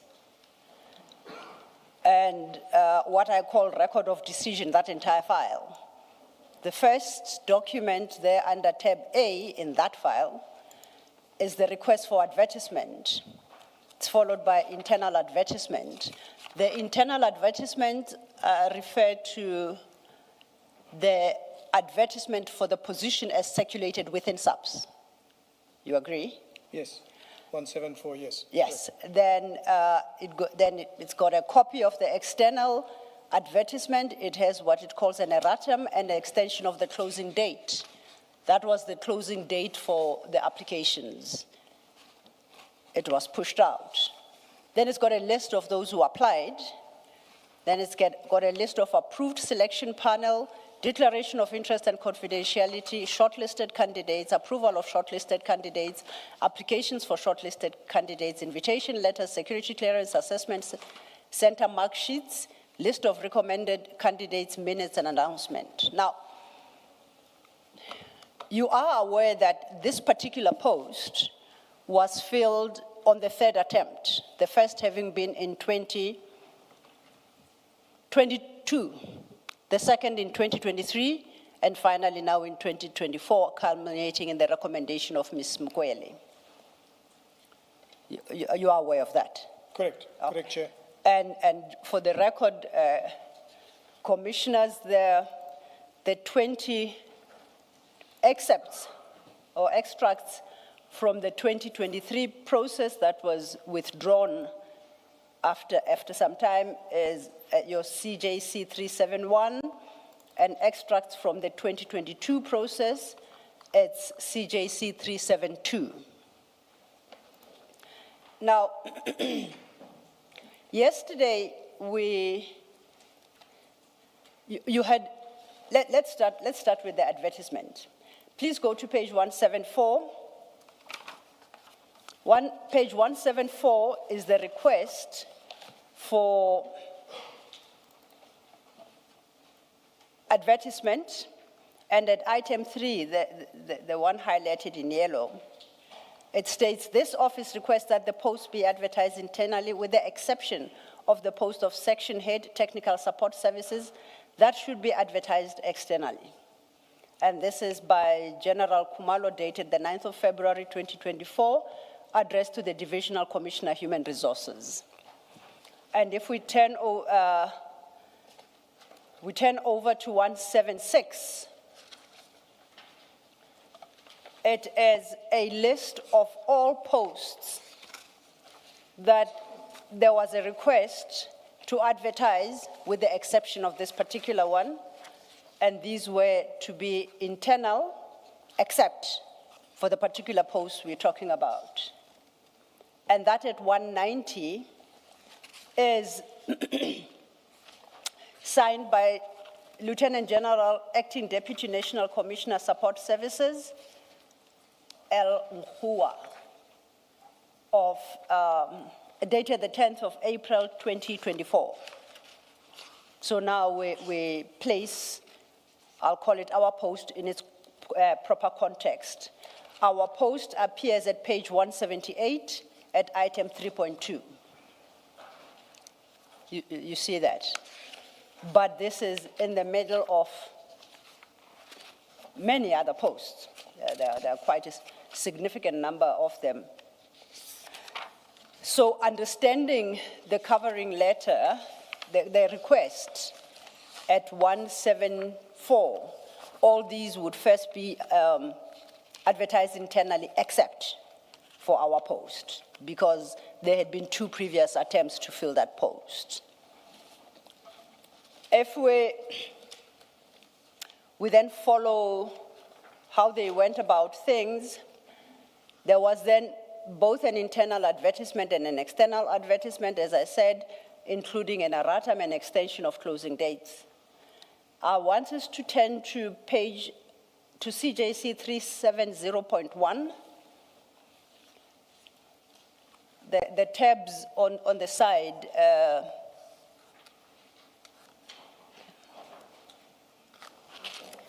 370.1. No, it's not 0.1, definitely. It's late in the day. document advocacy. It's the approved selection, 370.7, not 0.1. 0.7, right? Okay, thanks. And you recall yesterday the engagement you had with Commissioner Khumalo about the selection panel. You testified at length that this panel was constituted by Khumalo, and Commissioner Baloyi wanted to understand about, no, I asked you, no, she asked you a different question. I asked whether or not that panel had been approved by a higher authority, higher than Khumalo, and if it was so approved, whether then is it appropriate to say that it was constituted by Khumalo, because it's subject to approval or rejection by the higher authority. And I look at page 200. And on this particular page, at 201, it's signed again by El Nhua, Lieutenant General, Acting Deputy National Commissioner Support Services, dated the 6th of June 2024. At page 200, one sees that, and it reads, approval is hereby granted for the following selection panels to conduct the selection processes for the indicated posts. The first bullet point relates to some posts. The second bullet point highlighted in yellow is our post. So in both cases, the selection panels were approved. Do you agree? Yes, I agree. So I would suggest that there were legitimate panels put forward to who I take to be the final decision maker, General Nhua Support Services, who had the authority to reject the proposed panel or to accept it or to recommend amendments and changes. So at the end of the day, she had the final say as to who constitutes the panel. Yes. Yes. Commissioner, Chair, Commissioners, the request or election of the panel, when you look at A1 on page 200, Yes. Page 200, Yes. when you look at A1, this A is the Divisional Commissioner Crime Intelligence. So this letter is coming from the Divisional Commissioner, or addressed to the Divisional Commissioner Crime Intelligence. So it's saying to you, your office information note 451, volume 49, signed by the Deputy National Commissioner, Crime Detection, refers, right? Yes. There is a letter, or rather, the panels are not, requested from crime intelligence, meaning these are the people that, they request to be on the panels.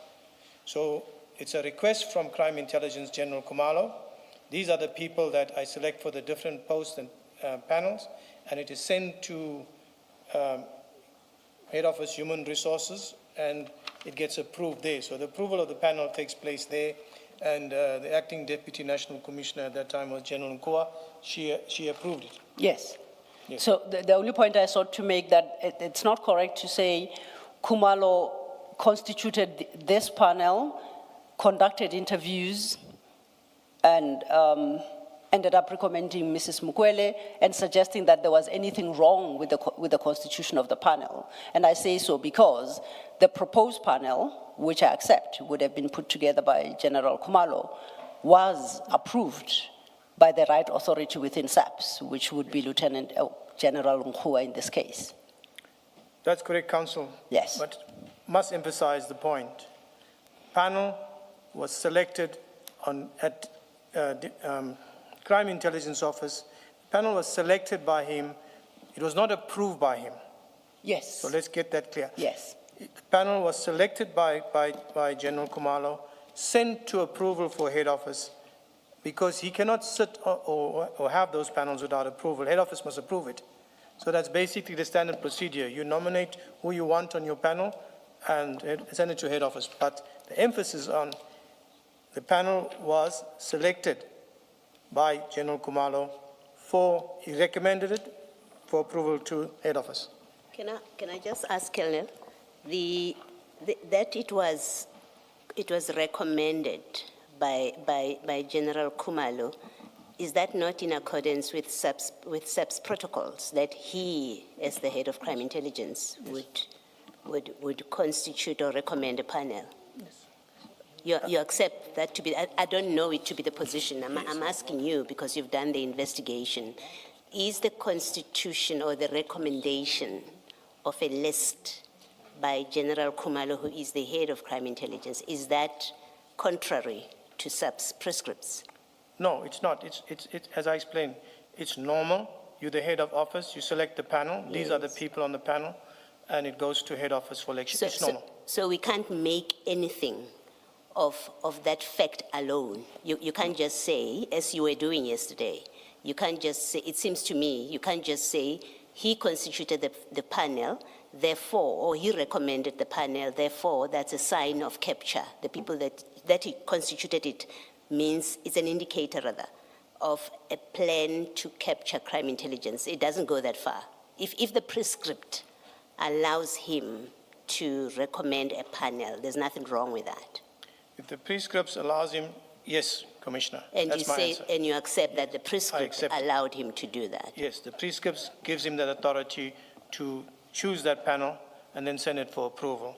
And I think that is more or less what I meant yesterday. Not that he approved his own panel and carried on. That panel had to be approved by Head Office. Okay. Thank you.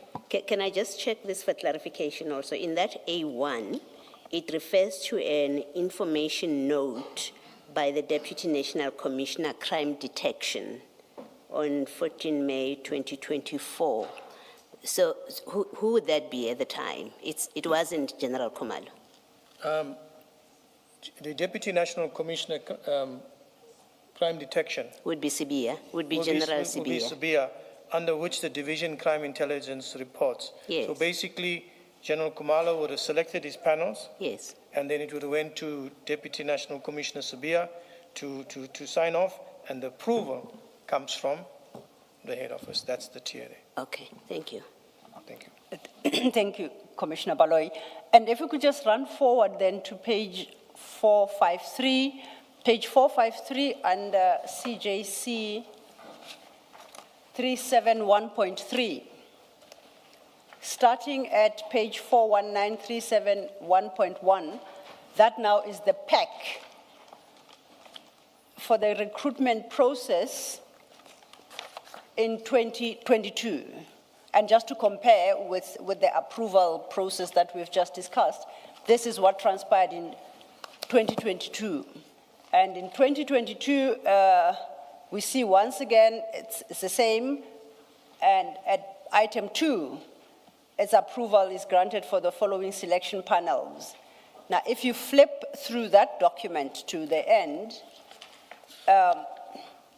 if I did not mention, I forget if I did, but this is dated 2023, my mistake. This is for the 2023 process. At 457, it's signed by El Ntia, Lieutenant General, Acting Deputy National Commissioner, Support Services. And this particular one now had a litany of panels. So if you start at page 453, it's different panels all the way to that last page.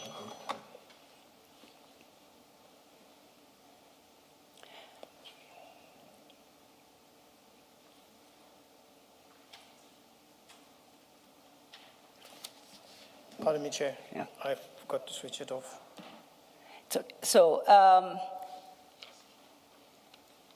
Oh.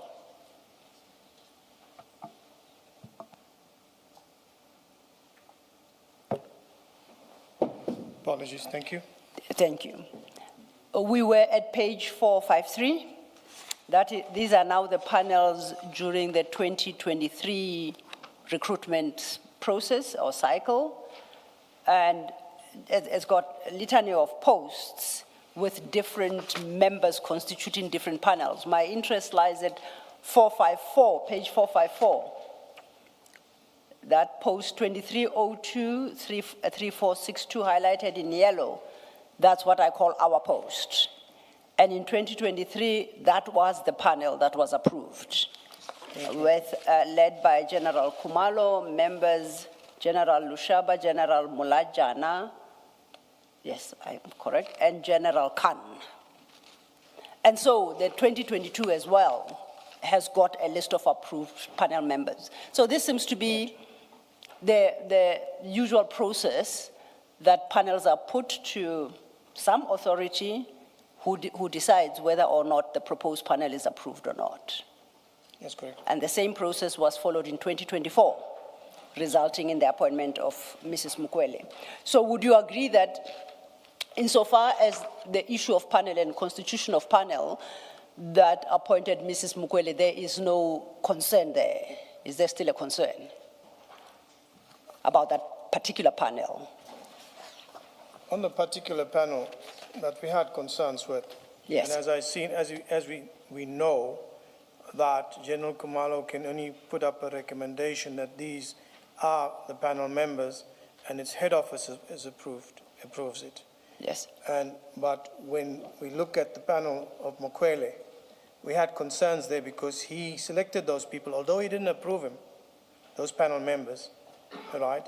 But you can see from the recommendations of the panels that sent to head office for approval, those recommendations hardly change. If we look at all three of the advertisements and the recommendations from head office or the approval, nobody was removed from the panel and said, no, don't put this one, put that one. So that's the only thing, that only comment I have there, if you understand me, Commissioner. I'm trying to understand because I wanted to clarify whether or not the constitution of the panel that appointed Mrs. Mukwele is an issue. Is there an issue as regards its legitimacy, that panel?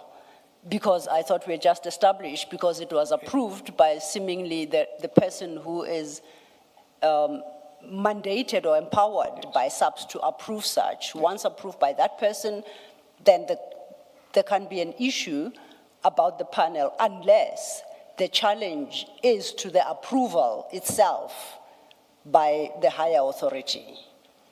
But that doesn't seem to be your case. Yesterday, your challenge was to the constitution of the panel, and I just wanted to clarify that now that it's approved by, I think it's General Nkhuwa this one time, is that a properly constituted panel, or are there still concerns that the commissioners should have regard to? The panel is approved by head office. Yes. There's nothing more you can say about it. Yes. It's approved by head office. So when I say it's approved by head office, it means it's authorized. So the point that I wanted to make yesterday is that the panel was selected by, although it was not approved by him because he could not approve it, it was selected by him, it went to head office, it was approved. So that is an approved panel. That's it. You said something about the panel not changing. I think you started that. You said, well, yeah, it was approved, but if you look at the three different panels constituted, they never change, and then you stopped at but. I think there's a point you wanted to make about the changes to the panel over time. Maybe you should make that point. Yes. When we look at the selection, or let's look at the three sets of advertisements where the panels that are recommended to head office to approve. The recommendations that's sent, they all were approved without any changes. So it flows through. So your recommendation that you sent, that's the panel, head office approves it. So not one of those three was it not approved. That's the point I want to take. So normally to reach out, meaning that the recommendation that you make, it is very rare that head office is going to change it. Put it that way. Taking it from the three, you can see the pattern that is not changed. So that is just what I want to say. But you're not saying that's a problem of General Kumalo? It's not a problem because it's approved by head office. Okay. Unless, there's something else there. So let's take it as the panel is approved by head office. It's an approved panel. Yes. Okay. But, Colonel, in your affidavit where you applied for warrants of arrest, you took issue with the constitution of the panel. IDAC inserted itself in the panel process, and IDAC said, why was Khan not put in the panel? Why was so-and-so put in the panel and not General Khan? Why does IDAC have that difficulty? Why is it IDAC's business who should or should not be in the panel that interviews at crime intelligence? Why is it IDAC's business? Can I respond? Yes. Thank you, Chair. Thank you, Commissioner. Sorry, Commissioner, I thought you were raising your hand. We are charged with an investigation. And we draw that inference from the investigation that we're charged with. So when you look at the panel is recommended by Kumalo, it's chosen by him there. Although he does, that's what we are speaking to. The panel is not chosen by anybody else at that office. Like, who can we say? No, we know who chose it. He chose the panel. The problem is, so yes. what we are saying there is that he chose that particular panel and sent it for recommendation, and it was approved. And the issue we have there with it is that there was other crime intelligence generals that he could have used to sit on the panel, because it's a sensitive crime intelligence post. It's a covert post. But and is that not for General Nkua and General Sibia to say, I'm not happy with this panel or I'm happy with it? If they are happy with it and they approve it, what business is it of IDAC to say, we would have preferred Khan there and not that person? Why does IDAC involve itself in those things? IDAC does not constitute panels that interview candidates in crime intelligence. Why does IDAC go to court and say to court, I want warrants of arrest issued because I'm not happy that in that panel that general was there and General Khan was not there? Why is it the business of IDAC? Thank you, Chair. Thank you, Commissioner. The panel was one of many reasons, many causes in the application. It's not just only the panel. Let's talk about the panel. Yes. No, don't discuss the others. Commissioner Kumalo is raising specifically the constitution of the panel, and that in your application for a warrant, it was important enough, and in your charge sheet, it was important enough that you mention it, that one of the problems or one of the issues is that they didn't include other generals, and you specify General Khan. You don't mention anyone else. You say, like General Khan, and the question remains, why does it matter to IDAC? What business of IDAC is it that SAP's senior managers have approved the constitution of this panel? Where do you come in as IDAC? Chair, Commissioners, this is the response that I can give to it. It follows through from my investigation. Although I am saying to you, the panel has been approved by head office, but the recommendation of that particular panel started with General Kumalo. So it's one of the inferences drawn from the How can you draw an inference when the prescripts give him the power to constitute a panel? What inference can you ever draw from the constitution of a panel? If the prescript says the power lies with Kumalo to constitute his panel, what inference is there to draw when he does exactly that which the prescript does? And in this case, you're not drawing an inference of anything. There are no facts on which you draw an inference that it's problematic. Yes. You actually say, well, he should not have included, I think it's Gabela, he should have put in other crime intelligence officers. Yes. For example, General Khan, quite interestingly, you say, for example, General Khan. The question is, what does IDAC care that General Kumalo has proposed, recommended a panel, which his superior, General Sibia, has approved, and you don't arrest General Sibia for approving. General Nkua approves. You do not arrest them. You don't include them in your list of the people who did wrong about constituting the panel. The bottom line is, why is it IDAC's business when General Kumalo constitutes a panel that he is allowed to do by the prescript, which doesn't say it must be constituted by people from crime intelligence? It doesn't. So you make up your law or your rules or your policy and say there should have been only people from crime intelligence because that's a sensitive area. Where do you, what's your standing to prescribe that? And I would like you to answer that question. Commissioner Kumalo asked the question, what is your business in how SAP's prescripts, because this is provided by prescript, in what SAP's prescripts allow, and in this case was complied with, superiors approved. What is IDAC's business and interest in constituting SAP's panels? You can answer if you have an answer. Thank you, Chair. Thank you, Commissioners. Colonel, if I may, Commissioner, perhaps let's go to the charge sheet and see how you had expressed yourself in that charge sheet in the context of this question. If we could go to file 6, if we're not already, file 6. We dealt from page 2373. That is your affidavit in support of an application for a warrant of arrest. Page again, I'm sorry. 2373.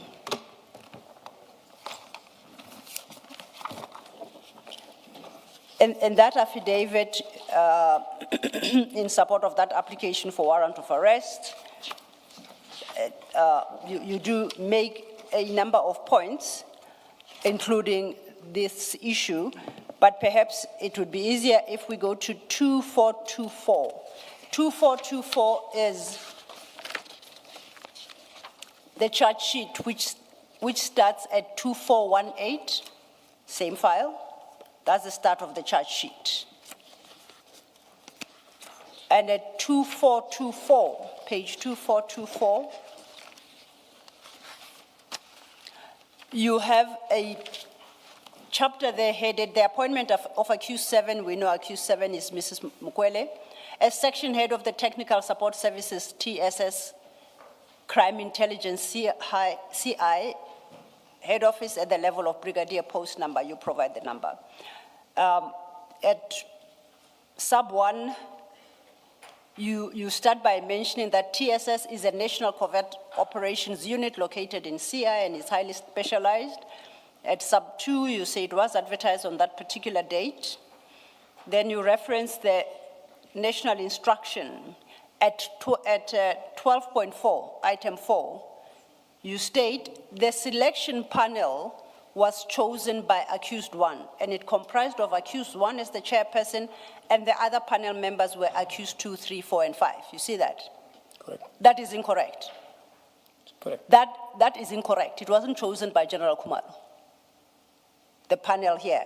You are suggesting that the panel that interviewed these candidates was chosen by General Khumalo. We have just established that it was recommended, perhaps by General Khumalo, for approval by the higher authorities, and was approved. So that statement there is misleading. Will you accept that? In my 12.4, the panel was chosen by accused one. It was chosen by accused one. Okay. Meaning that comes from the recommendation part of it. Yes. You just omitted. That was chosen by General Khumalo, but it still has to be approved by head office, which is the prescripts, as Commissioner Molloy explained. The panel was chosen by him at that level. Okay. But do you accept that it's misleading to have put it that way? Because a reader of that paragraph understands only that General Khumalo constituted this panel and he presided over it. That's a misleading statement, because if you had intended to be fully transparent about it, you would have said it was recommended and it was approved by his superiors. You didn't. It's a misleading statement. Do you accept that? Noted, Commissioner. And just to confirm, nowhere in this charge sheet do you speak of that panel being approved. That somehow is omitted in this charge sheet. Can you Oversight, perhaps, or whatever. I just want to establish as a fact that it is not there. The approval is not referenced here in the charge sheet at all. The approval is not referenced here. Okay. Then we go to 12.5. Accused 5 was not based in the CI environment, and accused 5, for the record, is Gabela. You say it was not based in CI environment, and at that time, there were at least 6 other major generals based within CI, in parentheses, provincial heads CI, which included Major General Khan, who was based at the CI head office. That's what you state. Yes. Now, I referred you to this part of the charge sheet, which you drew up, presumably, or at least you approved, so you present to court. You present this charge sheet to court in the terms that it states. It's under your affidavit. Just want to correct you. Yes. You said, I drew up the charge sheet. Yeah, it's assumption on my part. Those are the prosecutors are responsible for drawing up the charge sheet. You presented it to court in arguing for the issue of a warrant. So you made... Sorry, I apologize. It's semantics, because you give the prosecutors this fact. Where would the prosecutor get 12.4 and 12.5? Where would the prosecutor get these facts that are put in 12.4 and 12.5 of the charge sheet? That's correct, Commissioner. They would come from you. I hear you. Yes. But the word is, I drew up the charge sheet. So we're correcting that. Colonel, it's semantics. You give him the facts, he draws it up. It's like me when I say to my PA, type this for me, and they type. They don't know the facts, they type. So here he draws it up because you gave him these facts. He did not make them up. They don't come from him. They come from you as the IO. Noted, Commissioner.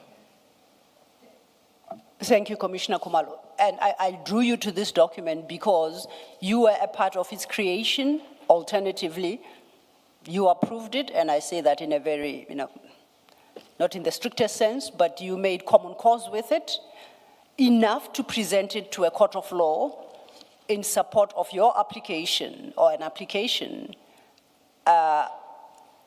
based on an affidavit you deposed to for the issue of the warrants. So you have to accept responsibility for this, whether in its creation or presenting to court to argue for the issue of the warrants. There can't be a challenge. It's your affidavit. It's your annexure. Can you accept that? Noted, Counsel.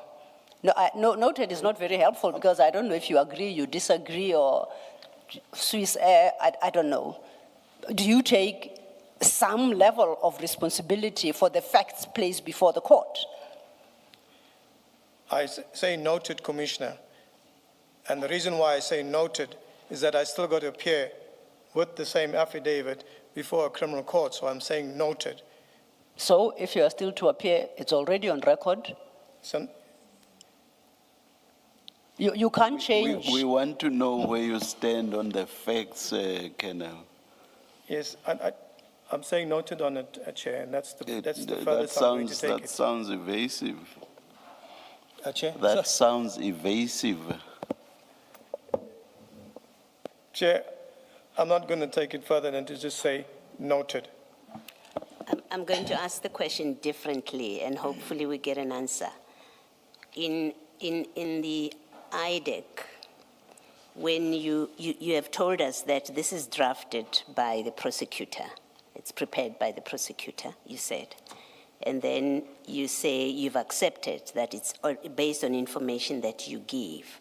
In your internal processes, what happens? How does this get approved? Does it go through, does the chief investigating officer get a look at the charge sheet before it goes out? Does the head of institution, Advocate Johnson, do they look at this before it goes out? Yes, the prosecutors draft the charge sheet. Mm-hmm. The charge sheet is presented to the deputy, and from there it goes to the head of office and the management from that process. Okay. As I explained to you. Thank you. All right, thank you. You remember we took this circuitous route to try and assist you in answering a question Commissioner Baloyi had put to you. And the question was, what business does IDAC have in approaching a court on the basis that, as in this instant, crime intelligence constituted a panel one way or the other and did not include a specific person? That was the question. And to show to you that that is actually the issue that was put before court. So perhaps you may answer Commissioner Baloyi. On the charge sheet with regards to Kumalo appointed the panel. Why was it IDAC's business, the fact that General Khan was not part, for instance, of that panel? It's not part of the business, or IDAC. Why was it IDAC's business? It's an investigation where we are saying business, the business part of it is something else. The Kumalo chose the panel, and we bring it to attention as we're showing a part that he played in the initial process, if I can explain it better that way, with regards to the remaining steps of the eventual appointment of Mukwele. I'm not saying there's no way here that I say he approved the panel. He chose the panel. So that's one of the starting steps of it. Although the panels, when they get approved, not by him, it gets approved by national. But the starting point is that he chose the panel. So that's just one part of the remaining, irregularities, or whatever you want to call it, to the bigger picture which flows from there. So you insist that it's an irregularity?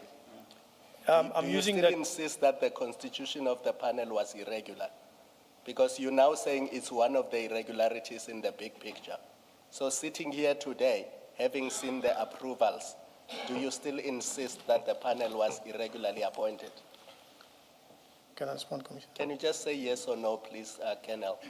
It will save us a lot of time, and I know you are stressed. You said you've been here for the whole week now.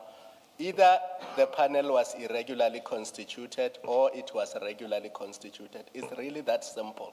So to keep going back and say he chose it, he recommended it, somebody else approved it, those facts are already in. We have those facts already. Knowing all those facts, do you still insist that the panel was irregularly constituted, yes or no?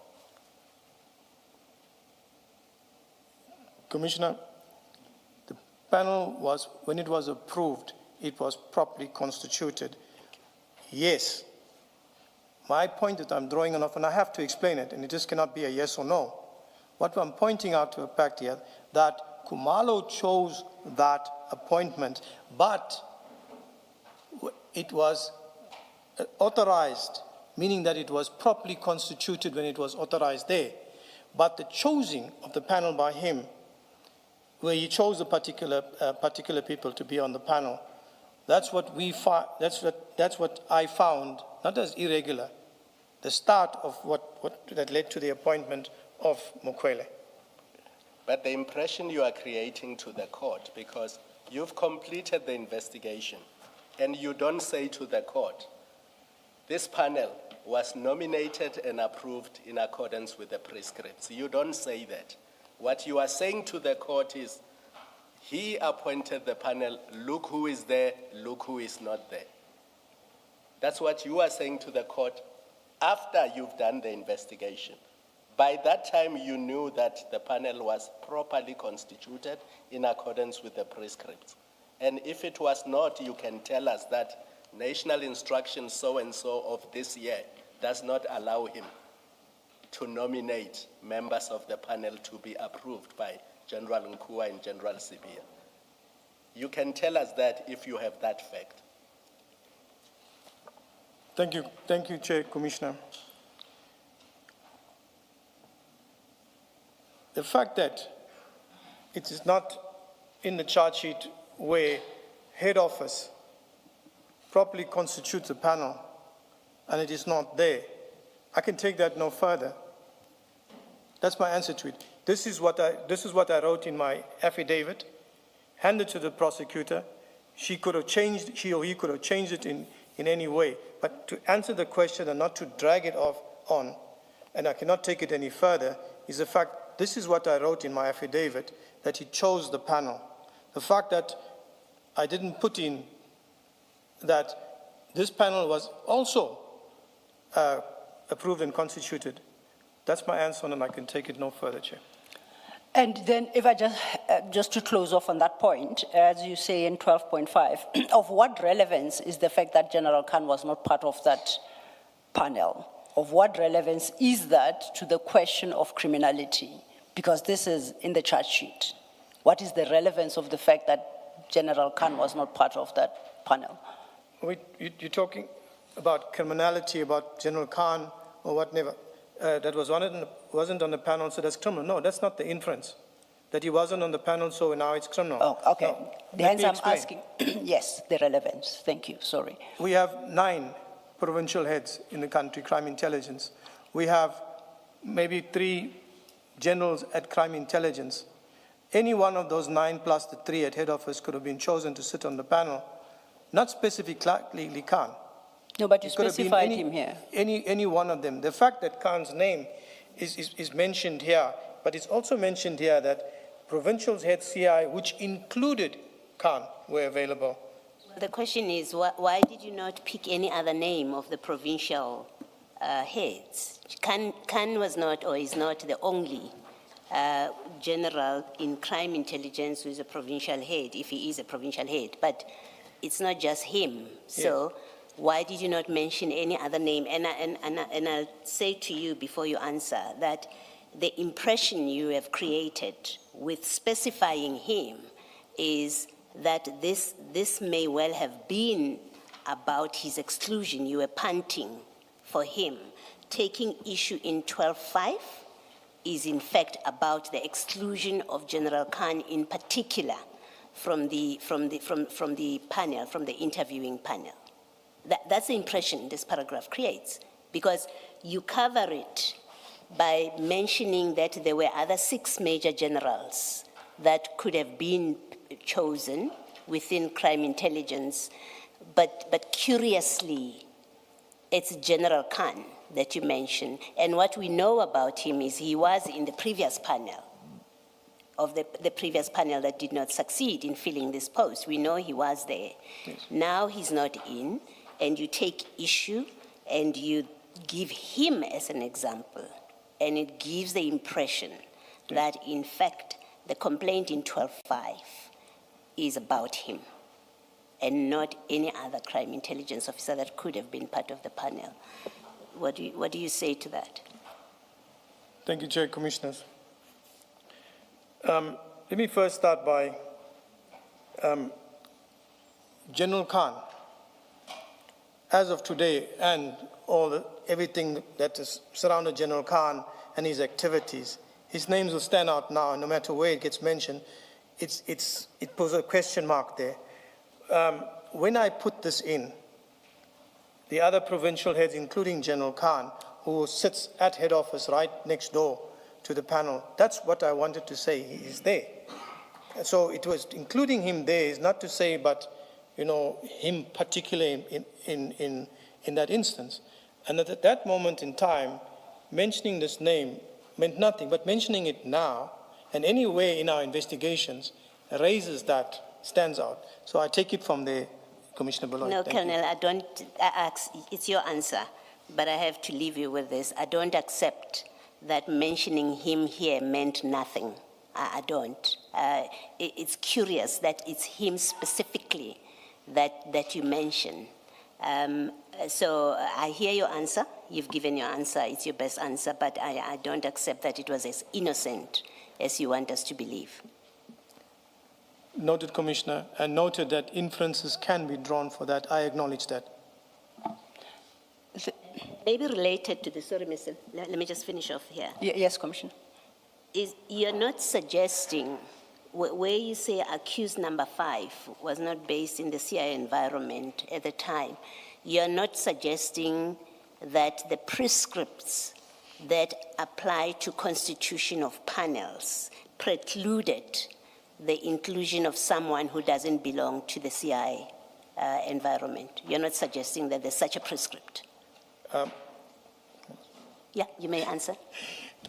Thank you, Chair, Commissioner Baloy. There's no prescript on that. Anybody can sit in the panel. The reason why it's drawn out, I mentioned it and drawn it out, the particular post is a covert post, meaning that it's a sensitive post in a place that not really much people know about it, and the activities are also covert. So that's why it's brought in. But there's no prescript to say, you can't be on the panel, you can't be on the panel. There's no. You choose your panel, and that's it. It's approved by head office, and you carry on. You've answered me, thank you. Thank you. And General, just to be clear, sorry, Mr. Law, it's not for IDAC to determine the job requirements for the post. The job requirements for the post are as advertised and as approved by SAPS. When we get to the job requirements, you will see that the things you are saying are not there. The requirement is quite clear. This is about mechanical and electronical, and you need a B degree of 3 years, including law. My point to you yesterday that even I could apply, because the requirements of the job say you need a 3-year degree, which could be law or a B.Tech or whatever.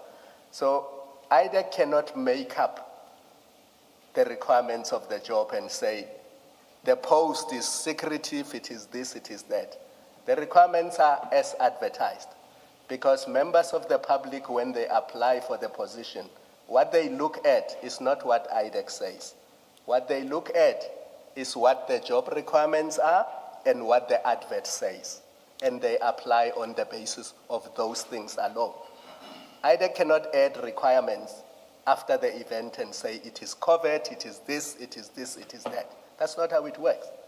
When you advertise a position to the public, you are bound by that advert and the job requirements.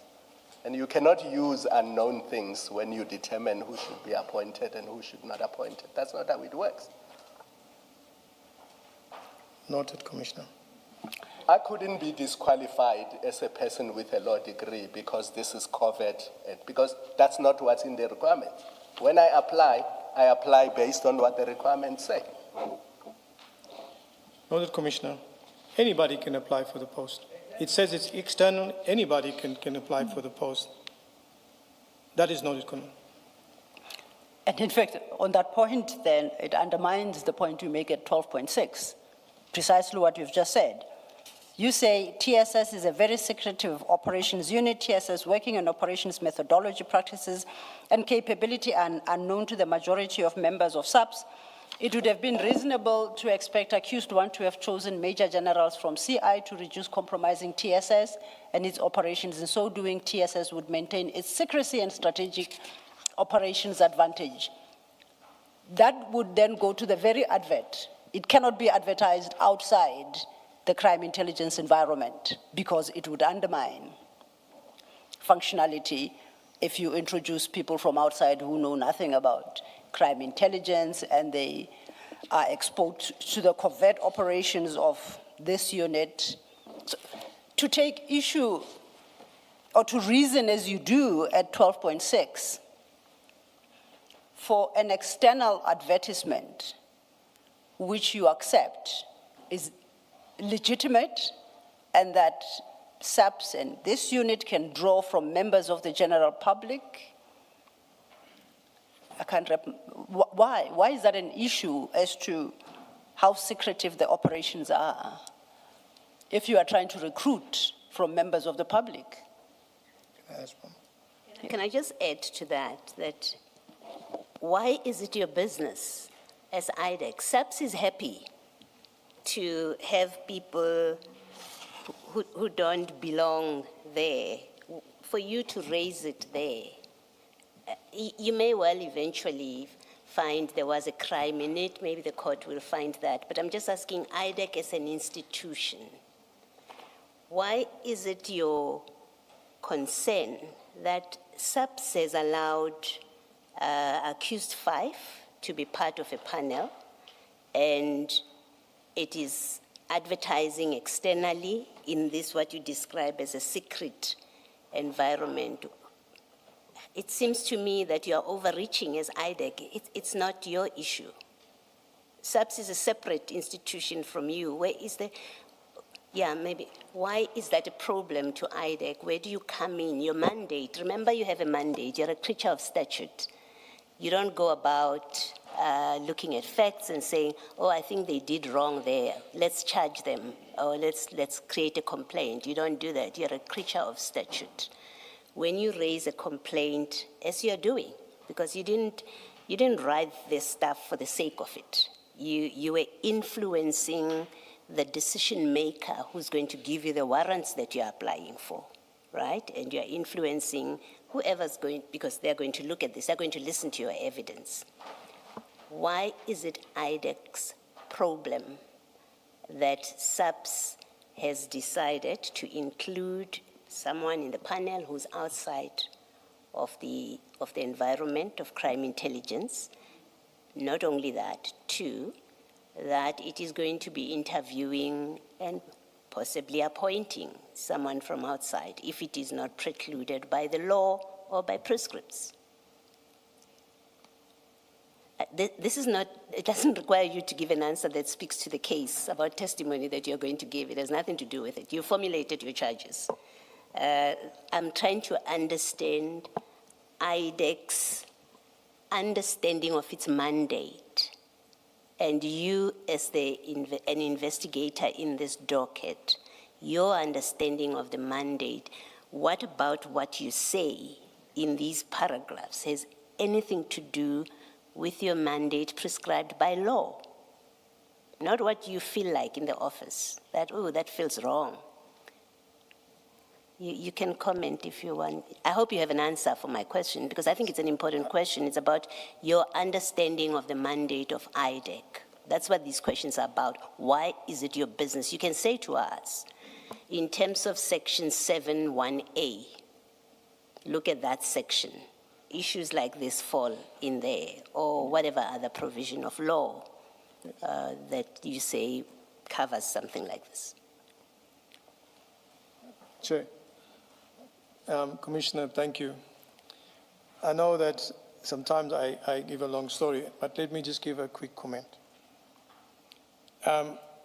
We say that SAPS chose a panel, approved a panel, advertised it externally. When we look at SAPS today, and the number of senior managers, allow me to comment on this. When you look at the state of the national head office and the serious corruption with national commissioners and deputy national commissioners and senior officers being arrested for corruption, then we have to ask ourselves the question is, what is it IDAC's business to go into a space like that? Has the national commissioner been arrested for corruption? Has the National Commissioner been arrested for corruption? The National I Commission, think, I think you included him when you stated who has been arrested for what. when I, sorry, sir. Has he been arrested for corruption? The National Commissioner has been arrested for contraventions of the PMFA. Is that That is corrupt? linked. Is that of necessity corruption? That does not amount to corruption at this stage, sir. But you lumped his name with corruption charges. Can I correct myself, sir? Please. What I meant, and let's go with the arrest. The arrest of senior and national commissioner, deputy national commissioners, and the current situation at SAPS as it stands. And the same with crime intelligence currently and previously. Then when you ask, is it what business of its IDAC in terms of their mandate? So the only way I can put it this way, if it's not IDAC's business and I'm investigating and it comes to my attention and I have the evidence, I will go into that space if it flows through from my investigations. Yes, there is a Section 7, there is a Section 28 that regulates us in terms of where we can go and whatever. But during the course of my investigations, if these things come, during the course where I picked it up, I will continue to investigate it. As a law enforcement officer, I cannot ignore it. But what I'm pointing out, and I'll cut it off now, is that SAPS at the current moment, when you look at approving of a panel, approving of many other documents that I've seen and had insight into, when you look at that, I don't trust the documents that they signed. In this particular case that we have that we have now, there is a document during this process that was forged. So, Signed and Yes, approved by head yes. office, but the document was sent to forensics and it came back that it was forged. so Colonel, IDAC has arrogated to itself the power to be an overseer over SAPS. Is that what you are saying? No, sir. You are. That's what you are saying. You say there's everything wrong with the management, top management of SAPS. If I come across something, I will investigate it. I'm using something deliberately because my other question, before you said the last things you said, my other question was, if you come across what exactly? If you come across what you believe to be criminality, or which is what you say, I will investigate it. If you come across what? During the What appears to be criminality? Please, let's not lengthen it. If you come across what you consider to be criminality, Yes. you will investigate it. yes, That's exactly what Commissioner Baloyi has been engaging you on. Where's the criminality? And in fact, Commissioner Kumalo was there as well. Where is the criminality with regards to this panel? Where's the criminality? Especially regard being head to the fact that SAPS is happy with that list. So you are saying you cannot rely on SAPS because there's a lot wrong with SAPS top management. Therefore, you cannot rely on what they are happy with. Is that what you are telling us? Commissioner, Chair, Commissioner. And bear in mind, you are not able to say that panel was drawn or selected in accordance with prescript. You are not able to say that. So on what basis are you telling us what you are telling us? What I said initially, Chair, Commissioners, is that during the course of whatever investigation that I am busy working with, and they come and I come across corruption that is linked to what I'm busy with, I will investigate that. Let's stop there.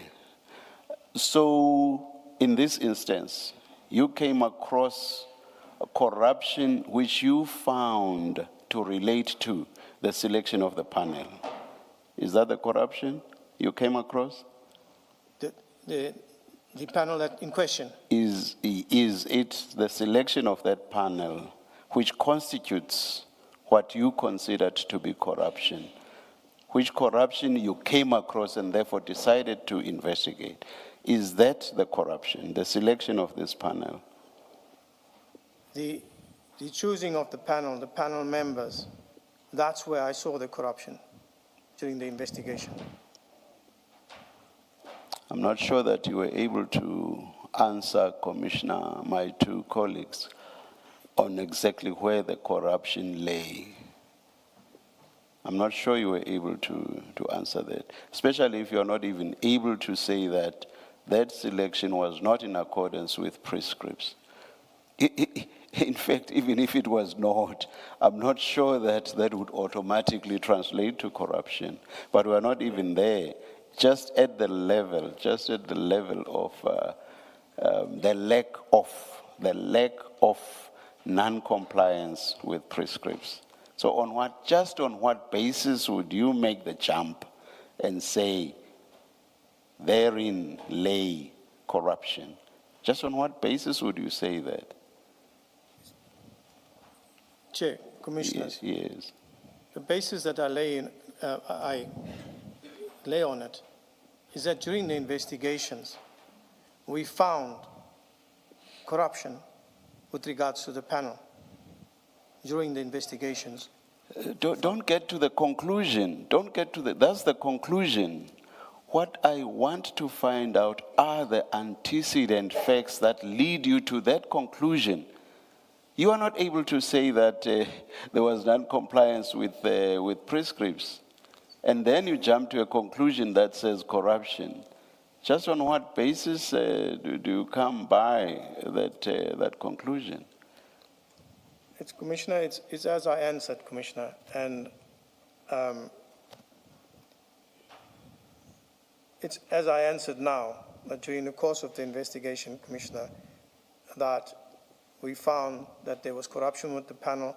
I'm not talking about... No. That's very illogical. That's very illogical reasoning, Colonel. So you start with a conclusion and then you work your way backwards. Don't you start with an investigation? Of course, that being an investigation, that's authorized in terms of the law, sections 27 and 28. Yes, but... So you start with establishing facts, and those facts lead you to the conclusion, and not the other way around. You repeatedly start with a conclusion. That cannot be, surely. Do you agree? Commissioner, maybe it's the way I'm explaining it. I've asked you several times, surely you would have understood by now and you would have come up with a better explanation than repeating yourself. Yes, Commissioner. I don't want to say like a broken record. I understand, Commissioner, and I'm at pains, to explain it. Like you say, I'm coming at the conclusion of it. What I'm saying is, conducted an investigation that during the course of the investigation, this is what we found amongst whatever else. It's not that we found now the panel is corrupt. I don't know if I'm understanding you correctly, because you have asked me many times, and it seems like it's drawn out. But I'm trying to answer it in the best way I can. It must be drawn out if I don't understand you, and especially if you keep repeating a conclusion without telling us the factual basis for getting to that conclusion. It must be long drawn out. You want me to end it here now? No, Commissioner. If you want me to go into the specifics on each panel member and how I came to that conclusion, if that is what Commissioner is looking for, then I would not want you to go there, because you have not specified, at least as I understand this, you have not specified anything that relates to each one of the individuals on the panel with regard their membership of the panel. I'm not aware that you've stated that, so I would not allow you to get there. I'm still at the loss. I'm sorry? I'm still at the loss, Commissioner. Okay, I know. I will, maybe maybe you will understand me now. I'll go back to an earlier question I asked you, and I'm not sure that you answered it. And it was this. You say there's a lot wrong with the senior management of SAPS, starting from the National Commissioner, a substantial number of whom have been arrested for whatever offenses. And you then basically say, therefore, you do not trust senior management. And you say this in the context of the selection of the panel. And my question was, so does IDAC then arrogate to itself the power to oversee SAPS? No. That's exactly what you are doing. Why can you say no? Why can you possibly say no? On the explanation you gave in response to Commissioner Baloyi's last question, that's exactly what you said, or rather the impression you created. Noted, Commissioner. Explain SAPS yourself. You can't just say no without explaining yourself. Explain yourself then. Commissioner. Bearing in mind that this question comes from your response to Commissioner Baloyi's last question. Yes, Commissioner. Yes. SAPS, IDAC does not oversee SAPS. And if I came across that way, Commissioner, then I will apologize for that. SAPS, IDAC does not oversee SAPS. What point then did you seek to make when you said there's a lot wrong with the senior management of SAPS, and basically saying, and because of that, we then decided to investigate? What point did you seek to make? Why did you peg the decision to investigate on the fact that there's a lot wrong with the senior management of SAPS? Can I respond, Commissioner? Yes, please. When I mentioned that, a lot wrong, I wasn't talking to the panel itself. I used that as a general statement that this is the situation. And now when we come to the panel, that the panel has been properly constituted, what I'm saying to you is this, is that when the panel that was chosen, and I'm sticking on there, not on the approval, there were issues with that I picked up during the course of the investigation that pointed to corruption. I have serious difficulties with this about something pointing to corruption, but I will leave it there. Thank you, Chair. Thank you, Chair. You had completed your answer. I'm not interrupting you, Mayor. Excuse me. I'm saying you had completed your answer to the Chair. I'm not interrupting you. No. You can Okay. proceed. I just want us to go back to 12.5, just to clarify something. We're page 2424, still staying with that chart sheet, where you reference General Khan. You do so in the context of, you say, at least 6 other major generals based within CI, provincial heads CI, in parentheses.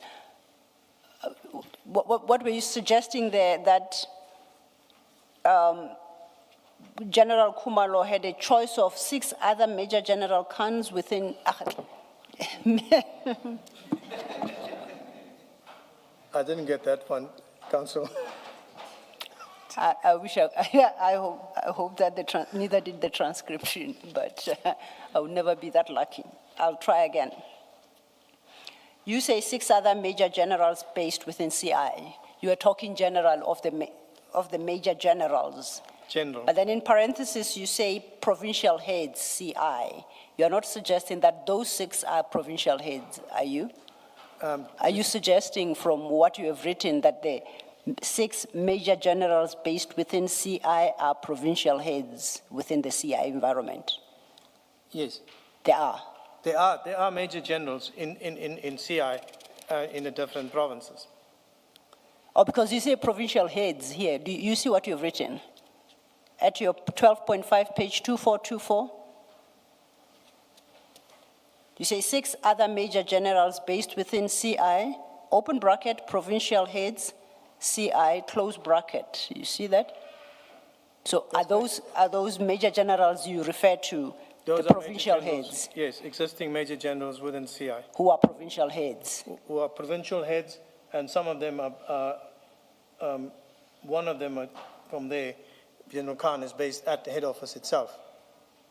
Oh, so you're not suggesting that Major General Khan is a provincial head? I shouldn't read it No, that way. he's Okay. not he's at national head office. He's one of the generals at national head office. Okay. So then if your issue was that a better choice would have been provincial heads, of which General Khan is not, then why mention him specifically? Why mention him specifically if he's not a provincial head? And your argument is a better choice would have been from among the 6 provincial heads. If you look at what is said there, it's Yes. provincial heads, Yes. including General Khan, who's at head office. So we're talking about provincial heads, including General Khan, who's at head office. Okay. So that's the context in what, not particularly putting the name there. Okay. He's at head office. There was no intent with that. So your better selection would have been from amongst the provincial heads, and if you really, as Kumalo, can't choose from those, at least choose General Khan from head office. That's Okay. correct. Crime intelligence. Yes, crime intelligence head office. Yes. Yes. Okay. You are aware that this advertisement attracted significant responses. There were 72 applications in total. You don't have an issue with that? No, I don't have an issue with that. Okay. Perhaps just to satisfy you, I won't be flighting this one because it's got a whole lot of personal details of applicants. CJC 370.15, these are at 403, the minutes of the panel meeting or the panel interview exercise. And we'll just run quickly through it. CJC 370, I said, 370.16. Yep. At page 404. Those are the minutes. And I look at those minutes at 405.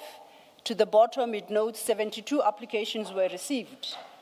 Then it immediately starts with a batch that says the following applications were disqualified, rejected for the reasons stated below. Others are incorrect application formats for a myriad of reasons. At 406, there's another cohort now, second table at 406. The following applications were not long listed by the panel due to no relevant limited experience in the field of the post. And then there's a list of them. At 407, midway the page, it says the following candidates were long listed based on qualifications, managerial, and relevant experience in the field of the post. So the number has sort of whittled down now. At 408, at the top, it notes, after deliberations, 7 candidates were shortlisted by the panel, and then it lists them. I think 7 there is a typo, because we know from facts that 5 were shortlisted. Do you accept that? Accepted. So we can accept that at least at first blush, it would appear to have been a rigorous process. It starts by disqualifying immediately those who don't comply. It excludes those, some are long listed and some are not long listed. Then it whittles down from the long listed to create the eventual short list of 5. You see, that's yes, what the document suggests. Short list. Would you have a challenge with that process insofar as legality is concerned or validity? Would you have an issue?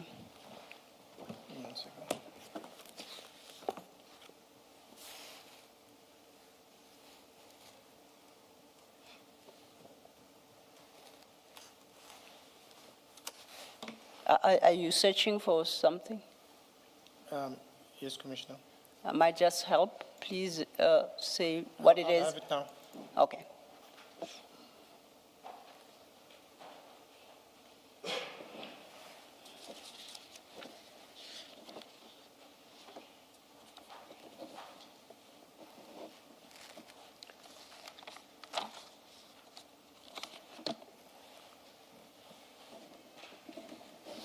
You can proceed.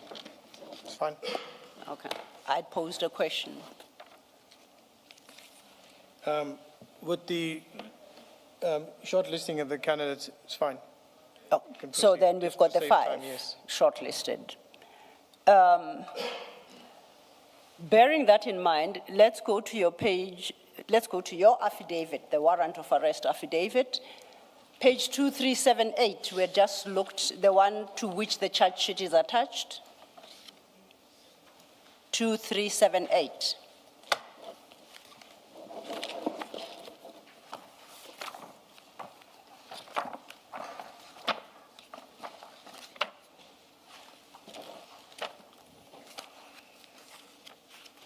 At paragraph 8.8.1 at 2378, you mentioned that the panel, Kumalo Madondo Lushabali Laka Laka and Gabela shortlisted 5 candidates, 2 who were from TSS and 3 from outside SAPS.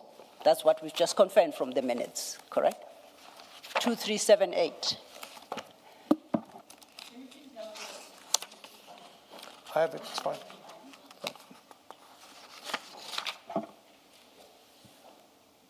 Have you located 2378?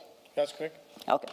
Now, I just read from paragraph 8.8.1, which states Kumalo Madondo Lushabale Lakalaka and Gabela shortlisted 5 candidates. That's the panel shortlisting 5 candidates, 2 who were from within TSS and 3 from outside the SAPS. And the minute confirms as such, okay? The minute that we've just looked at Yes. confirms as such. At 8.8.2, you say, acting in concert, they certified and made representations about some of candidates and misrepresented that all candidates meet the requirements of the advertisement of the post. My simple question is, what in the docket points to this misrepresentation? If you could just tell us, look to that document, you will see the misrepresentation that all 5 candidates met the requirements of the post. Because the misrepresentation would suggest that when objectively viewed, they did not. Not all 5 met the requirements. I'm not seeking to have you justify what you set out in 8.8.2. I'm interested in what points, in the docket, what points 1 to that misrepresentation? Where does that misrepresentation lie in the docket? I'll come to it now. Yes.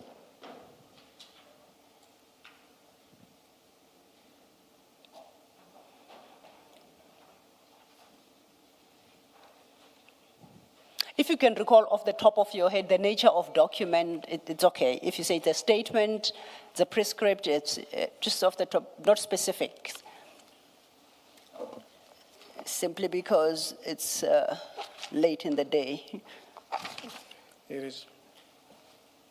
And it's a voluminous docket, so it takes time to work through it. I'll do my best.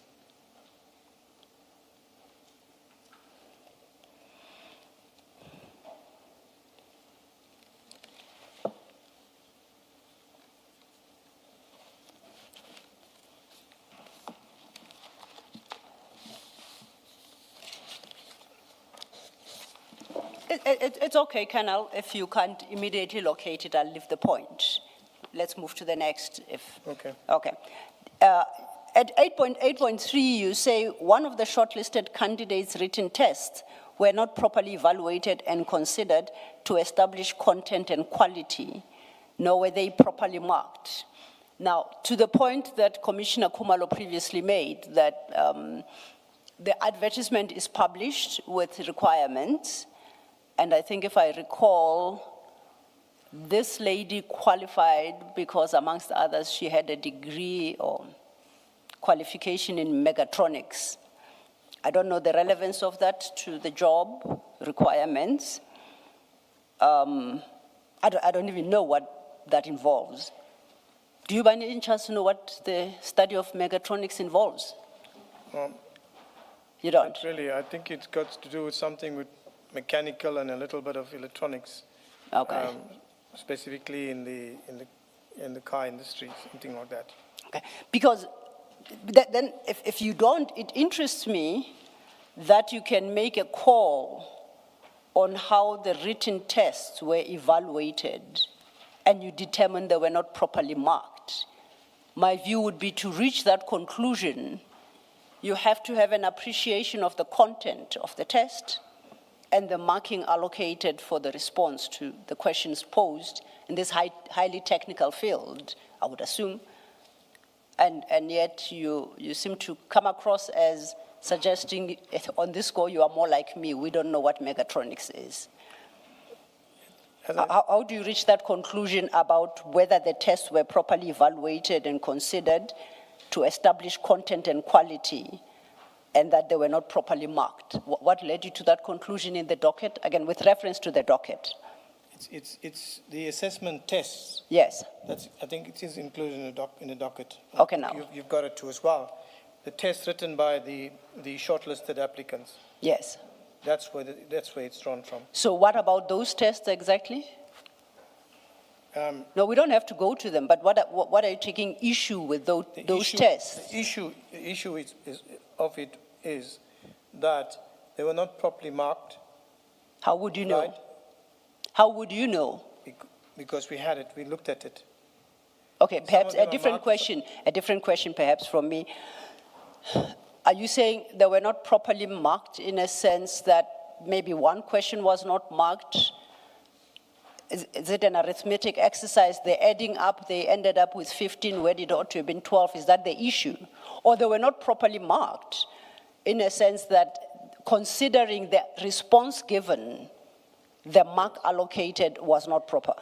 The marks allocated, and when you look at the written test, when you look at Mokwele's one in comparison with Bapela and Van Vuren, who are in the post, who have been there for a very long time, writing those written assessments and what they've written there. And when you look at Mokwele, who does not have any police background or anything of that sort, but the question is given to her where she draws a police document with how you would address it as normal, structure it out. She's a civilian, does not know about how the police letterhead goes. And that was the one thing that we looked at. But the marks allocated there, and the final marks that were allocated in the end of the day, and in comparison with the candidates, the knowledge, the experience, and that from the specific environment, we start with Bapela. The final mark of Bapela was 40%. Bapela has been there for a considerable amount of time, acted in the post, and up until recently, this post that Mokwele is, he was acting in the post. So immediately after Mokwele was moved laterally, Bapela was appointed to act in that post until further notice. Here's a person that has failed the interview, 40%. Then you have Van Vuren, who's been in that environment for many years, traveled overseas, given lectures. He knows the whole setup, a technical support unit, inside out. He got 49%. So just by looking at the allocation of the marks, it brought about questions. This thing has been manipulated. Okay. Advocate Silo, maybe you'll come back to it Yes. later and I will leave it because I don't want to break the flow of your questions. Yes, Commissioner. The earlier question where you asked the Colonel Does he know what mechatronics is? Does he know the core functions of the job? And I understood his answer to be no. Does it not help to just look at the job description and the requirements? Yes, Commissioner, please go ahead. Can we go to file 2 on page 178, please? File 2. File 2 on page 178.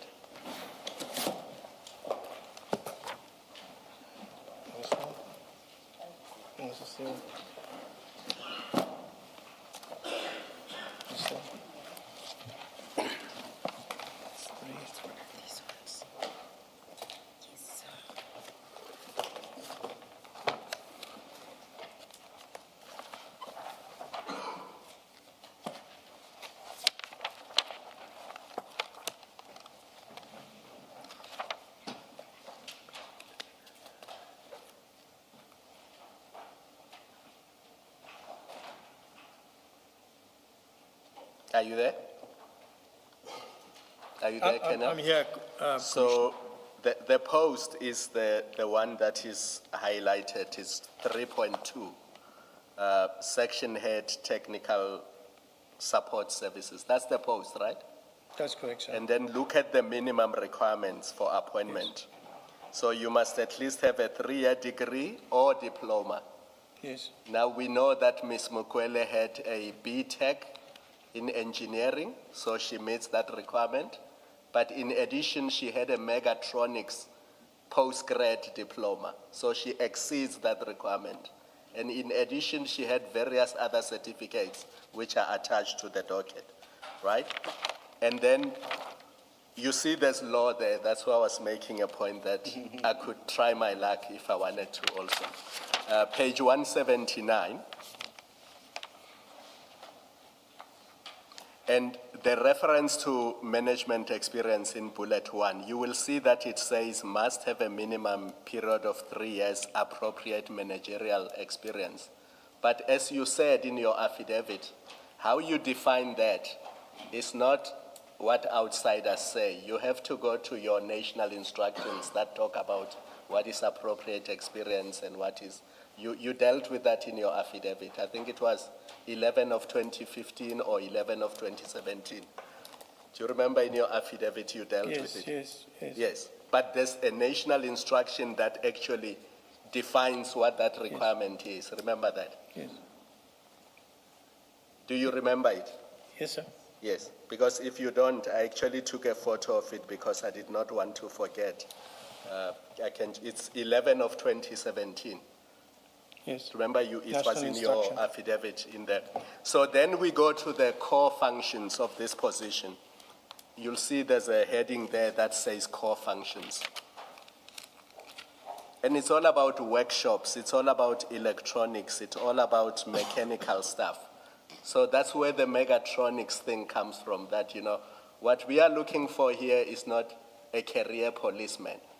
What we are looking for is a person who knows those things and understands those things. The management of effective functioning of electrical workshop services, management of radio communication workshop services, management of effective functioning of mechanical workshop services, manage, utilize human financial information resources in the immediate. Those are the core functions. Yes, sir. Not you are a career policeman, you know what the letterhead of SAPS says, you know what this says, you have been there for 50 years and outsider cannot know this better than you. The core functions are mechatronics, according to this advert. Can I respond, sir? Yes. Thank you. Yes, electrical, mechanical, but we're going into, it's not electrical, mechanical in any other different environment.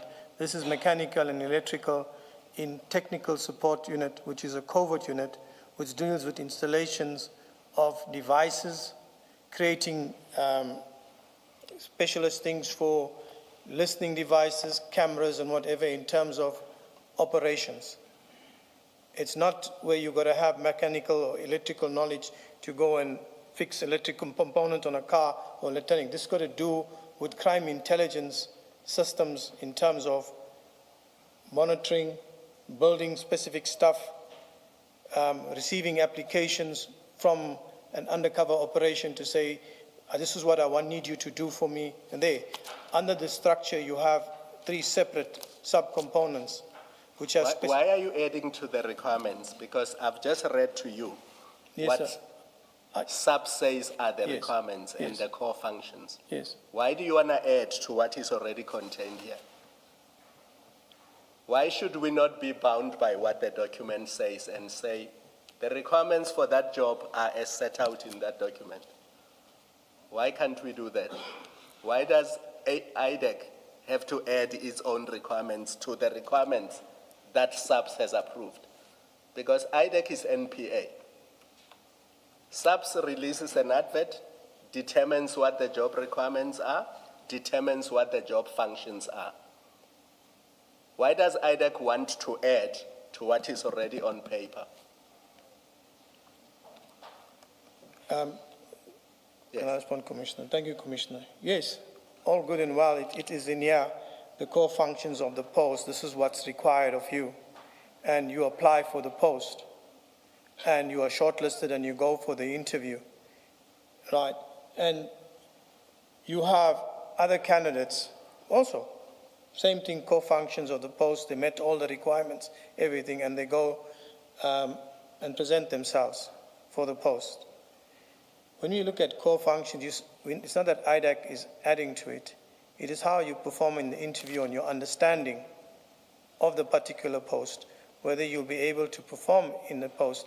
Yes, the requirements there, you've met all of them, you're now shortlisted for the post. Now let's talk about the post when you appear before an interview. You can have the qualifications, you can have, as you say, in the core functions of the post, all the things that they require. That's why they cannot she applied. It's an external advert, but only crime intelligence can answer that. Why did they advertise it externally? But nonetheless, according to, as you say, it's National Instructions 2017, these are the requirements in terms of the core functions and what are the qualifications that you have. So that is taken and accepted. So it's not IDAC that is putting in everything here, but you also got to have this and also got to have that. You are now met the requirements, you appear before a panel. And now in that panel, you are being assessed. And there are people in that panel that are also being assessed with yourself. And when you look at the end result of 2 experts in the field failing that interview and a person that's coming from outside, it's not about police experience, person from coming outside the technical crime intelligence field. When you look at crime intelligence, it's not just an ordinary policing thing, it's crime intelligence, it's a specialized post, it's a specialized field. Because on your logic, this advert that says a lawyer with a law degree must apply, on this logic, that lawyer should not have been appointed because he would not have the experience that internal crime intelligence people have. So on your logic, the internal crime intelligence people would have been appointed and should have been appointed because there is no way a lawyer who applies according to the invitation could get higher scores than them and could be appointed. It looks glaringly abnormal, sir, and I stand by that. No, it may look abnormal. We are back to that question. What is IDAC's business and mandate to want to prescribe an advert to SAPS? Because that's what you're doing with what you've just said now. You say, well, this looks abnormal. It should not have included policing, public administration management law. It should not, criminology. It should not have included any of those. The question is, but what in your mandate authorizes you to make that kind of pronouncement and flag it as a problem? The more you explain yourself, Colonel, the more all of this sounds like meddling in an HR matter. Please respond to Commissioner Baloyi. And meddling in an HR matter of another institution over which you have no statutory authority to comment on. You have no authority to comment on SAPS's advert for this position. You don't. It's not your place to say, yes, they should not have included management and law and public administration. It's not your place to say they should not have advertised outside. So you should not be, as sitting there, you should never be saying, oh, it's an abnormality. Because when you do that, it means you know the normal. And the normal that you say should have been in this advert. And then it brings us directly to, but it's none of your business as IDAC to comment on what they've put in their advert as a requirement, what they've put in as core functions, what they've advertised internally or externally. It's not in your mandate to do that. So please tell us, on what authority do you get to offer any opinion on this advert to say, yeah, it's abnormal, they should not have had law? What authority in the statute that governs you? Because remember, you're a creature of statute. You don't get to create powers as you don't have inherent powers. So you always have to default to your statute and say, well, in terms of our statute, we are entitled to evaluate an advert like this and say they should not have had, they should not have opened it to a lawyer, and say they should not have advertised it outside. You must go to your act. Anything else that you say is overreaching if it's not founded in the act. You may comment. Thank you, Chair. Thank you, Commissioner. I take note that the comment that it should have not been advertised outside. I mean, the SAPS advertised it outside. So it's their prerogative to advertise it outside. I take note of the requirements and the core functions, and that it is SAPS requirements what they required for the post. So I'm acknowledging that, and yes. And I'm not influencing the advertisement of the post in terms of why it was advertised externally. It is my saying that, look, it's advertised externally, internally. What we looked at here, Commissioner Chair, is the various things that came up. These are the small things that came up there, together with other factors that are there. Because with all these things that came up there, they're just parts of it. Then we went into the CV, we interviewed witnesses, obtained witness statements, and etc. That added to the evidence of this whole matter. I guess the point, Colonel, is these things like this, the point that I would like to make is these kind of things of who they required or who they opened the advert to is irrelevant for your purposes of the investigation. So it should not be one of your building blocks, because it's irrelevant to you that they have opened it up to those many people with qualifications.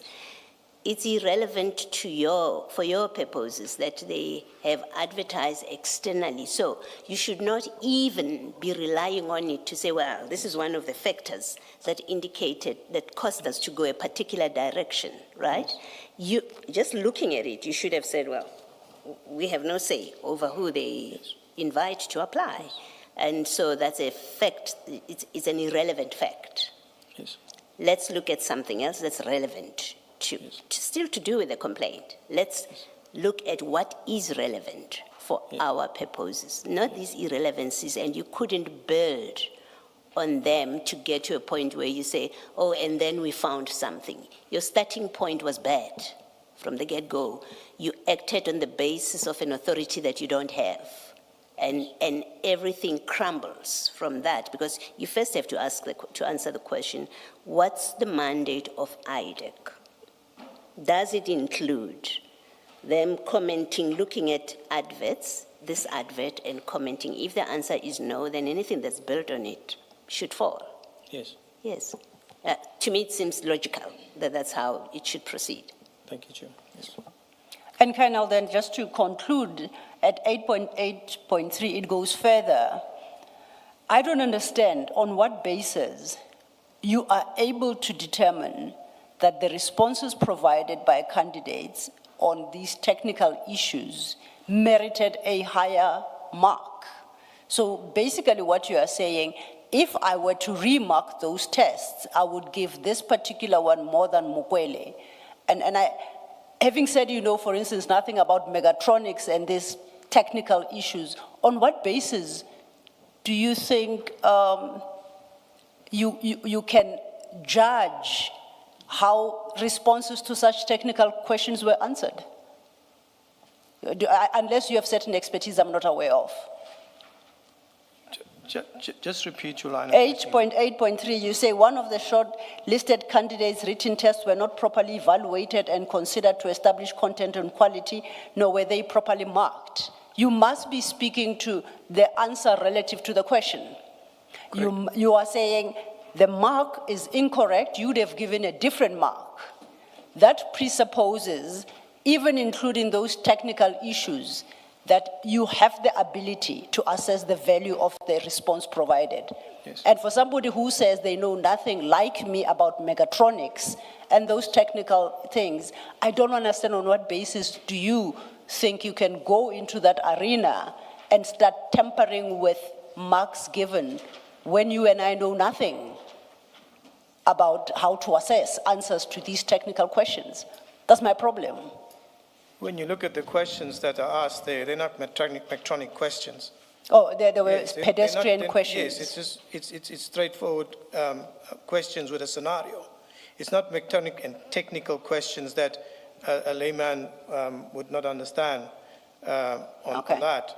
The qualification metronics is understood, but it's the assessment. Questions, responses to the questions, the answers that were given there. So you are suggesting in the test, they were tested on layman issues that you and I can assess? No. So it had nothing to do with the core functions and the advert and the requirements and the technical knowledge. They were not tested on that. They were tested on issues that you and I can express an opinion on. What I'm saying is there were no metronic questions regarding anything electronics. No, I'm saying they were pedestrian enough, so they were pedestrian enough for me and you who know nothing about that area to express a view on that this candidate ought to have gotten a 5-year, not 3. No, it's not a question of anybody that can come from anywhere and just answer those questions. Okay. At 8.8.7 is an interesting conclusion, point you highlight, and you say one of the competing candidates has been in TSS environment for more than 2 decades and has been a colonel for more than 20 when he applied for his post. Based on his skill, knowledge, and experience, it is unimaginable that a civilian with 0 TSS knowledge, skill, and experience could outshine such a candidate. Earlier, you had called the other 2 competing candidates against Mrs. Mukwele experts. I don't know in what, but the 2 were in that environment when the previous 2 attempts to recruit failed. The 2 were in that environment, including the 2023 intake, where your most trusted member of the panel, General Khan, sat. Where were these 2 that you think ought to have earned more than 49% at the time? During the 2 previous rounds? Yes. Shouldn't they have succeeded then already? During the 2 previous rounds, if I can recall, I think it was Van Vuren.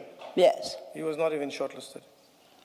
So, but in 2024, now it's an anomaly pointing to some level of corruption when he scores below 50.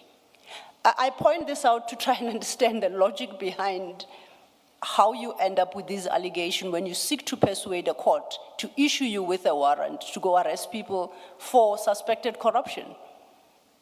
It comes together with all the other information that follows through after the 8.8.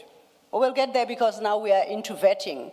Just as a last, you've collected, as you do, I guess, in the course of investigation, quite a number of statements from various persons.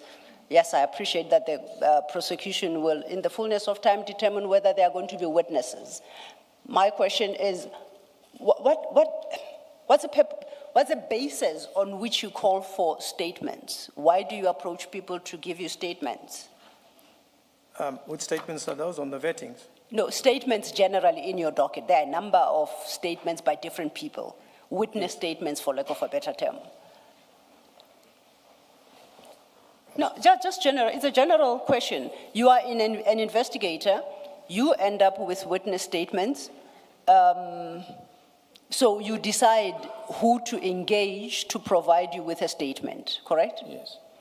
And I accept that whether or not they're eventually used in the subsequent trial is neither here nor there. That's a decision by the prosecutor. Yes. My question to you as an investigator, when you decide who to approach to provide a witness statement, what yardstick do you use? Why do you approach her and not me to give you a witness statement during your course of investigation?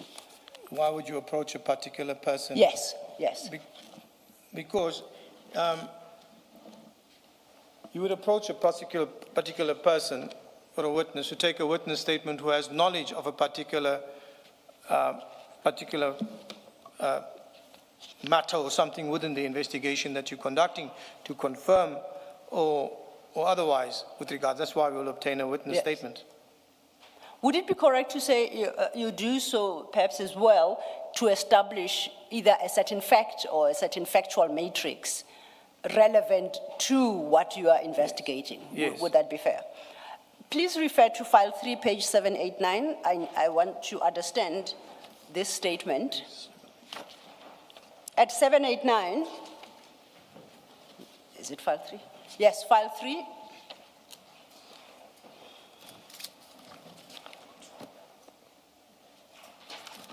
File 3.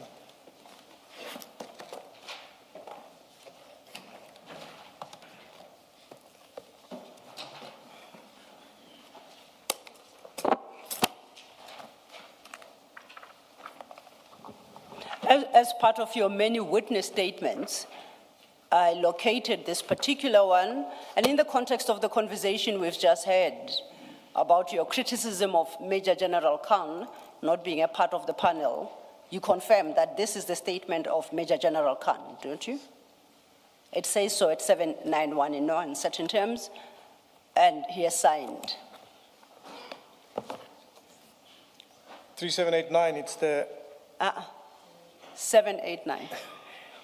You started with 3. apologies, it's that time of the day. I know. Sorry, Chair. 789. That's a, That is the affidavit of Major General Khan. when you approached him, what fact were you seeking to establish for purposes of your investigation? When he was approached, it was regarding a letter that was signed that he had his name on the top of it. I just want to see here. No, I just want to know the facts you were trying Yes. to have this witness speak to. Sorry? The facts of the matter that you wanted this particular witness to speak to when you approached them for a statement. What were you saying that they should give you a statement on? It's the statement on a letter that had his name on it that was found in one of the files. Okay. We needed confirmation of this letter because it had his name on it. That is in the same bundle. Yes, no, I see, it refers to it at 4. So it is that letter. Yes, So 793. you wanted him to confirm something about that letter. Yes. What about the letter? It's there in the docket. So, What about the letter? yes, what about the letter Okay. did you want him to speak to? We know the letter. Yeah. The letter is signed by Brigadier Ngube. It reflects under inquiries the name of General Khan and Brigadier Ngube under inquiries. It's there.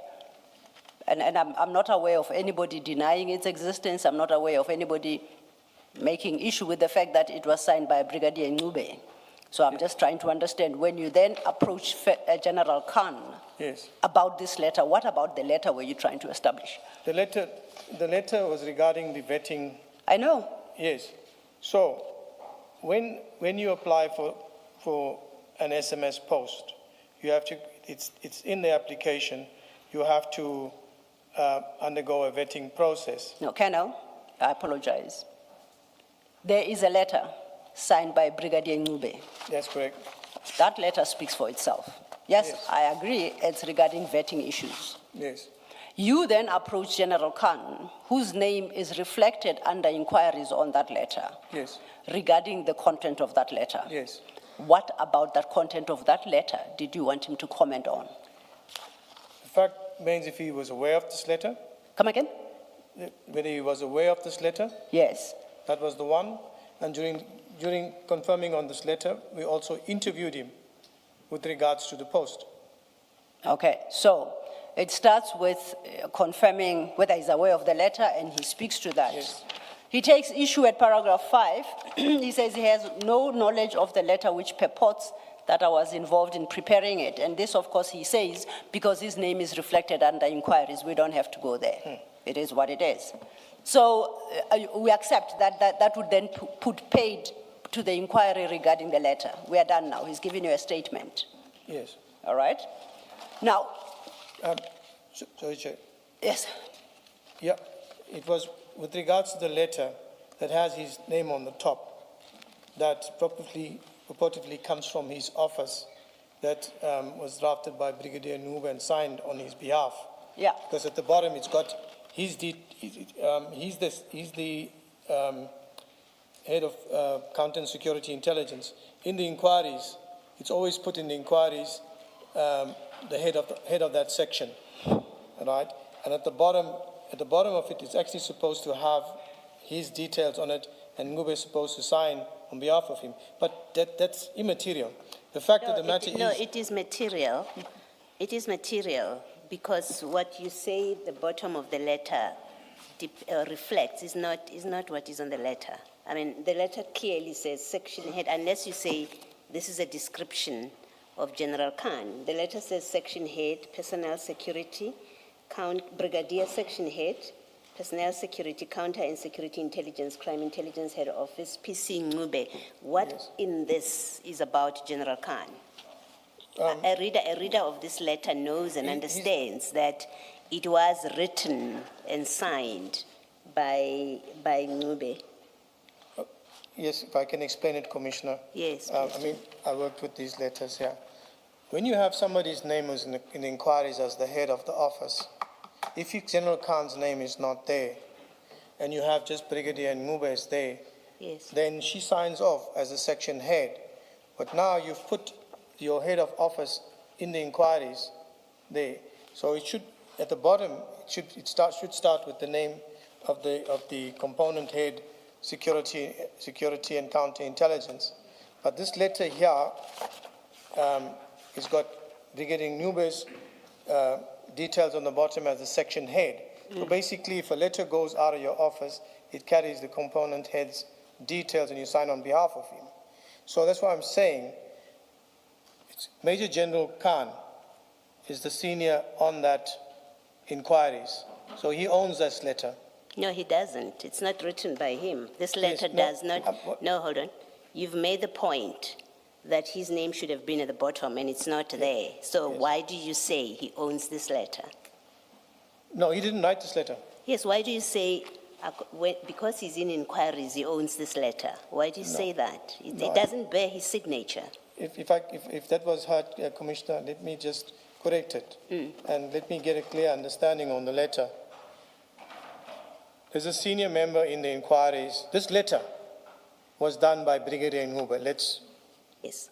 That. It doesn't represent any way that it was done by General Khan. This letter was not- Can we agree that? Yes. Yes. It was not done by General Khan. Yes. But it has his name as inquiries, right, on the front, which is a senior person, right? And so you have a senior person here, Major General Khan and Brigadier Ngube. So in report writing, the head of the office, you got his name there. So at the bottom, you should be signing it on behalf of him. That's according to what? What according to what prescript are you saying that General Khan's name should have appeared in this letter of confirmation. That's according to what? Of SAPS, not SAPS. what? It's SAPS. This is how we do it. Where do we find that? Commissioner, You would have to refer us to something that we can look up to see that you are correct before we can conclude that something is wrong with this letter. I will try and look for one of the other police documents that's in this file. I think maybe when General Nkua signed in some places, and then we can see. You may find Major General.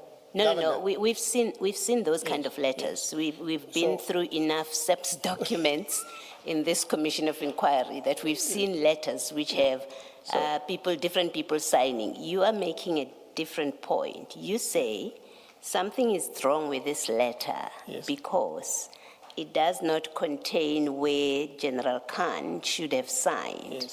And my question is simply, in terms of what is that required, where do I go to check and confirm that you are correct indeed when you say this letter should have indicated? I know Ms. Silo is having a different discussion with you, but in answering her, you've raised something. And so my question is, what instrument, whether national instruction, whether policy, whatever, what do I look at to see that what you're saying is wrong with this letter in that it doesn't contain General Khan's details? Where do I find that? Commissioner, I'm not too sure whereabouts you'll find it in the prescripts and but what I can say to you is because I've been there and how we write it in an official way. When you put my name in the front, if my name is not there, if you put my name on a document, I must be aware of it. That's the first part of it. The second part of it, it has Major General Khan and Brigadier Ngube on it. So what I'm saying is what I'm seeing that is wrong with this letter. And I'm saying, this is Brigadier Ngube, she did this letter, but you put General Khan's name here on the top, who's the senior officer that should have signed off at the bottom. That's what I'm saying.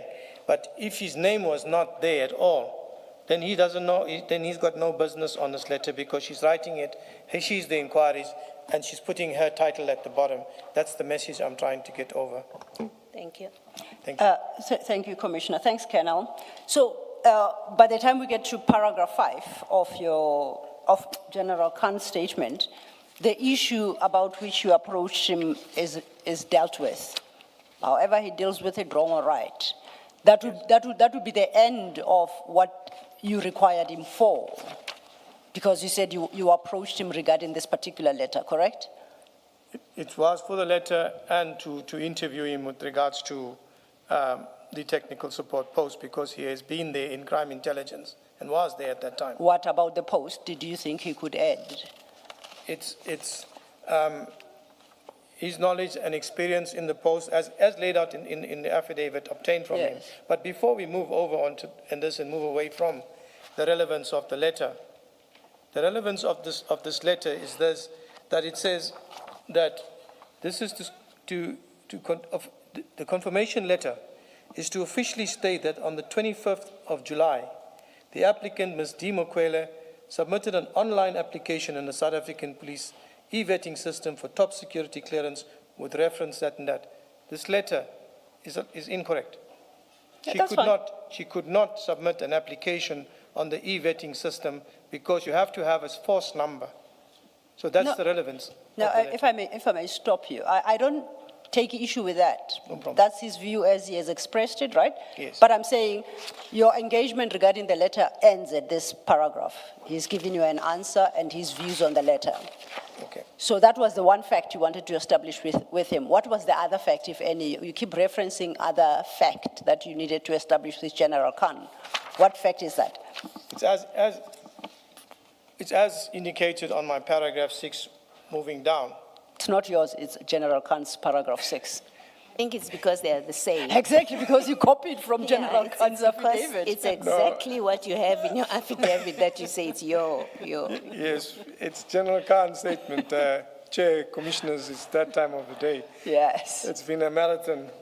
Okay, now this is the second half of the General Khan's affidavit. You confirm that from paragraph 6, he's now dealing with the issue you raised in your affidavit when you sought the arrest warrant, to the effect that this is a very critical covert crime intelligence at the second line of paragraph 6. He notes, I also cannot understand why Khumalo invited Major General Gabela to form part of this interviewing panel as I was available. Exactly. Of what relevance is that to your investigation? Excuse me. Of what relevance is that to your investigation? It's his affidavit, which he spoke about during the course of the interview. Say that again, please. It's his affidavit Yes. that I'm interested to find out what question had you posed to receive that answer from him? Or was he just, did he just volunteer the information? it was a flow. Okay. It came in the flow. All right. He's So talking- yes. we realize here his unhappiness over, about General Khumalo choosing Major General Gabela over him. He continues. Before you Yeah. continue, can I, because of the similarities, nearly word for word of this paragraph 6 and the next ones that Ms. Silo is going to be discussing with you, did you base your affidavit on General Khan's statement, this affidavit, where you make allegations about TSS being a very critical covert crime intelligence operational post? You've said exactly that. I also cannot understand why Khumalo invited Gabela and so on. I just want to know who of the two of you is the original source of that kind of complaint, because it's exactly the same that you've got. Did you take it from his affidavit into your affidavit, in which case it is his complaint about this, not yours, or did he copy your affidavit? Thank you, Chair, Commissioners. It's part of mine because I know the environment, I worked with it, I know the technical support unit post, and I'm acquainted with the environment. So it's part mine. So with regards to General Khan and his affidavit, it's a flow from his. It's not that it's like I did not know about it and then now he's telling me I'm getting to know it. I'm already know about it.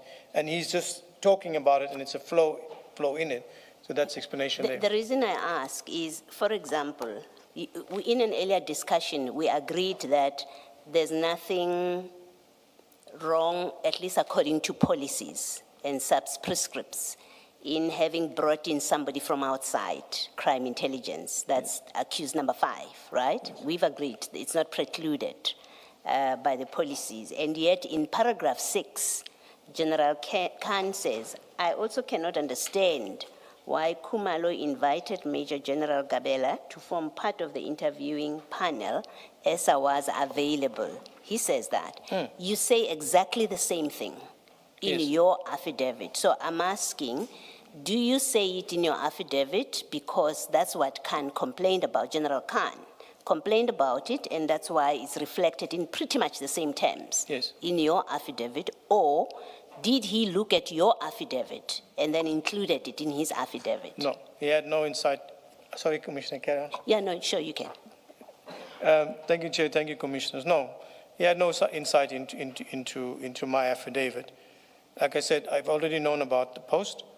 But you had insight into his, I assume. I mean, you had already taken his statement by the time you were applying for a warrant? My affidavit was taken, my anchor affidavit was taken during that time. But also, I think it was just when I did the arrest warrant, in the arrest warrant affidavit when it was in there. But he did not have insight into it. I think Major General Khan was the only general at that time at crime intelligence beside General Khumalo. I think, if I'm not mistaken, the other general that was available was not there. He was suspended, or I'm not sure. But there were just the 2 generals there. So that's why it comes up as that General Khan at head office and the provincial heads. Thank you, Chair. Thank you, Mr. Can we do this, Colonel? Let's just put this idea to bed that the requirements of the job were somehow fashioned to favor a candidate. Those requirements have always been like that. 3 years prior, if you go to the 2022 advert on page 470 of file 2, they're identical. So it's not something new that was fraudulently introduced in 2024. If you go to 470 of file 2, you will see that it was always the case that they wanted somebody with LLB, somebody with public administration, somebody with 3-year degree. Are you there? Yes, I'm with you. Yeah. So the idea that they don't know why it should have gone outside, why it was done so in 2024, but even the approved posts in 2022, if you look at the date, April 2022, on page 470, it's exactly that. Chair, yes, 2022, 2023, when you look, Chair, what I want to point out, when we requested for the documents on the advertisements, these earlier ones, we did not get it. They didn't put it in the So bundle. now that you've seen them, Now that I've seen them, when you look at 2022, 2023, and 2024, the requirements are the same. they were still the same over 3 Still years. the same. Just that the first two were internal and the last one was external. And maybe something else to put to bed arising from this discussion with Commissioner Kumalo is that Van Vieren that you say has 40 years experience and could not have not qualified for this position was in fact overlooked, was not shortlisted in a previous round which included General Khan. Because remember, General Khan was part of the panel previously. Yes, I just So have he to just didn't make the check. shortlist. Van I just Vieren. have to check whether he was part of the panel. I'm not sure. I didn't check on I that. think he was. I can be corrected if I'm wrong, but my recollection of that panel is he was there. But the important point that I'm making about it is the very person that you say has 40 years experience and in fact is most suitable for that, would have been the most suitable for that position, in fact was not even shortlisted in a previous round, which comprised crime intelligence people. Yes, Thank you. acknowledged. So remember, we're still dealing with General Khan's affidavit where he says, this is a specialized, this is internal, this is this. And I'm pointing out to you that even 2-3 years prior, lawyers were invited to apply. People in public administration were invited to apply. Yes. People who were electrical and mechanical engineers were invited to apply. So it's not something new that is introduced in late 2024 to favor a particular individual. Even in prior years when she was not even in the picture, those were the requirements for the job. They Yes. did not change to favor her. Those were the requirements on the 22, 23, and 24. Exactly. Yes, Commissioner. Thank you, Commissioners. And just, Commissioner Balo, you are correct. In the 2023 panel, General Khan was a member. I put it up, it's there. So, Thank you. thank you. Let's continue to his paragraph 7. He says, I have viewed the file regarding Mukwele's appointment, and what is evident from the file is that Kumalo, Madondo, Lekalakala, and Gabela unduly favored Mukwele above experienced colonels within the immediate environment who met all the requirements during the panel sittings. Do you see that? Yes. Now, my first question is, he says, I have viewed the file regarding Mukwele's appointment. Did you provide him with that? Did you provide General Khan with the file regarding Mukwele's appointment? During the course of the interview, I had the file in front of me. So that's the one he viewed. Yes. So you did provide. So you provided him with that file? No, he was not provided the file. It was during the course of the interview. No, Colonel. No, come on. Colonel, for him to view the file, you must give it to him. If you are interviewing him and it's with you, he can't view it. So you must have given it to him to view it for him to form that view in that paragraph. Yes, sir, during the course of the interview. Was that we are seeking to obtain a statement from a witness? Is it proper to give him that file? for him to prepare a witness statement in circumstances where you intend to proffer criminal charges against senior members of crime intelligence? Do you consider that appropriate to do?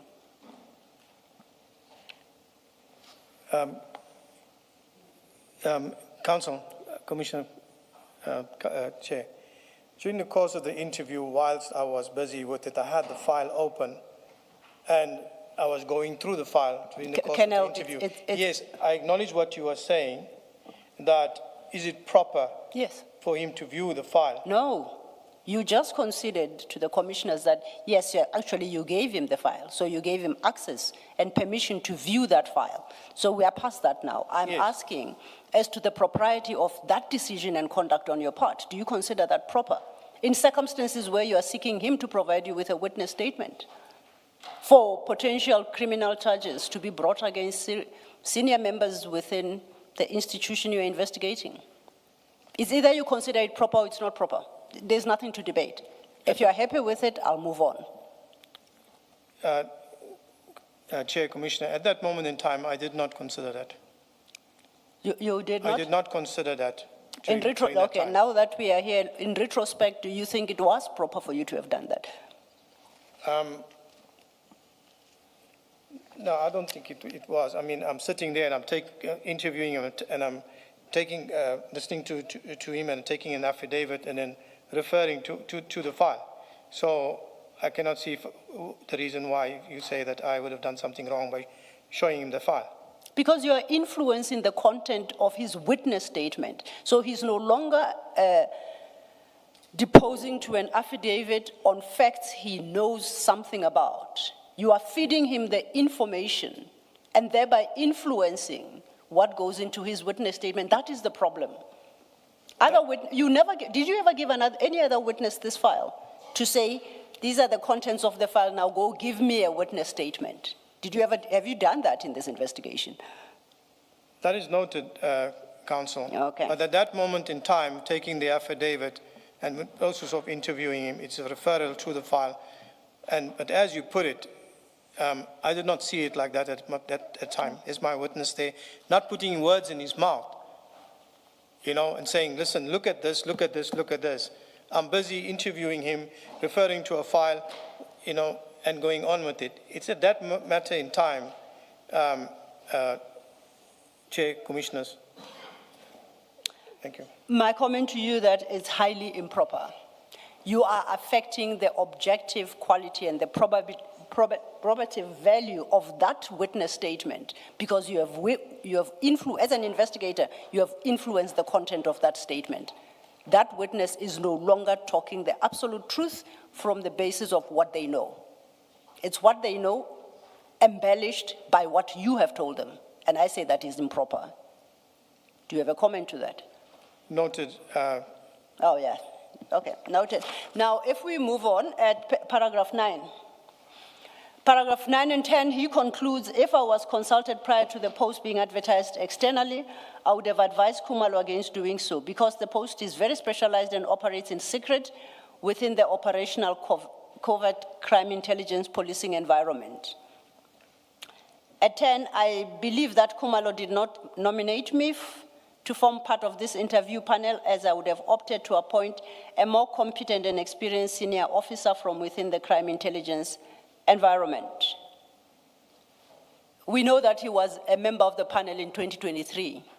He failed to achieve precisely what he sets out in paragraph 10 from officers within the crime intelligence environment.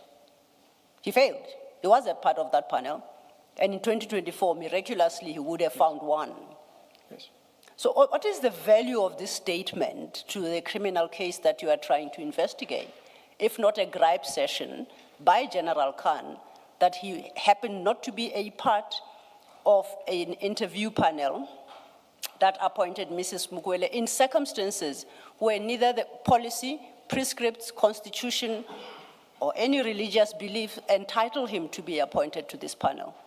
What value is that to your investigation? This is his affidavit that in the interview, this is his affidavit, and that's what I can say for it. Yes. Chair. Now, You remember we discussed the letter that he commented on, and in fact, you go further in your affidavit in the arrest warrant, you deal with the issue of vetting. 2379, we're at the tail end. Page 2379, it's file what? File 6. We are at the tail end of the file or the tail end of today's session. Of today's session, Commissioner. 2379, I got it. That's still your affidavit that we had looked at. At 8.9, 2379, you say Ngube compiled a letter wherein she represented that Mukwele had applied to be vetted. This was not true, as it would have been impossible for Mukwele to apply, so she did not have a parcel number. You see that? Okay. Correct.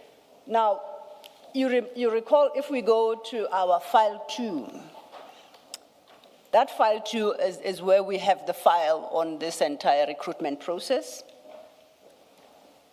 In there, you will find under CJC 370.12, You know which one it is? CJC 370.12.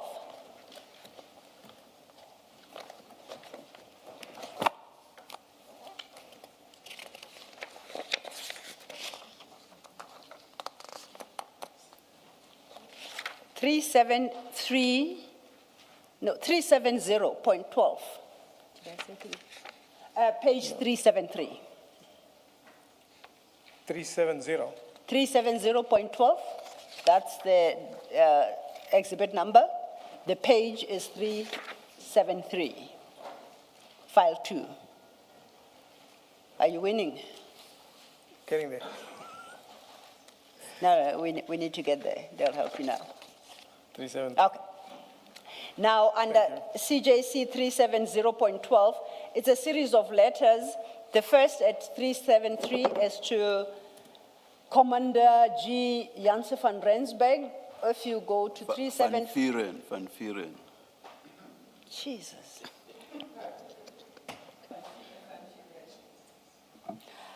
Van Vuren, for the record, I apologize, Chair. Commander G. Janse van Vuren. At page 375, it's to Di Mukwele,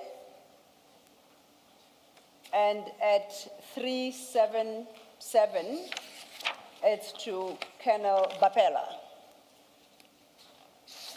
All these letters are the same, if you look at them. They are invitation letters. They are worded exactly the same. What only differs is the addressee. And midway, let's take 373, which is Commander Van Vuren's letter, invitation letter.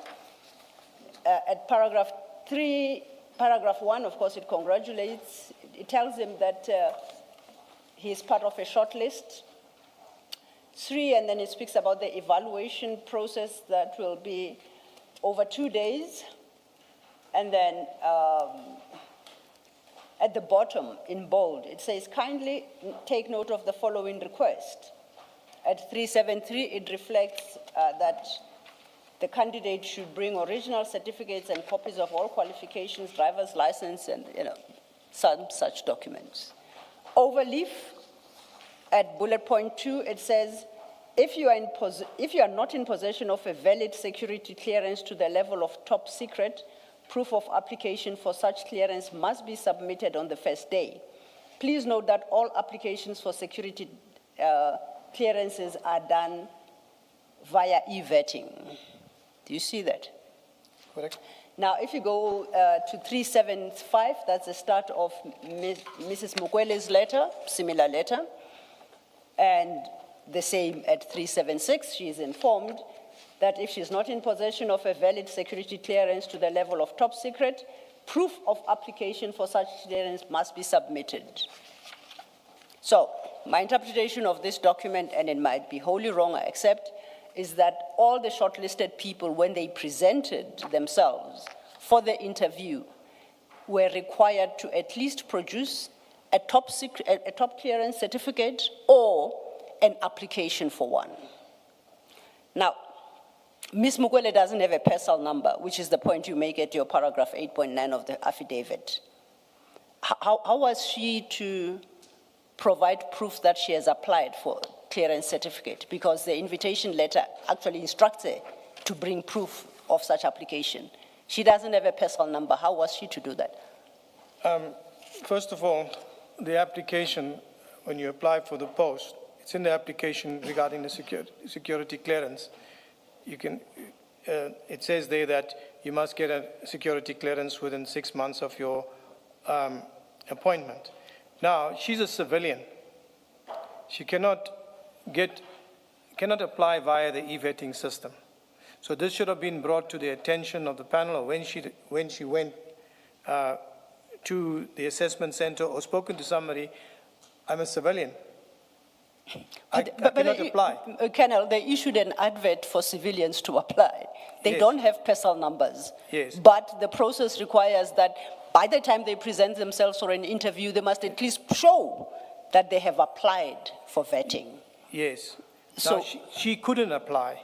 So that's valid. You couldn't apply because she doesn't have a force number, right? So what Brigitte Mabandla did is that she went and did it via how you appoint a service provider. And Okay. then wrote a letter to say it is done on the e-vetting system.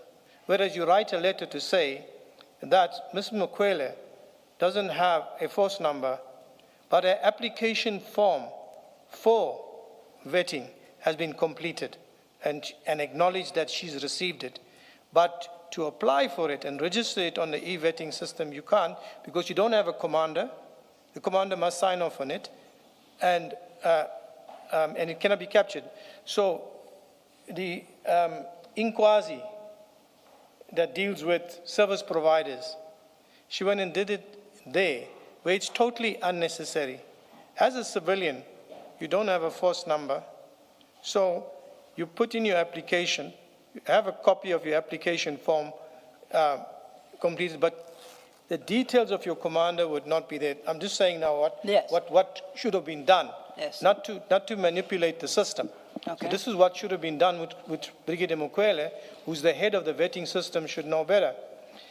Write a letter. Brigadier Ngube, I think. Yes, write a letter to say that the applicant is a civilian and does not have a force number, and therefore she cannot apply via the e-vetting system. Okay. But Brigitte Ngube went and took the same thing and done it on the inquiry. Then she writes a letter, and in the letter she lies. Okay. Let me just test this logic. And this is just logic. I apply logic to this process. People are coming in for an interview for consideration to be appointed to that very sensitive environment, as you have so extensively described in your affidavit. That letter seemed to suggest that before you come into the interview, you must have entered your details into some system, because that system begins to check me, because they could very well be wasting their time interviewing somebody who's got 4 active warrants of arrest out there. That would make sense if that's the purpose, right? To start checking me as I come for the interview. So they don't want to interview somebody who has not begun a process of vetting. Now, how does a civilian achieve that? You say you complete a form, a written form that's going to be filed, but there's nothing that is acting on my details to see whether or not I should even be considered for an interview. You got your invitation letter, Yes. your ID, you go to the assessment letter, that's all you need. No, that's fine, but it's this invitation letter that requires Yes. a start of a vetting process. And we agree that because she's not a government employee, she doesn't have a personal number. She can't be vetted like Commander Van Vuren and I forget his, Bapel, I apologize, I forget the rank.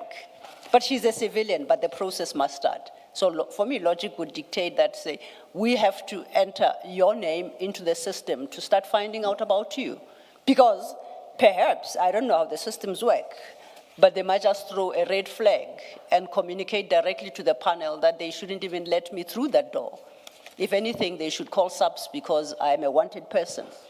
That might be the value. At the time, Do you have a difficulty with that? Counsel?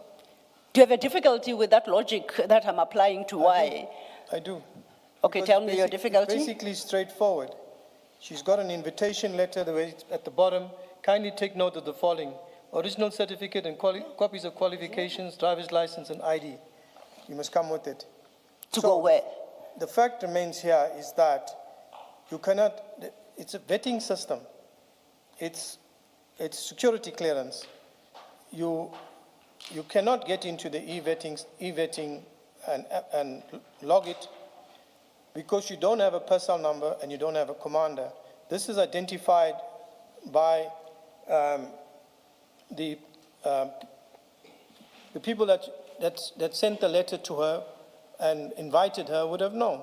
But beside the fact, just write a letter addressed to the panel that Ms. Mokwele has completed an application. There's no commander on it. It cannot be captured on the e-vetting system because she does not have a personnel number. She's not yet appointed. Finished. Okay. But now you cannot go to the inquiry system and register there as a service provider just to get that there. All right. That proof. Isn't that then an internal irregularity? Because if the chairperson of the panel says, go through the e-vetting system, these letters are from the chairperson of the panel, addressed to all the candidates to say, that's how you should go about it, and that's the person you should contact. So it's not the case of candidates themselves doing something that is improper. Commissioners, we're not talking about Mrs. Mokwele doing something irregular. We're talking about Brigitte Mokwele, who is the head of the vetting system that should have known better. But she writes,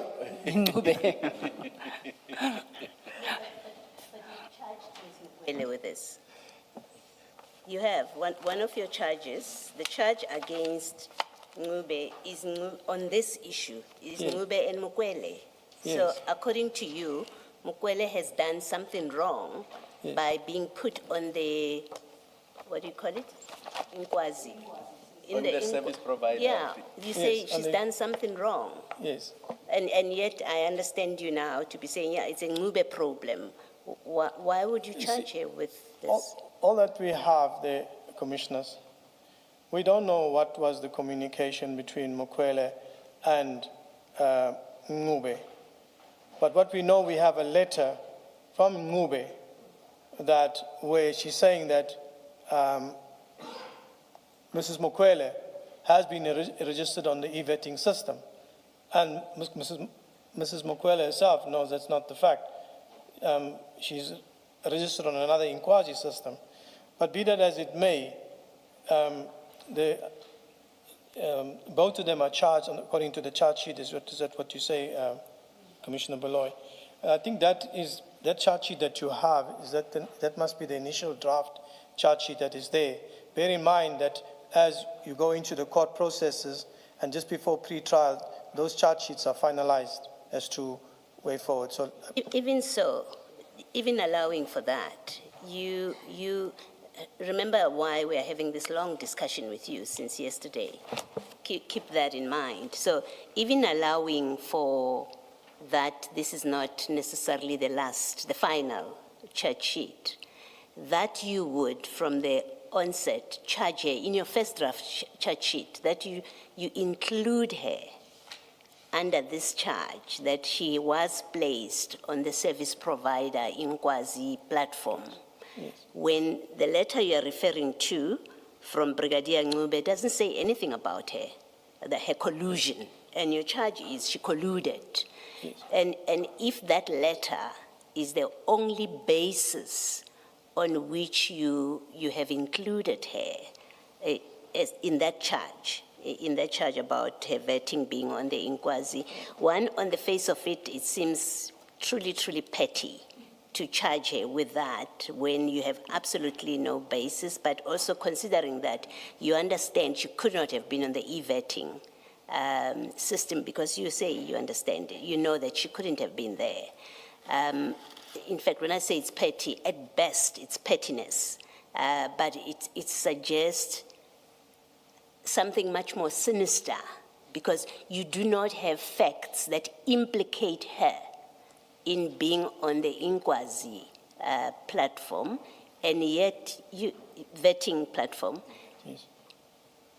Yeah, you don't implicate her in the Ngube letter, because that letter says nothing about her. And if you want to say, oh, it is that letter that makes me include her with this charge, then I'm going to say, well, you seem to be prepared to suck up facts out of thin air which are not supported by anything. If you say this letter implicates her, the letter doesn't on its terms. It makes absolutely no reference to her. Yes.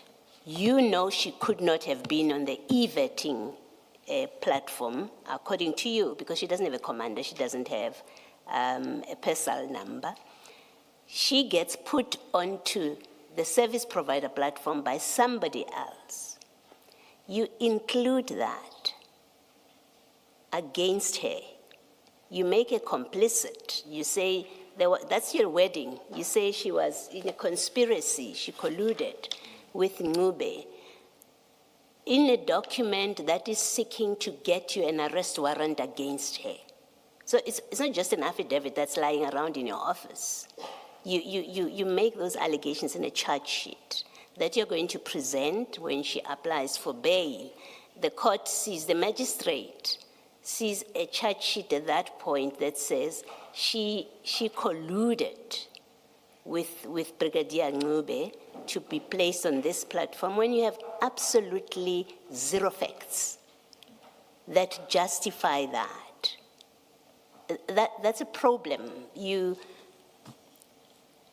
It's a serious problem, Kellel. It is. You had no facts whatsoever. You made it up. You made it up to include her in this charge. And that's deeply problematic. In fact, it speaks to, until it's explained properly and satisfactorily why you included her on this charge, it speaks to an abuse of your power and authority to victimize an innocent person, at least on this charge, when you have no facts about it. You can comment if you want to. Thank you, Commissioner. I note you say I included her on the charge sheet. I'm at pains at that. It's my affidavit, my investigation, my affidavit is given. I don't draft the charge sheets and say who must be charged for, who must be charged, what charge is there. I don't. That is at the prosecutor's door. They make that determination. So I'm prepared to accept that, and what you're doing with that answer, in fact, what that answer does is it causes us to call the prosecutor to come and explain how these charges were formulated. I do accept your answer, and I won't persist in this. Thank you. If we then move on this vetting issue, and I invite you to CJC 37013, 13, same file, page 381.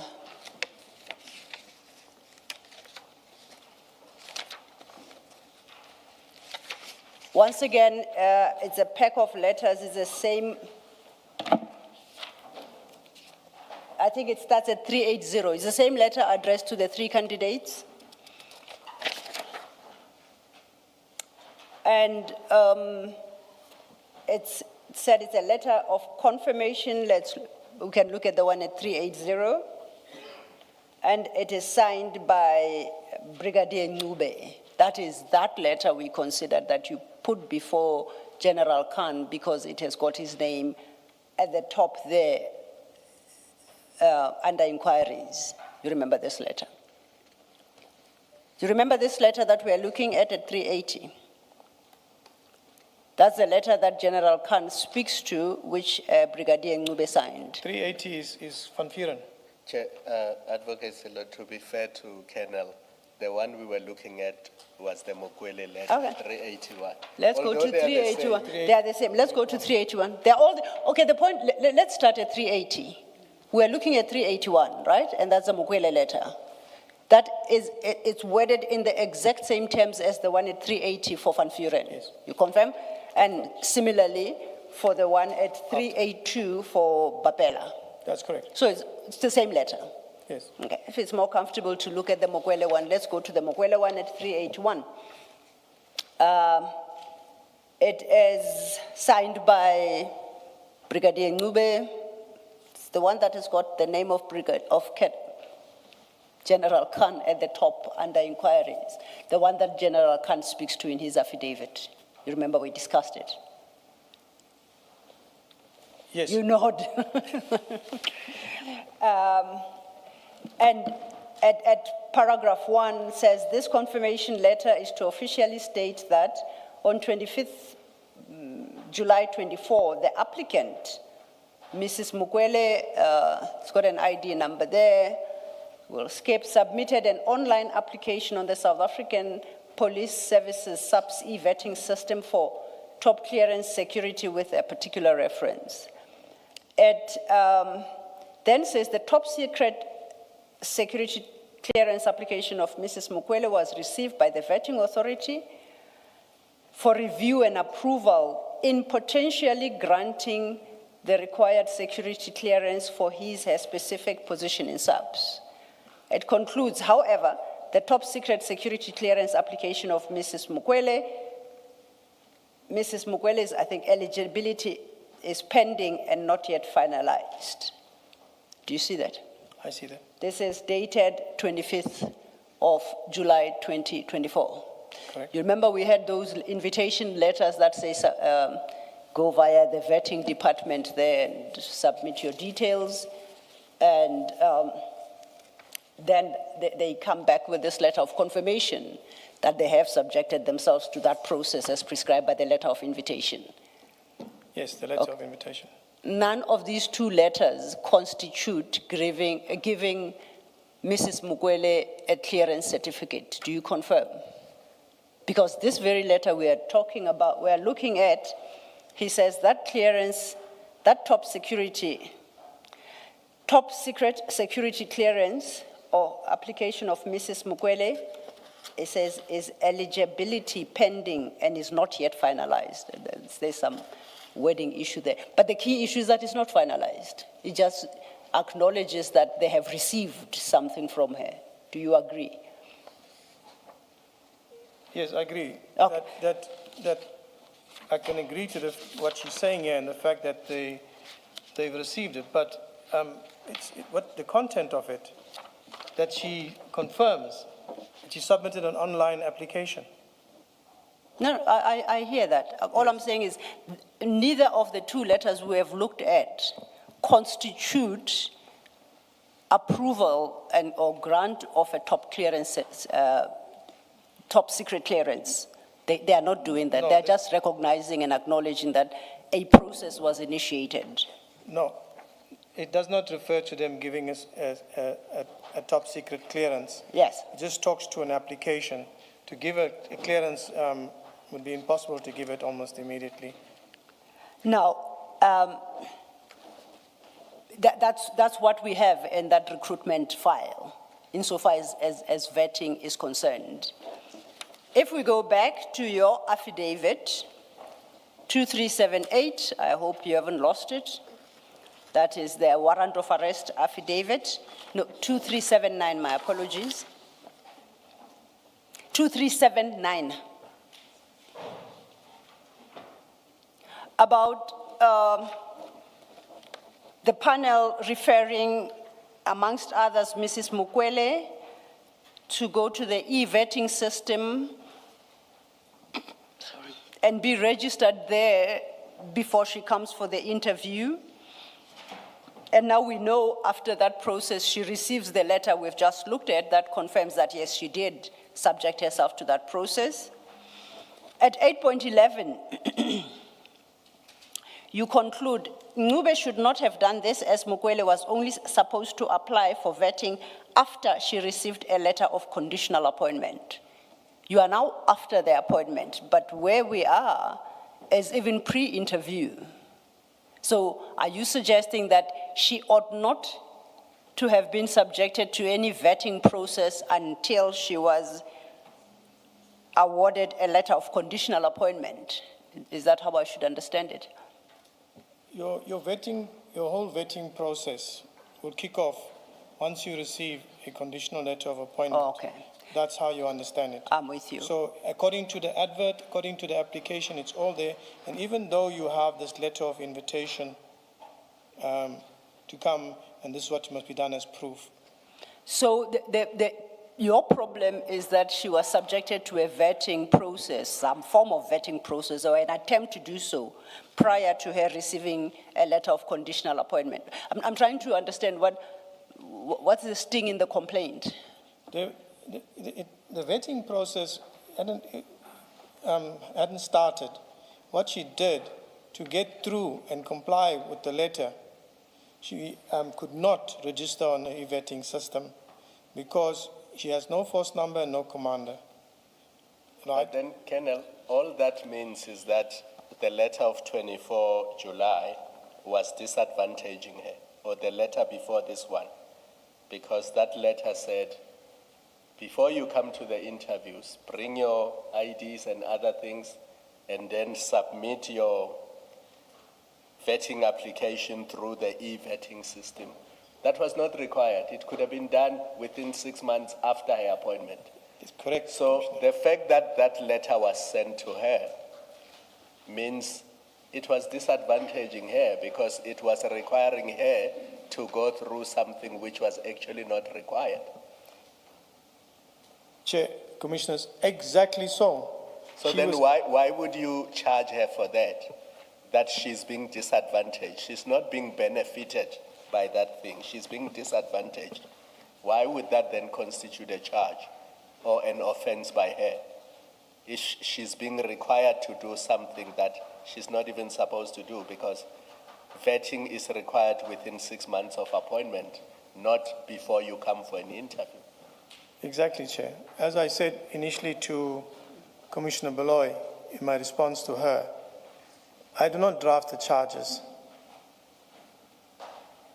And we've been there before that. Yes. The prosecutor gets all that information from your affidavit, takes your affidavit and says, here is the affidavit, this is what it says, these are the facts it puts up, this is what it says is wrong with this whole process. Then they put it in a charge. So what Advocate Sillo was showing you in 2379, that's not the charge sheet, that's your affidavit. Because the charge sheet follows at 2418. 2379 that she was referring you to, that's your affidavit, which formed the basis of a later charge. Noted, Chair. My affidavit 8.9, 8.10, 8.11, and 8.12. I'm trying to understand where Commissioner draws that I mentioned Mukwele.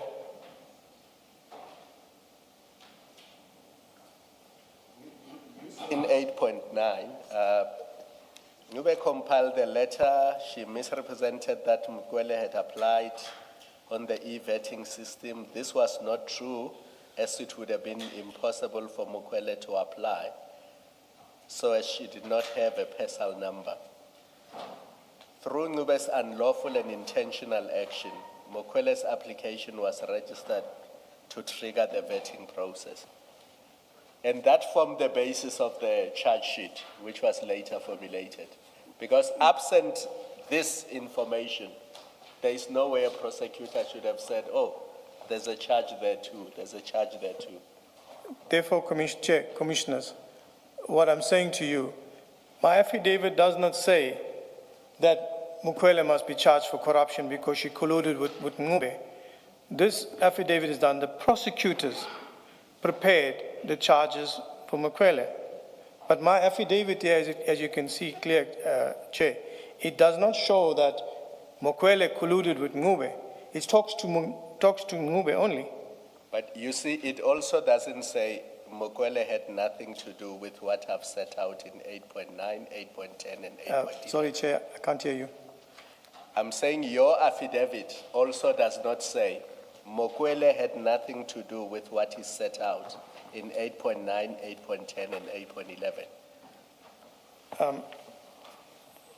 Chair, Commissioner, the fact that it's not there, I would put it there if she had something to do with it. The fact that it's not there, does it make it wrong? I don't know. I don't know. But you see, Colonel, your problem is this.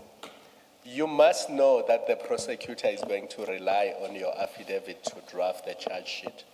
And anything that is not clear, you have to clarify it, because if you leave it open-ended, reading 8.9, 8.10, and 8.11 together suggests that Ngube and Mokwele did something wrong. And nowhere do you say, I don't blame Mokwele for this, this is on Ngube, so it must be left to Brigadier Ngube. Can I respond, Chair? Yes. Chair, Commissioners, this is my affidavit. In my affidavit, I believe that I have put in here Ngube and I haven't put in Mokwele here, and this is my affidavit. And as Commissioner says, no, you should have put Mokwele in here to say there's nothing. I can take that no further, except to say there's my affidavit, I've put it in there, I've referenced to Ngube what she's done. I didn't indicate that Mokwele sort of, she and Ngube got together and they did something wrong. And this is my affidavit, and I can take it no further. Just one last point on this. So when the prosecutor drafts the charge sheet, I'm assuming they will start with a draft. Do they not discuss it with you before they finalize it? Just to make sure that the facts they have put in the charge sheet are consistent with your investigation and your affidavit. Don't they say to you, I've looked at everything, I've looked at the docket, I've looked at your affidavit, I've now drafted a charge sheet. Have a look at it and confirm that I've recorded the facts correctly. Don't they do that?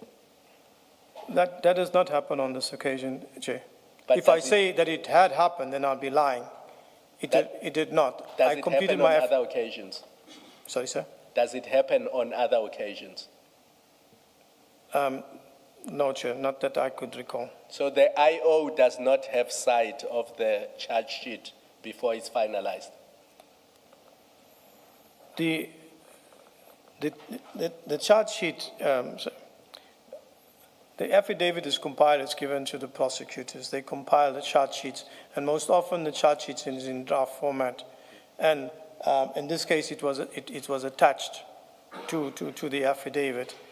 In other cases, I can't really recall that, that maybe there was discussions on other matters, but our affidavit is done, it's given, the prosecutors draft it out, and that's there, as far as I'm concerned there. So you say, in this case, you annexed the draft charge sheet to your affidavit. Yes, sir. Now, did you not see that there were inaccuracies in the charge sheet to the extent that the charge sheet suggests that Ms. Mokwele had anything to do with what is set out in 8.9, 8.10, and 8.11 of your affidavit? Did you not ask the same question that Commissioner Baloyi asked? Why is she included in the charge if she had nothing to do with that? Did you not ask the same question? Yes, Chair, Commissioners, I did not take notice of it on the charge sheet, and that's my saying. I did not take notice of it on the charge sheet. It was a draft charge sheet. I attached my affidavit to it, and I went forward from there. To say anything else means I'm building up another story. The concern, Colonel, is that you presenting that charge sheet to the court because you want the court to authorize you to take certain steps, including arrests, including, many other things. One would expect that if you're relying on that draft charge sheet in your affidavit, you should make an effort to study it and satisfy yourself that it accurately reflects what IDAC's case is against the people you seek to arrest and to charge. Thank you, Chair. Commissioner. Noted. Your comment noted, Chair. I think my concern is deeper than that. I do not, with respect, accept your explanation, Colonel. You caused for somebody to be arrested. Somebody who, on your own facts, was not complicit in the crime that you describe in the charge sheet. But because of your affidavit and the way the charge sheet is drafted, you caused for her arrest. That's irresponsible in the extreme. That's abuse of power. And it is not enough for you to say noted. No, Colonel, I don't accept that. I worry for the rest of the citizenry. Must I? I don't accept your answer. I don't. No, Colonel. Chair, Commissioners, Council, I note your comment. When I applied for the warrant, there are 2 charges on the warrant which I took notice of. As I said, with regards to the charge sheet, the prosecutors are the legal experts in compiling the charge sheet. And I note that you are saying that what you are saying in your comment against me. I also have a concern. But as I'm saying, and I note what you say, is that the prosecutors are the legal-minded people that put the charges together. I have my affidavit. I've explained it to Chair and Commissioners. And moving from here, I can take that no further. Your comment is noted.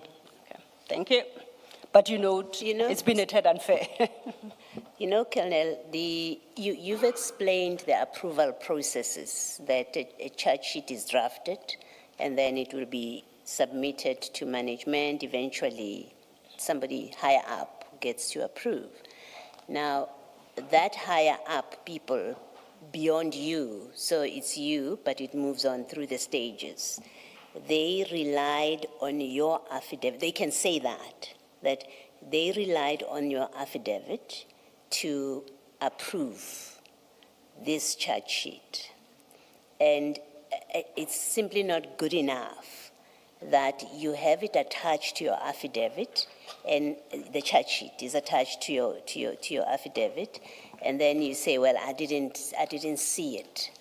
It's simply not good enough, because you represent, when you sign this affidavit, as you would know, I'm not lecturing you or speaking to you about something that you don't know. As you would know, that when you sign and stand before a commissioner of oaths, you represent that and these are facts that are within your personal knowledge. You take ownership.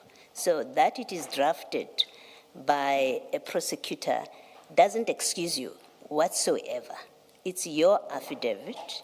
You represent, I have read the pages.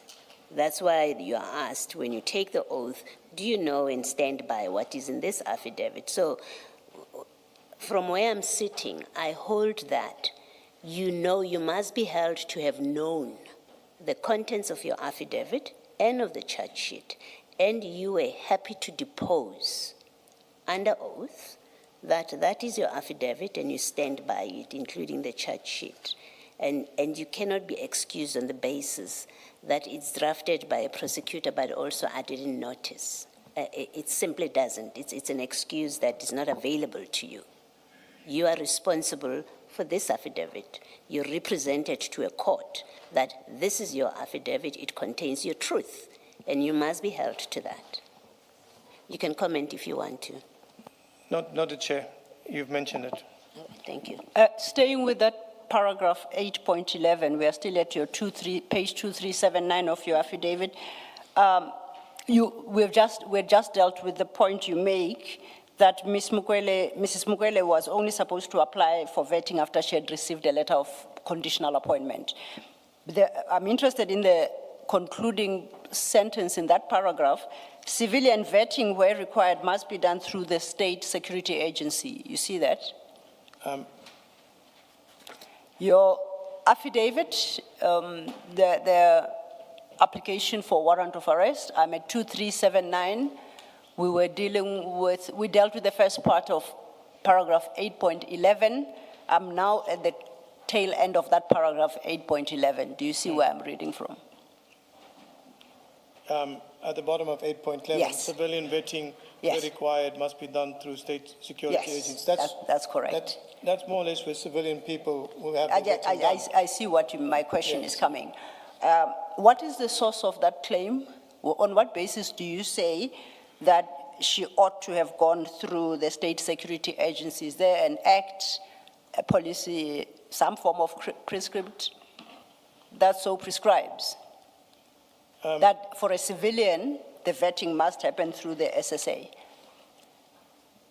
What's in there is that, what I stated there is that civilian vettings are normally done through state security agents. Now you say must be done through SSA.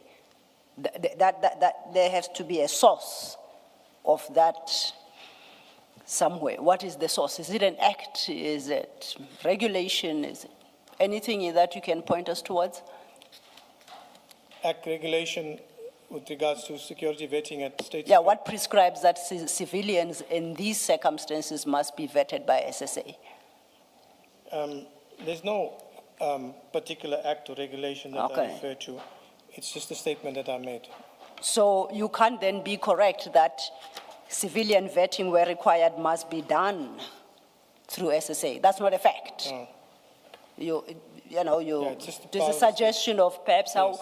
it It's a could have been. suggestion- Okay, It's not a suggestion. I can't take that further. All right. Thank you, Council. thanks. Then lastly, I guess, to close on this topic, Can we Oh, do yes. this just for completeness? On the following page, 2380, at paragraph 11. yes. It's an issue we discussed a few minutes ago. You say to the court, the attached draft charge sheet outlines the acts committed by each of the 7 suspects in a very comprehensive way, which includes charges of corruption, defeating or obstructing the administration of justice, and perjury. See Annexure A. So you are telling the court that what is in the charge sheet is an outline of the acts committed by each of the 7 accused. It's you who's saying that to the court. Noted there, Chair. I acknowledge that. Are you? And the perjury here would have been what? The perjury would have been where you signed under oath that the information that you provided is true and correct. Yes. And what was the information that was incorrect? It was, I think it was on the application form. If I just got to look back on my memory into it. You don't remember offhand? Not offhand. Okay, and then defeating or obstructing the administration of justice would have been what here? Remember, we are talking about a recruitment process, a panel, vetting, scoring. What would have been obstructing the course of justice here?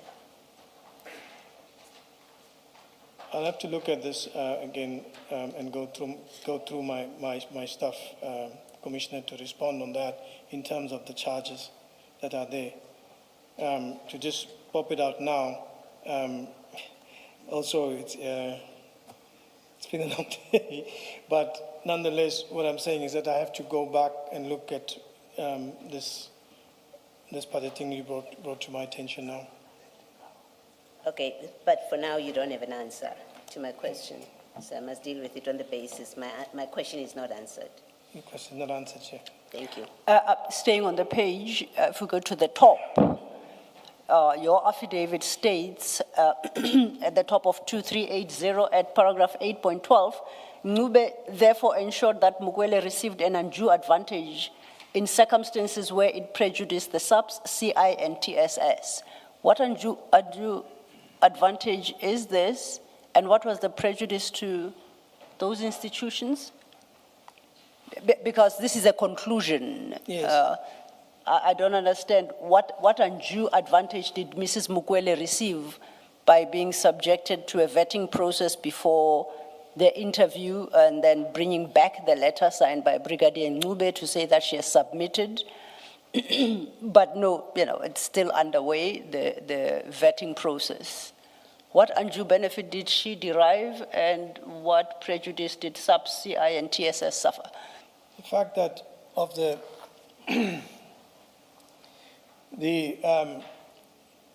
manipulating of the vetting process or the application and the letter that is there, that it prejudiced, I put there that it prejudiced the SAPS, CI, and TSB. SAPS, TSS, it's all one component. That's what I meant there. Okay, and the undue advantage she received, what is that advantage? The undue advantage is that a clearance has been done, meaning the application process that she's registered on the system. But she hasn't been cleared. We do know that. It's not the security clearance that is approved. Yes. That to say that process of being registered on the system. Of being subjected to a vetting process, it has begun. That is what we agreed the two letters mean. She's not cleared yet. That the application form has been done on the e-vetting system. Yes. When it was not. So what's the advantage to her? Well, the requirements what was meant for her with regards to getting registered on the e-vetting system and putting the application in, it was not done. So that just gave her the advantage of her now going for the interview. That process is met when it is not met. Okay. Lastly then, let's just look, having worked through this vetting issue, let's go to the charge sheet as drafted by whoever. At 2425, we're staying with the same file of your affidavit. The charge sheet on this issue concludes at 12.13, that's where I'm at, page 2425. At 12.13, it states misrepresentations were also made by the accused with regards to the vetting application by accused number 7, that's Mrs. Mukwele, resulting in her getting a security clearance she was not qualified to get. Where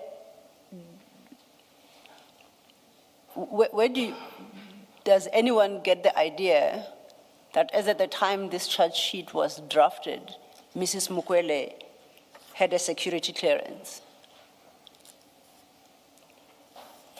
When I look at this paragraph now in hindsight, yes, it is the vetting application. Okay. What about the vetting application? That is to get it registered on the system. Okay, so the part that resulting in her getting a security clearance, that's Yes, factually not incorrect because she did not get a vetting clear. Okay. And in fact, we know that she was, having been recommended, she had 6 months to get through the vetting process. Yes. So her appointment was conditional, amongst others, Yes. on her being cleared, but for that she had 6 months. That's correct. Okay. I will. And then she was charged before that 6 months even expired. Chair. She was arrested before that 6 months even expired. That's correct, Chair. I would like to move to a very short topic, which is my last topic. Sorry, can I? Absolutely. I just want to clarify something before you leave the charge sheet. Colonel, I'm looking at, in that chart sheet, I'm looking in the bundle, page 2426, under the heading Legal Framework. If you would just go there. 2426, Commissioner. 2426, yeah. And then you've got capital A, Legal Framework. You see that? Legal Framework, the heading. At Legal framework. 2426? Yes, sir. Are you there?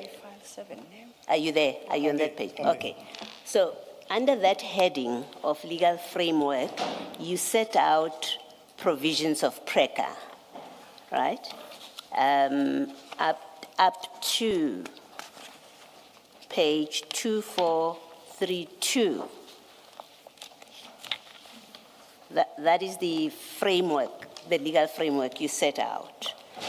Yes. And then that's the only legal framework that you discuss in this document. So we can take it that you place reliance solely on PRECA for these charges, because that's the only legal framework you're discussing. I just want to make sure if that is correct. That's what I'm reading correctly. No, it's not the only one. Okay. What else? And where do I see that? In the chart sheet? In my affidavit, yes, I put in this legal framework of PRECA, but PRECA was not the only thing that was there. Okay.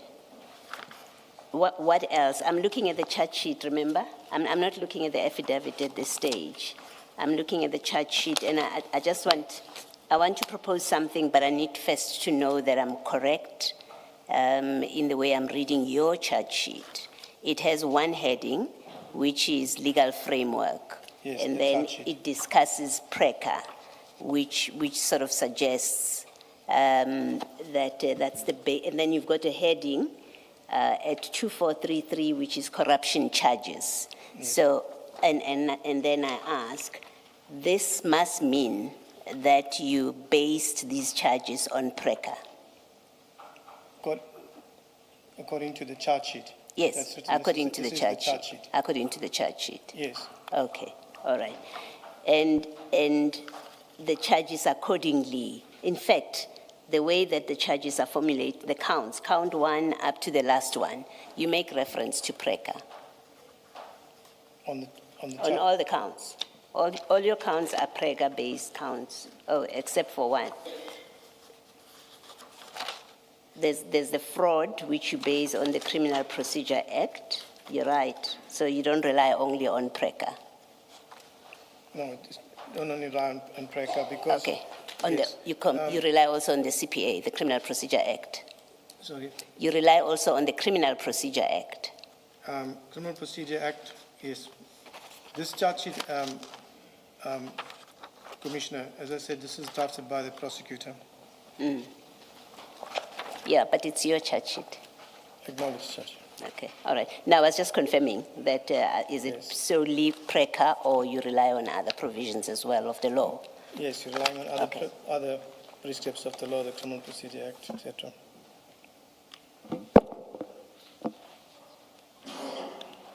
I have to correct myself. Thank you, Chair.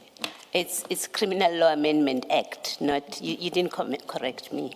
You should have corrected me, not Criminal Procedure Act, Criminal Law Amendment Act. I'm sorry, Commissioner, it's that time. For me too. Right, thank you. Thank you, Commissioner. Colonel, and I promise this is the last very small point. We are now at a point where they've been arrested, they've applied for bail, they are granted bail. You recall they then approached the court to amend the bail conditions. Okay. That's where we are at. For this, I would like us to go to file 7, page 2950.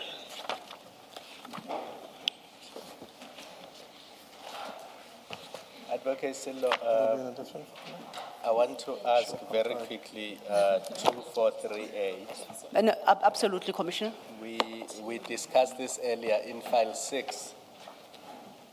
I want to make sense of the file where the charge sheet is. The file where the charge sheet is file 6. I'm looking at page 2438. 2438. Sorry, give me 24339. 2438.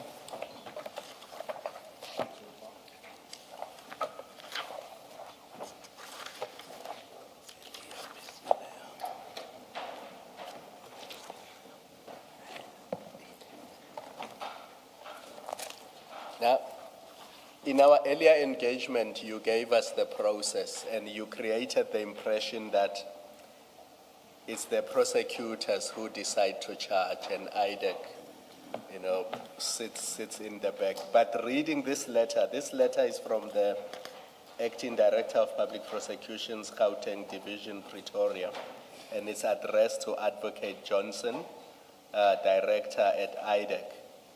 And it says, your correspondence dated 24 June 2025 in connection with the above matter refers, I have read the consultation note as well as the draft charge sheet attached to the above correspondence. Now that suggests to me that IDAC put together the draft charge sheet and not the other way around. And then look at the last paragraph. Having considered the contents of all this documentation, that would include the draft charge sheet, I'm satisfied that a prima facie case has been made out against the accused and the suspects, and I concur with your decision to charge. So IDAC's decision to charge them on the offenses as set out in the charge. So isn't that how it happened and not the other way around? Commissioner, this is a consultation note that is between the head of office, the ID, and the Director of Public Prosecutions. I have no role in this. But do you doubt the accuracy of this document? It doesn't reflect what happened. I'm not saying I doubt the accuracy of the document. What I'm basically saying is that this is a communique between the head of IDAC management and the Director of Public Prosecutions.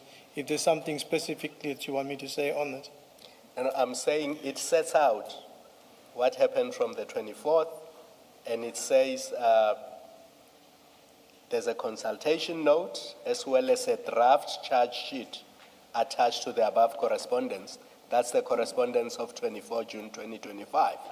And then it says, having considered all the documents, I concur with your decision to charge on the offenses. So the decision was by IDAC to charge, and also the draft charge sheet was prepared by IDAC. Yes. And the Acting Director of Public Prosecutions looked at all of those and said, I agree with IDAC. Chair, Commissioners, no, thank you. I understand what you're saying. Yes, it is IDAC that's presenting this to the Director of Public Prosecutions, not the other way around. Including the draft charge sheet. Yes, including the judge. It's not done by the Director of Public Prosecution. It's, from the way I understand this and the way I've learned it in the office, is that we want to prosecute this in your province. And there's the consultation note together with that. That's how I understand. So your earlier evidence to distance yourself from the draft charge sheet, that cannot hold, because the draft charge sheet comes from the investigators, which is IDAC. Chair? Remember earlier you sought to distance yourself from the draft charge sheet by saying, I'm only responsible for my affidavit. I'm not responsible for the draft charge sheet. That is done by the Director of Public Prosecutions. Now this letter says the opposite. This letter says the Director of Public Prosecutions received the consultation note with the correspondence dated 24 June 2025. Attached to that was a draft charge sheet. And what the Director does is they concur with your decision, being IDAC's decision, to charge the suspects. Is it? Correct? Yes. That's in the document. Yes. Yes. Thank you.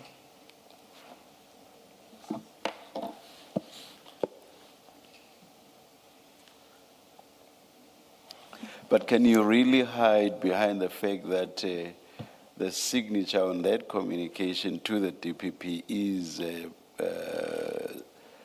is Advocate Johnson's signature. In response to an earlier question, maybe 2 questions or so before, by Commissioner Khumalo, you said, but no, that's a communication between the director, the investigating director, and the DPP, which seems to suggest that you had nothing to do with the charge sheet. Did I understand you? Did I not understand you correctly? With regards, I'm not. You said you even used the word communique. I'm choosing to use the word communication. Do you remember saying something like, but that was a communication between, or rather sent by Advocate Johnson to the DPP? Let me put it in context there. Please, yes. A consultation note is drafted by the head of office, which is Advocate Johnson, Yes. to the Director of Public Prosecution. Yes. This is it, writing to her, and as it indicates, the documents which is given to her, and then she looks at it, and it's the Director of Public Prosecutions. That's her signature at the bottom of it. So IDAC wrote to her, so that's correct. Yes, what I'm saying then is, in the context of Commissioner Khumalo's question, you seem to be continuing to distance yourself in the sense that you are basically saying, even though there's a draft charge sheet from IDAC, a draft which was sent to the DPP by Advocate Johnson, you are distancing yourself and saying, that was not sent by me. It was sent by Advocate Johnson. So again, distancing yourself, but in a slightly different context now. My question is, but can you do that? You have lived closer to all of this than Advocate Johnson has. And I find it difficult to believe or accept that you would not have had a hand in the drafting of that draft charge sheet. Commissioner, I think we're missing each other somewhere. Yes, please, let's meet each other. Commissioner, as I said, the draft sheet goes up to the Deputy Director of Public Prosecutions. It's presented before management, and once management is done. Which management? It goes to the DPP.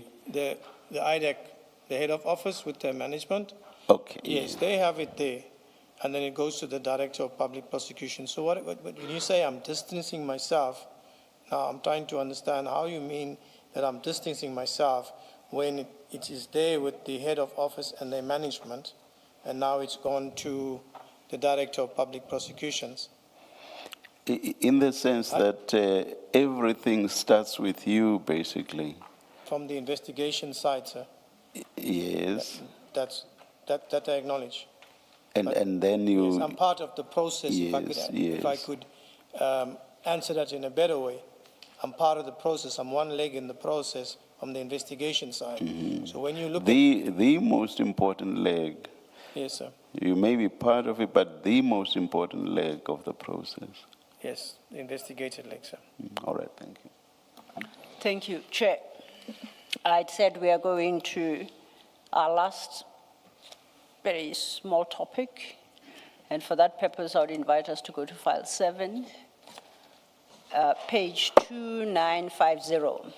You recall I made the comment to you that we are now at post-arrest, post-bail application, and we know that some of the accused, the 3, Khumalo, Madondo, Lekalakala, appealed one bail condition. You recall that? And what we have at 2950 is the judgment of the High Court in that appeal. You recall this judgment? I think the state opposed it. Yes, so Yes. I can recall. So if we turn to 2951, Generals Kumalo, Madondo, and Lekalakala are now have been granted bail with certain conditions. At 2951, it specifies at paragraph 1 sub B that they appeal only one condition, and that is the bail condition that they were prohibited from being at any premises of crime intelligence within the Republic while their criminal trial is pending. You remember that condition? Yes. Yes. Now, there's a whole lot of detail. The judge then considers what was argued on their behalf and on behalf of the state. If we go to page 2959, at paragraph 19.3, under the heading Analysis of the Appeal, the court notes the legal issue to determine in these proceedings, namely whether the magistrate erred in imposing the bail condition, must be assessed based on the material that was before him and the way he dealt with that information or evidence. So as I understood the argument, it was that that particular condition they were appealing was a condition not requested by the state. Do you agree with me? Not requested by this? By the state at the time that they were applying for bail. The state never requested that they be denied access to all crime intelligence officers. Yes, the presentation by the prosecutor. Yes. The prosecutor never made such a request. And it concludes at page 2960, paragraph 19.7. Having considered then these facts, and then the judge notes that at 19.7, judges and magistrates are expected to give reasons to ensure accountability, transparency, fair appeals, guidance in future cases, and the public's access to justice, even though the Constitution does not explicitly require it. Where a condition is imposed without any party requesting it, the reasons should be recorded so parties understand the decision. Stating reason deters unnecessary appeals and helps the appellate court assess the correctness of the decision. Now, if we go forward again, page 2961.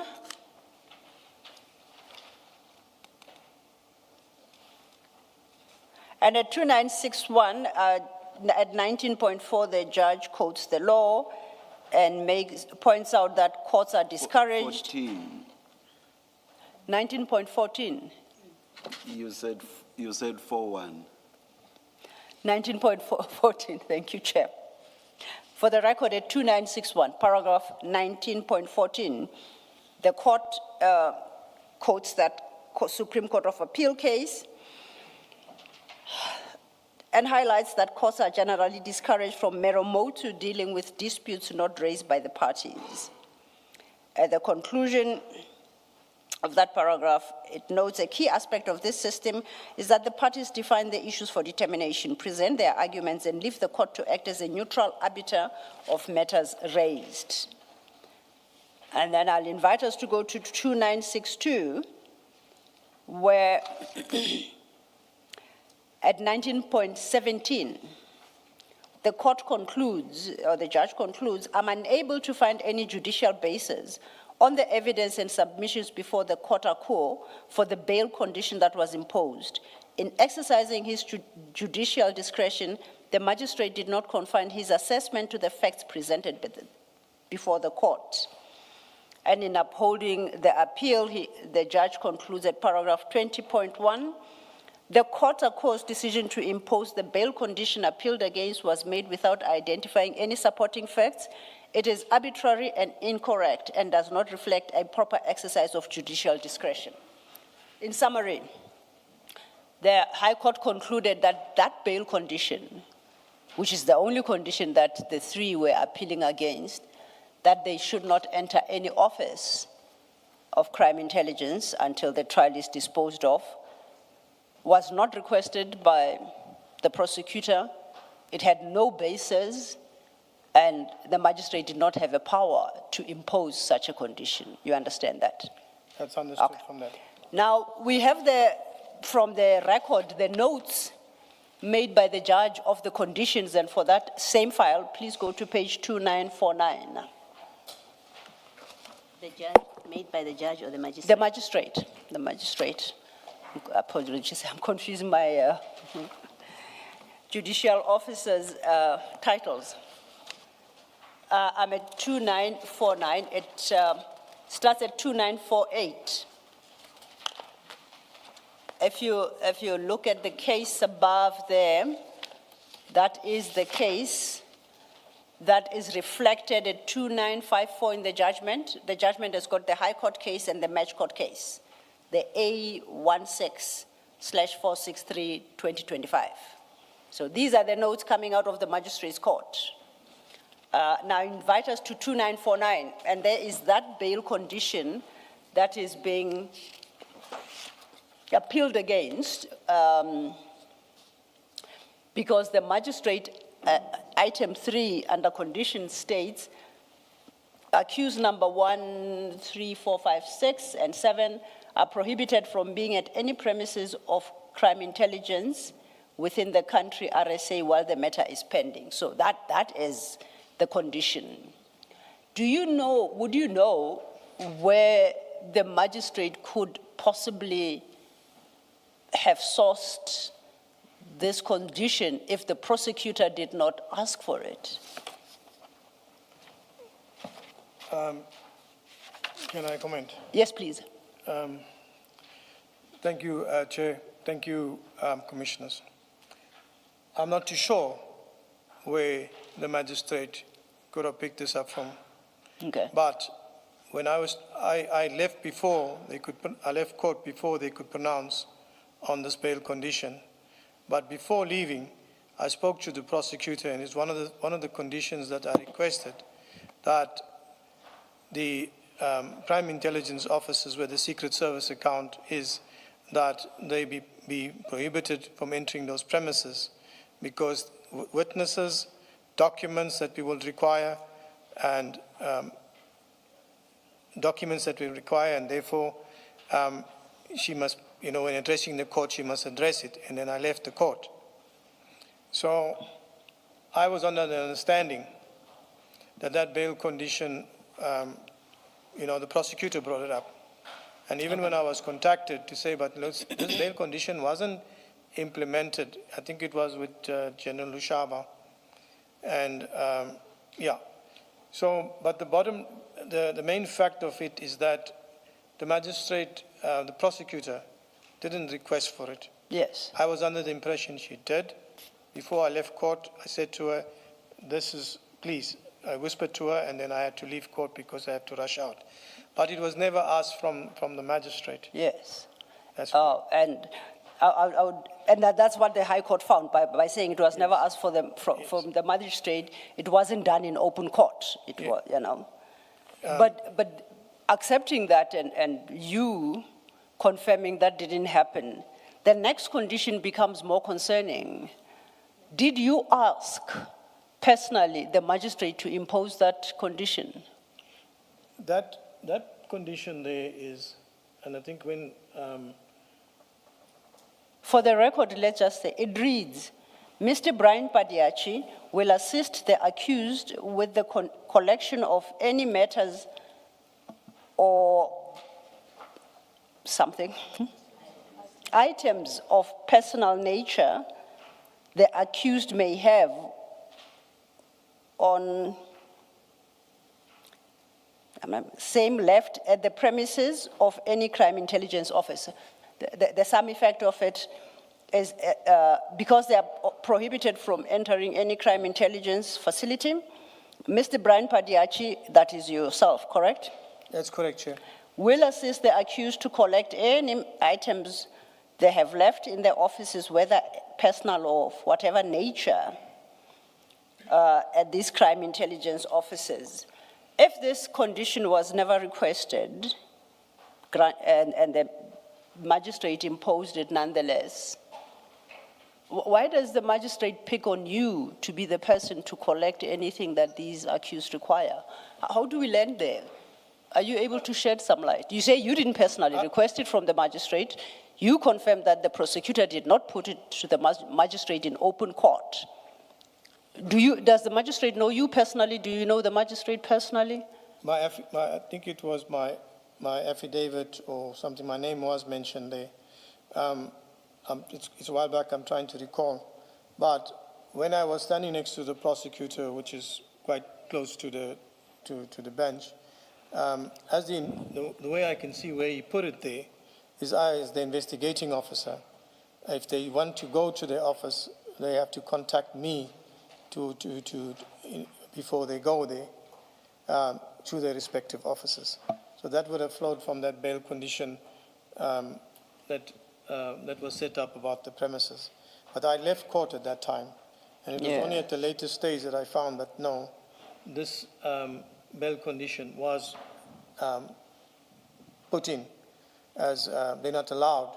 So I, as the investigating officer, that is how the second part, we're looking at 4 chair commissioners came in. So we have a situation where there is a very stringent bail condition that was not requested by the prosecution being imposed. Yes.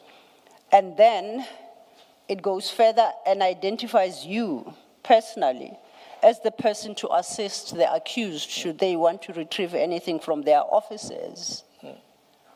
In circumstances where it was never discussed with the magistrate that is a possible that's a possible solution to the effect of that stringent prohibition. So the magistrate just came up with your name. I'm trying to, and perhaps you don't know the facts, I don't know, but I'm trying to understand how does your name make it into a bail condition that wasn't even requested by the prosecution? Can you shed some light? A condition that's so stringent that its effect is to suspend the accused. Because what it meant is that they could not go to work. So effectively, it suspended them when SAPS itself had not suspended them. No, but answer the question. I'm just adding to the nature of how stringent it was. Thank you, Chair. As I indicated, that I spoke to the prosecutor before I left, but during the early deliberations in the court, whilst we're deliberating with bail or whatever, I'm not sure whether anything came up during the deliberations before the bail conditions of not going to the office, etc. As far as I know, is that the prosecutor didn't speak anything about not going to the office. And that is what I heard, because I left there during that moment in time. So I don't know what really happened. But I told the prosecutor, look, those are crime scenes. And I think, if I'm not mistaken, and if I can maybe just have a look at one of my notebooks that I was writing whilst I was sitting behind her, that I made a note there on it. But the fact remains of the whole thing is that, from what I gathered, and is that the prosecutor never requested that particular bail condition. How my name came about there is that during the deliberations with the bail or whatever, it's perhaps there where my name came up. It came up during the processes during the course of it. So that's where he probably picked it up from. But I know that the prosecutor didn't mention it. Thank you. Yes, Commissioner. Why did you want this bail condition that they must not go to the office? That you say you didn't discuss with the magistrate, yes. Somehow he comes to know about it. Why did you want that condition? Yes, Commissioner. As I indicated, we were busy with investigations on the Secret Service Fund, documents, etc. No. But this matter had nothing to do with the secret fund. It had absolutely nothing to do with it. This case, this Mokwele matter, it was about the recruitment and appointment of Brigadier Mokwele. Yes. Why are you introducing other cases that under this bail condition? Yes, Yes, you may. thank you, Commissioner. I think it was mentioned during the course of the proceedings there that the accused before court are also implicated in other matters that we are investigating. Yes. And during that process of not just the Mokwele case, but the other cases that we're investigating, I'm digging into my memory that was said there, that we considered the crime intelligence officers, especially where the Secret Service Fund was, as crime scenes. So you were getting a bail condition, or you were asking for a bail condition that in fact has absolutely nothing to do with the matter that is before this magistrate. It has to do with other cases where you must justify bail, or other bail conditions in other investigations that you are still conducting. You are using this case to get a benefit in respect of other investigations that are not yet complete. Commissioner. Yeah, you may respond. Chair, Commissioners, it's with the current case before court. The current case was mentioned before court, and other cases that we are busy investigating. No, you've said you do not want them to go there because that's where the secret fund. Secret funds, witnesses. The witnesses, you had completed your investigation and you've seen this judgment. There is an exchange between the prosecutor and the magistrate. And the prosecutor says, our investigation is complete. We don't have a problem about witnesses being intimidated. In fact, we haven't even produced a list of witnesses. So these people, these accused, are no risk or pose no risk to our witnesses in this case. That's the position of this prosecutor, right? The magistrate keeps pushing, but they must be protected. What about members of the public? You know this judgment. I'm not going to read, interesting as it is to read. The magistrate keeps saying, but what about this? What about that? And your prosecutor says, the witnesses, we are not going, if I'm to preclude, if I'm to get an order, that's a condition rather, that says they shouldn't go to the office, then I have to mention the witnesses in this case. And we are not going to mention the witnesses because it would be to endanger them. So there is no risk to witnesses. Investigation is complete. So I don't need this condition, which the magistrate is very keen to give Meromutu without it being asked for, at least not in open court, is keen to give. So your other cases have absolutely nothing to do, even on the magistrate's own enthusiasm. Your other cases are no reason that he has imposed this condition. On this transcript that is quoted in the appeal judgment, those other cases have nothing to do with it. He gave this condition because he's protecting the witnesses in the Mokwele matter.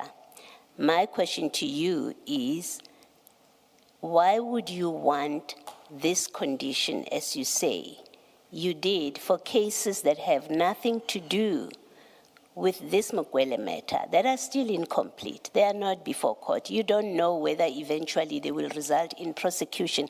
Is that not another instance of an abuse of your position where you are sitting with this particular case, which is done and complete, investigated, it is before court, you've effected the arrest, but you use this case to gain a benefit in respect of other cases that have nothing to do with this case? You must accept it is on the face of it an abuse of your position that you're holding at the time when it comes to this case. You can comment? Thank you, Commissioner. I did not see it in that light. And as I said, in chief, and the way I looked at what we were doing, and this is what it is what it is. is that I spoke to the prosecutor and said to her that, listen, I'm leaving now. And I wrote on the notebook, or I wrote something. I have to check on that. When they're addressing the bail conditions, just take this to say that they're not permitted to go to the crime intelligence officers because of the witnesses, and that the crime intelligence officers is where it's a crime scene, where all the documents and everything that's going to assist us. On an investigation that has been completed according to your prosecutor. The investigation has been completed. There is no risk of interference. That's what he tells the court. Yes. Yes. And what happened? I did not know what took place after that, but she didn't ask for it. So that's what happened at the end of the day. I made that suggestion, and then she didn't put it up to the magistrate. So that's where it stands there, Commissioner. All right. A related question. This appeal was opposed. Yes. That's correct. Yes. What role did you play in the decision to oppose an appeal on a bail condition that you and everyone in IDAC didn't ask for? What role in that decision did you play, if any? We oppose the bail conditions on what I put forward before you now, Commissioner. The fact that the crime intelligence office be busy with investigations, No, I'm not asking for reasons. I'm asking for your role in it. So you were part of the collective that, if it's a collective or it's your decision alone, you were part of a collective that made the decision to oppose this appeal on a bail condition that you did not ask for, and that you got because you wanted to protect other investigations, even though that's not why the magistrate gave it. You were part of that collective that made that decision. I was part of the collective. I cannot disown the persons that were involved in the appeal process. And who was involved in it? It's you and? That would have been myself and the prosecutors that were in the matter that put together documents for the appeal. Okay. It didn't require approval by your superiors to oppose this bail, this appeal? Whatever documents that would have been compiled at that moment would have went up to management to look at it further and file it. I'm not too sure whether management did have access into the documents, whatever, but the documents was compiled by the prosecutors and it was filed. There were filings with it. I guess my question is, where in IDAC does the decision lie? Who is the decision maker when an appeal comes up and someone must decide we are opposing or we're not opposing? Who is the decision maker of that? That will be the head of the office. Okay. That will be the head of office, because you cannot take any decisions outside of that. Okay. Thank you, Commissioner. Thank you. And I wanted to ask on an unrelated topic. Indeed, please go Can I ahead, Commissioner. Okay. The decision to, maybe not the decision, let's talk about the arrest of all these accused. Is there a policy in IDAC which guides and informs how you exercise the discretion to arrest, to summon, because we know in some cases you've summoned. The most recent that we can all take judicial notice of is the National Commissioner, right? He was called and he presented to court, but we are also aware of other cases. Here you arrested these 7 accused. Is there a policy, guideline in IDAC that informs that guides you as the investigating officer how to go about making that election of how you present or you get an accused person to present to court? The way I understand you, Chair, Commissioners, is there a policy in how we go about compiling about our arrests in respect of the cases? It's more specifically with how you get to make the decision whether you are arresting or you're summoning. So I'm not talking about the practicalities of where, how, when do you arrest? It's not my question. My question is, you have options of how you secure the appearance of an accused person at court, and you know those options that are available to you. So my question is there a policy position, a protocol, an instruction, whatever it is called? Is there an instrument in IDAC which informs and guides investigating officers when to arrest, when to summon, when to, I think the other is a warning or something, the different options that you have? Is there such an instrument? Thank you, Chair, Commissioners. There's no policy or protocol that exists. With regards to the arrest warrants or whether J175, we look at the seriousness. In most cases, if it is Schedule 5, Schedule 6, the onus is on the accused persons to put forward why they should be released on bail. So when it comes No, we are not at bail. We are not at bail yet. We are at how do you bring this accused to court? You have options. So the conversation is about you exercising that discretion, because it is a discretion, right? Unless you tell me that, or you tell us that there is a prescript in IDAC which says if it is this kind of charge, they must be arrested, right? Unless there is something like that, and you can point us to that. So I'm assuming that in accordance with prevailing law, IDAC's position is investigating officers have a discretion depending on the charge. And, well, not depending on the charge. They have a discretion, and you can say depending on what. And is that written, or there's nothing? If there's nothing, and you go about making your selection of the options available to you. So I'm not prescribing to you that there has to be. I'm trying to understand whether there's anything at all. Yes. What I'm saying here, Commissioner, thank you, Chair, Yes, you may. is that there's no particular policy that I know of there. It's when you finish and you're ready and you're prepared to go apply for your warrants. You have your chief criminal investigator that's there that says, okay, we're going to now prepare for the arrest, prepare for the takedown. What is the offense? It's a Schedule 5 offense, and we proceed. So, like, for example, I'll give you something out of the normal.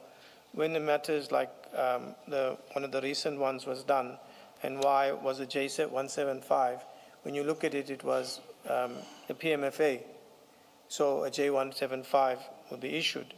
So when as a team that we're sitting together, we look at what is the charges. It's corruption, it's Schedule 5. We have to prepare bail affidavits. So that is where it is taken there. The other considerations, the person is armed, may make away with, intimidate witnesses, et cetera, et cetera. But the basic thing was what I'm saying. First of all, there's no policy that says this is an office policy. It's a decision taken there by the team, and that's where it is.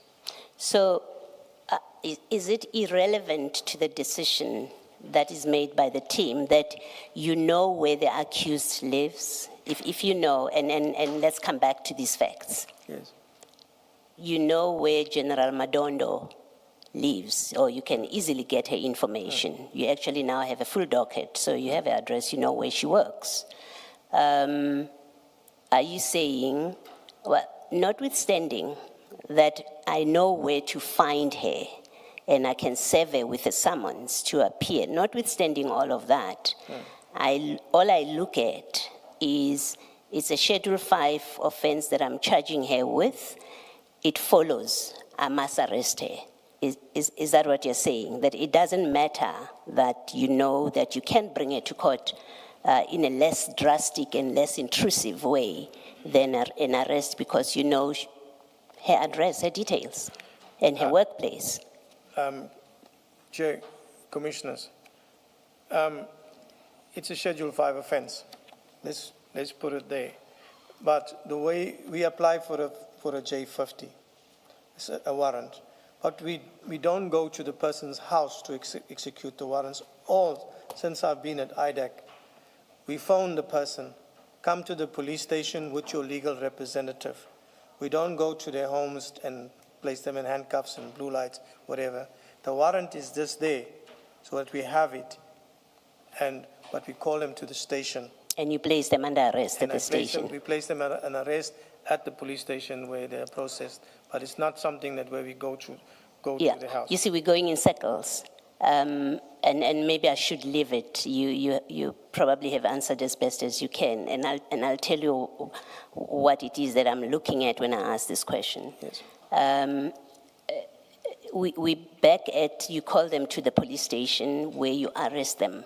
My very question is, if you call them to the police station, why do you not give them a summons? Because you know they will appear. The point I'm making to you is, you know their details, you know where they work. You know that if they don't appear, you will find them. Why do you not issue under what circumstances would you not issue a summons in that circumstance, where you know a person's details?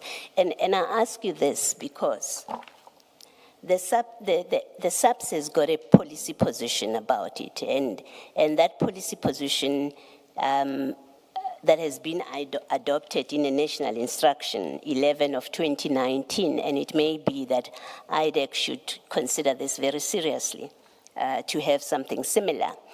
First, this National Instruction, its bedrock is the law, the position of law, right?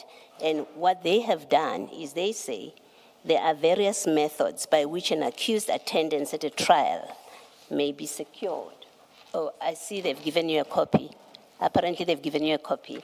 If you go to item 6, it's at page 7.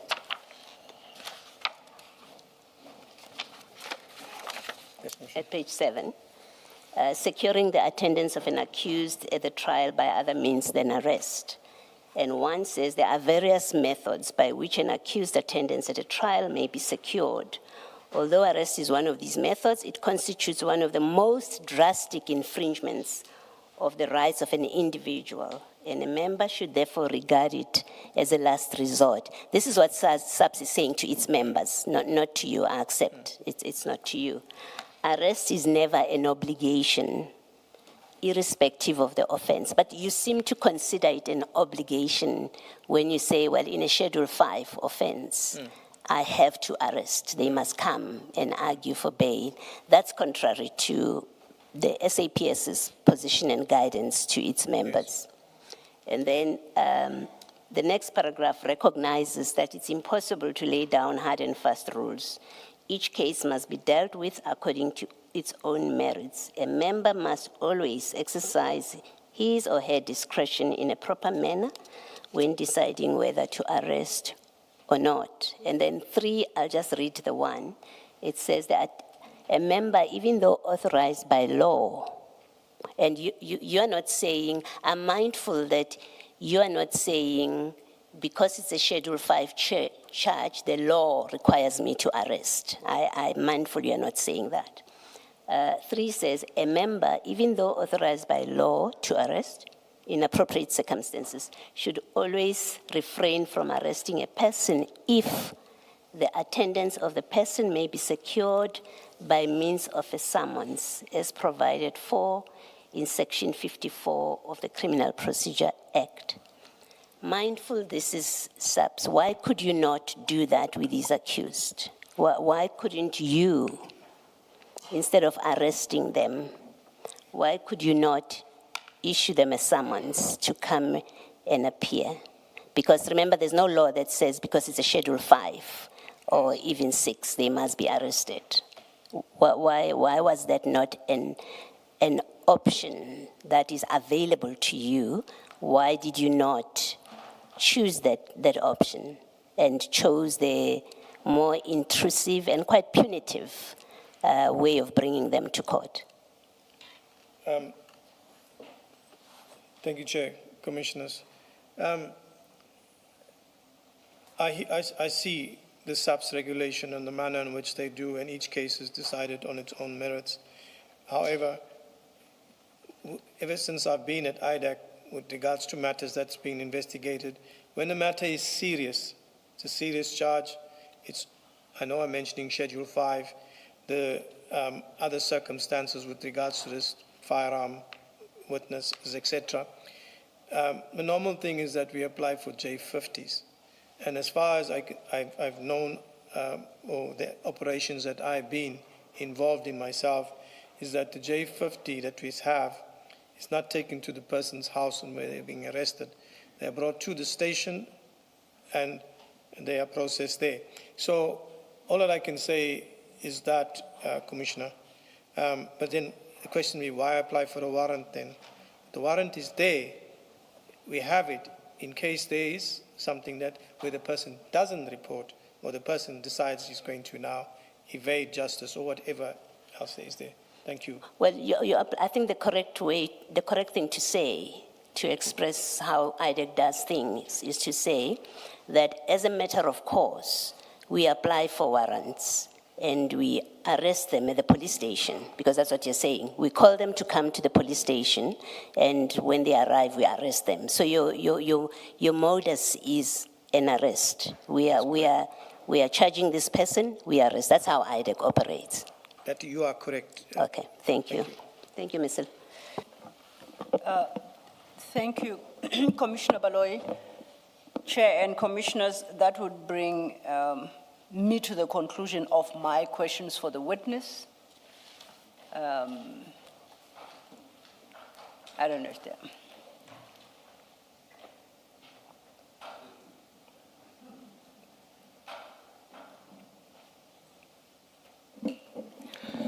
Colonel, Chair.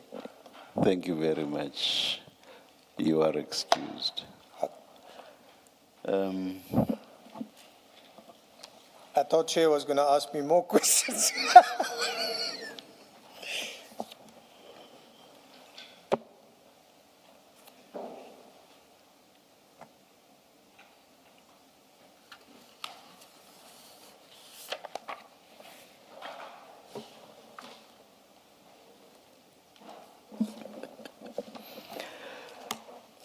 We'll resume at 9:30 tomorrow. Indeed, Chair. Let's adjourn. Thank you. Thank you.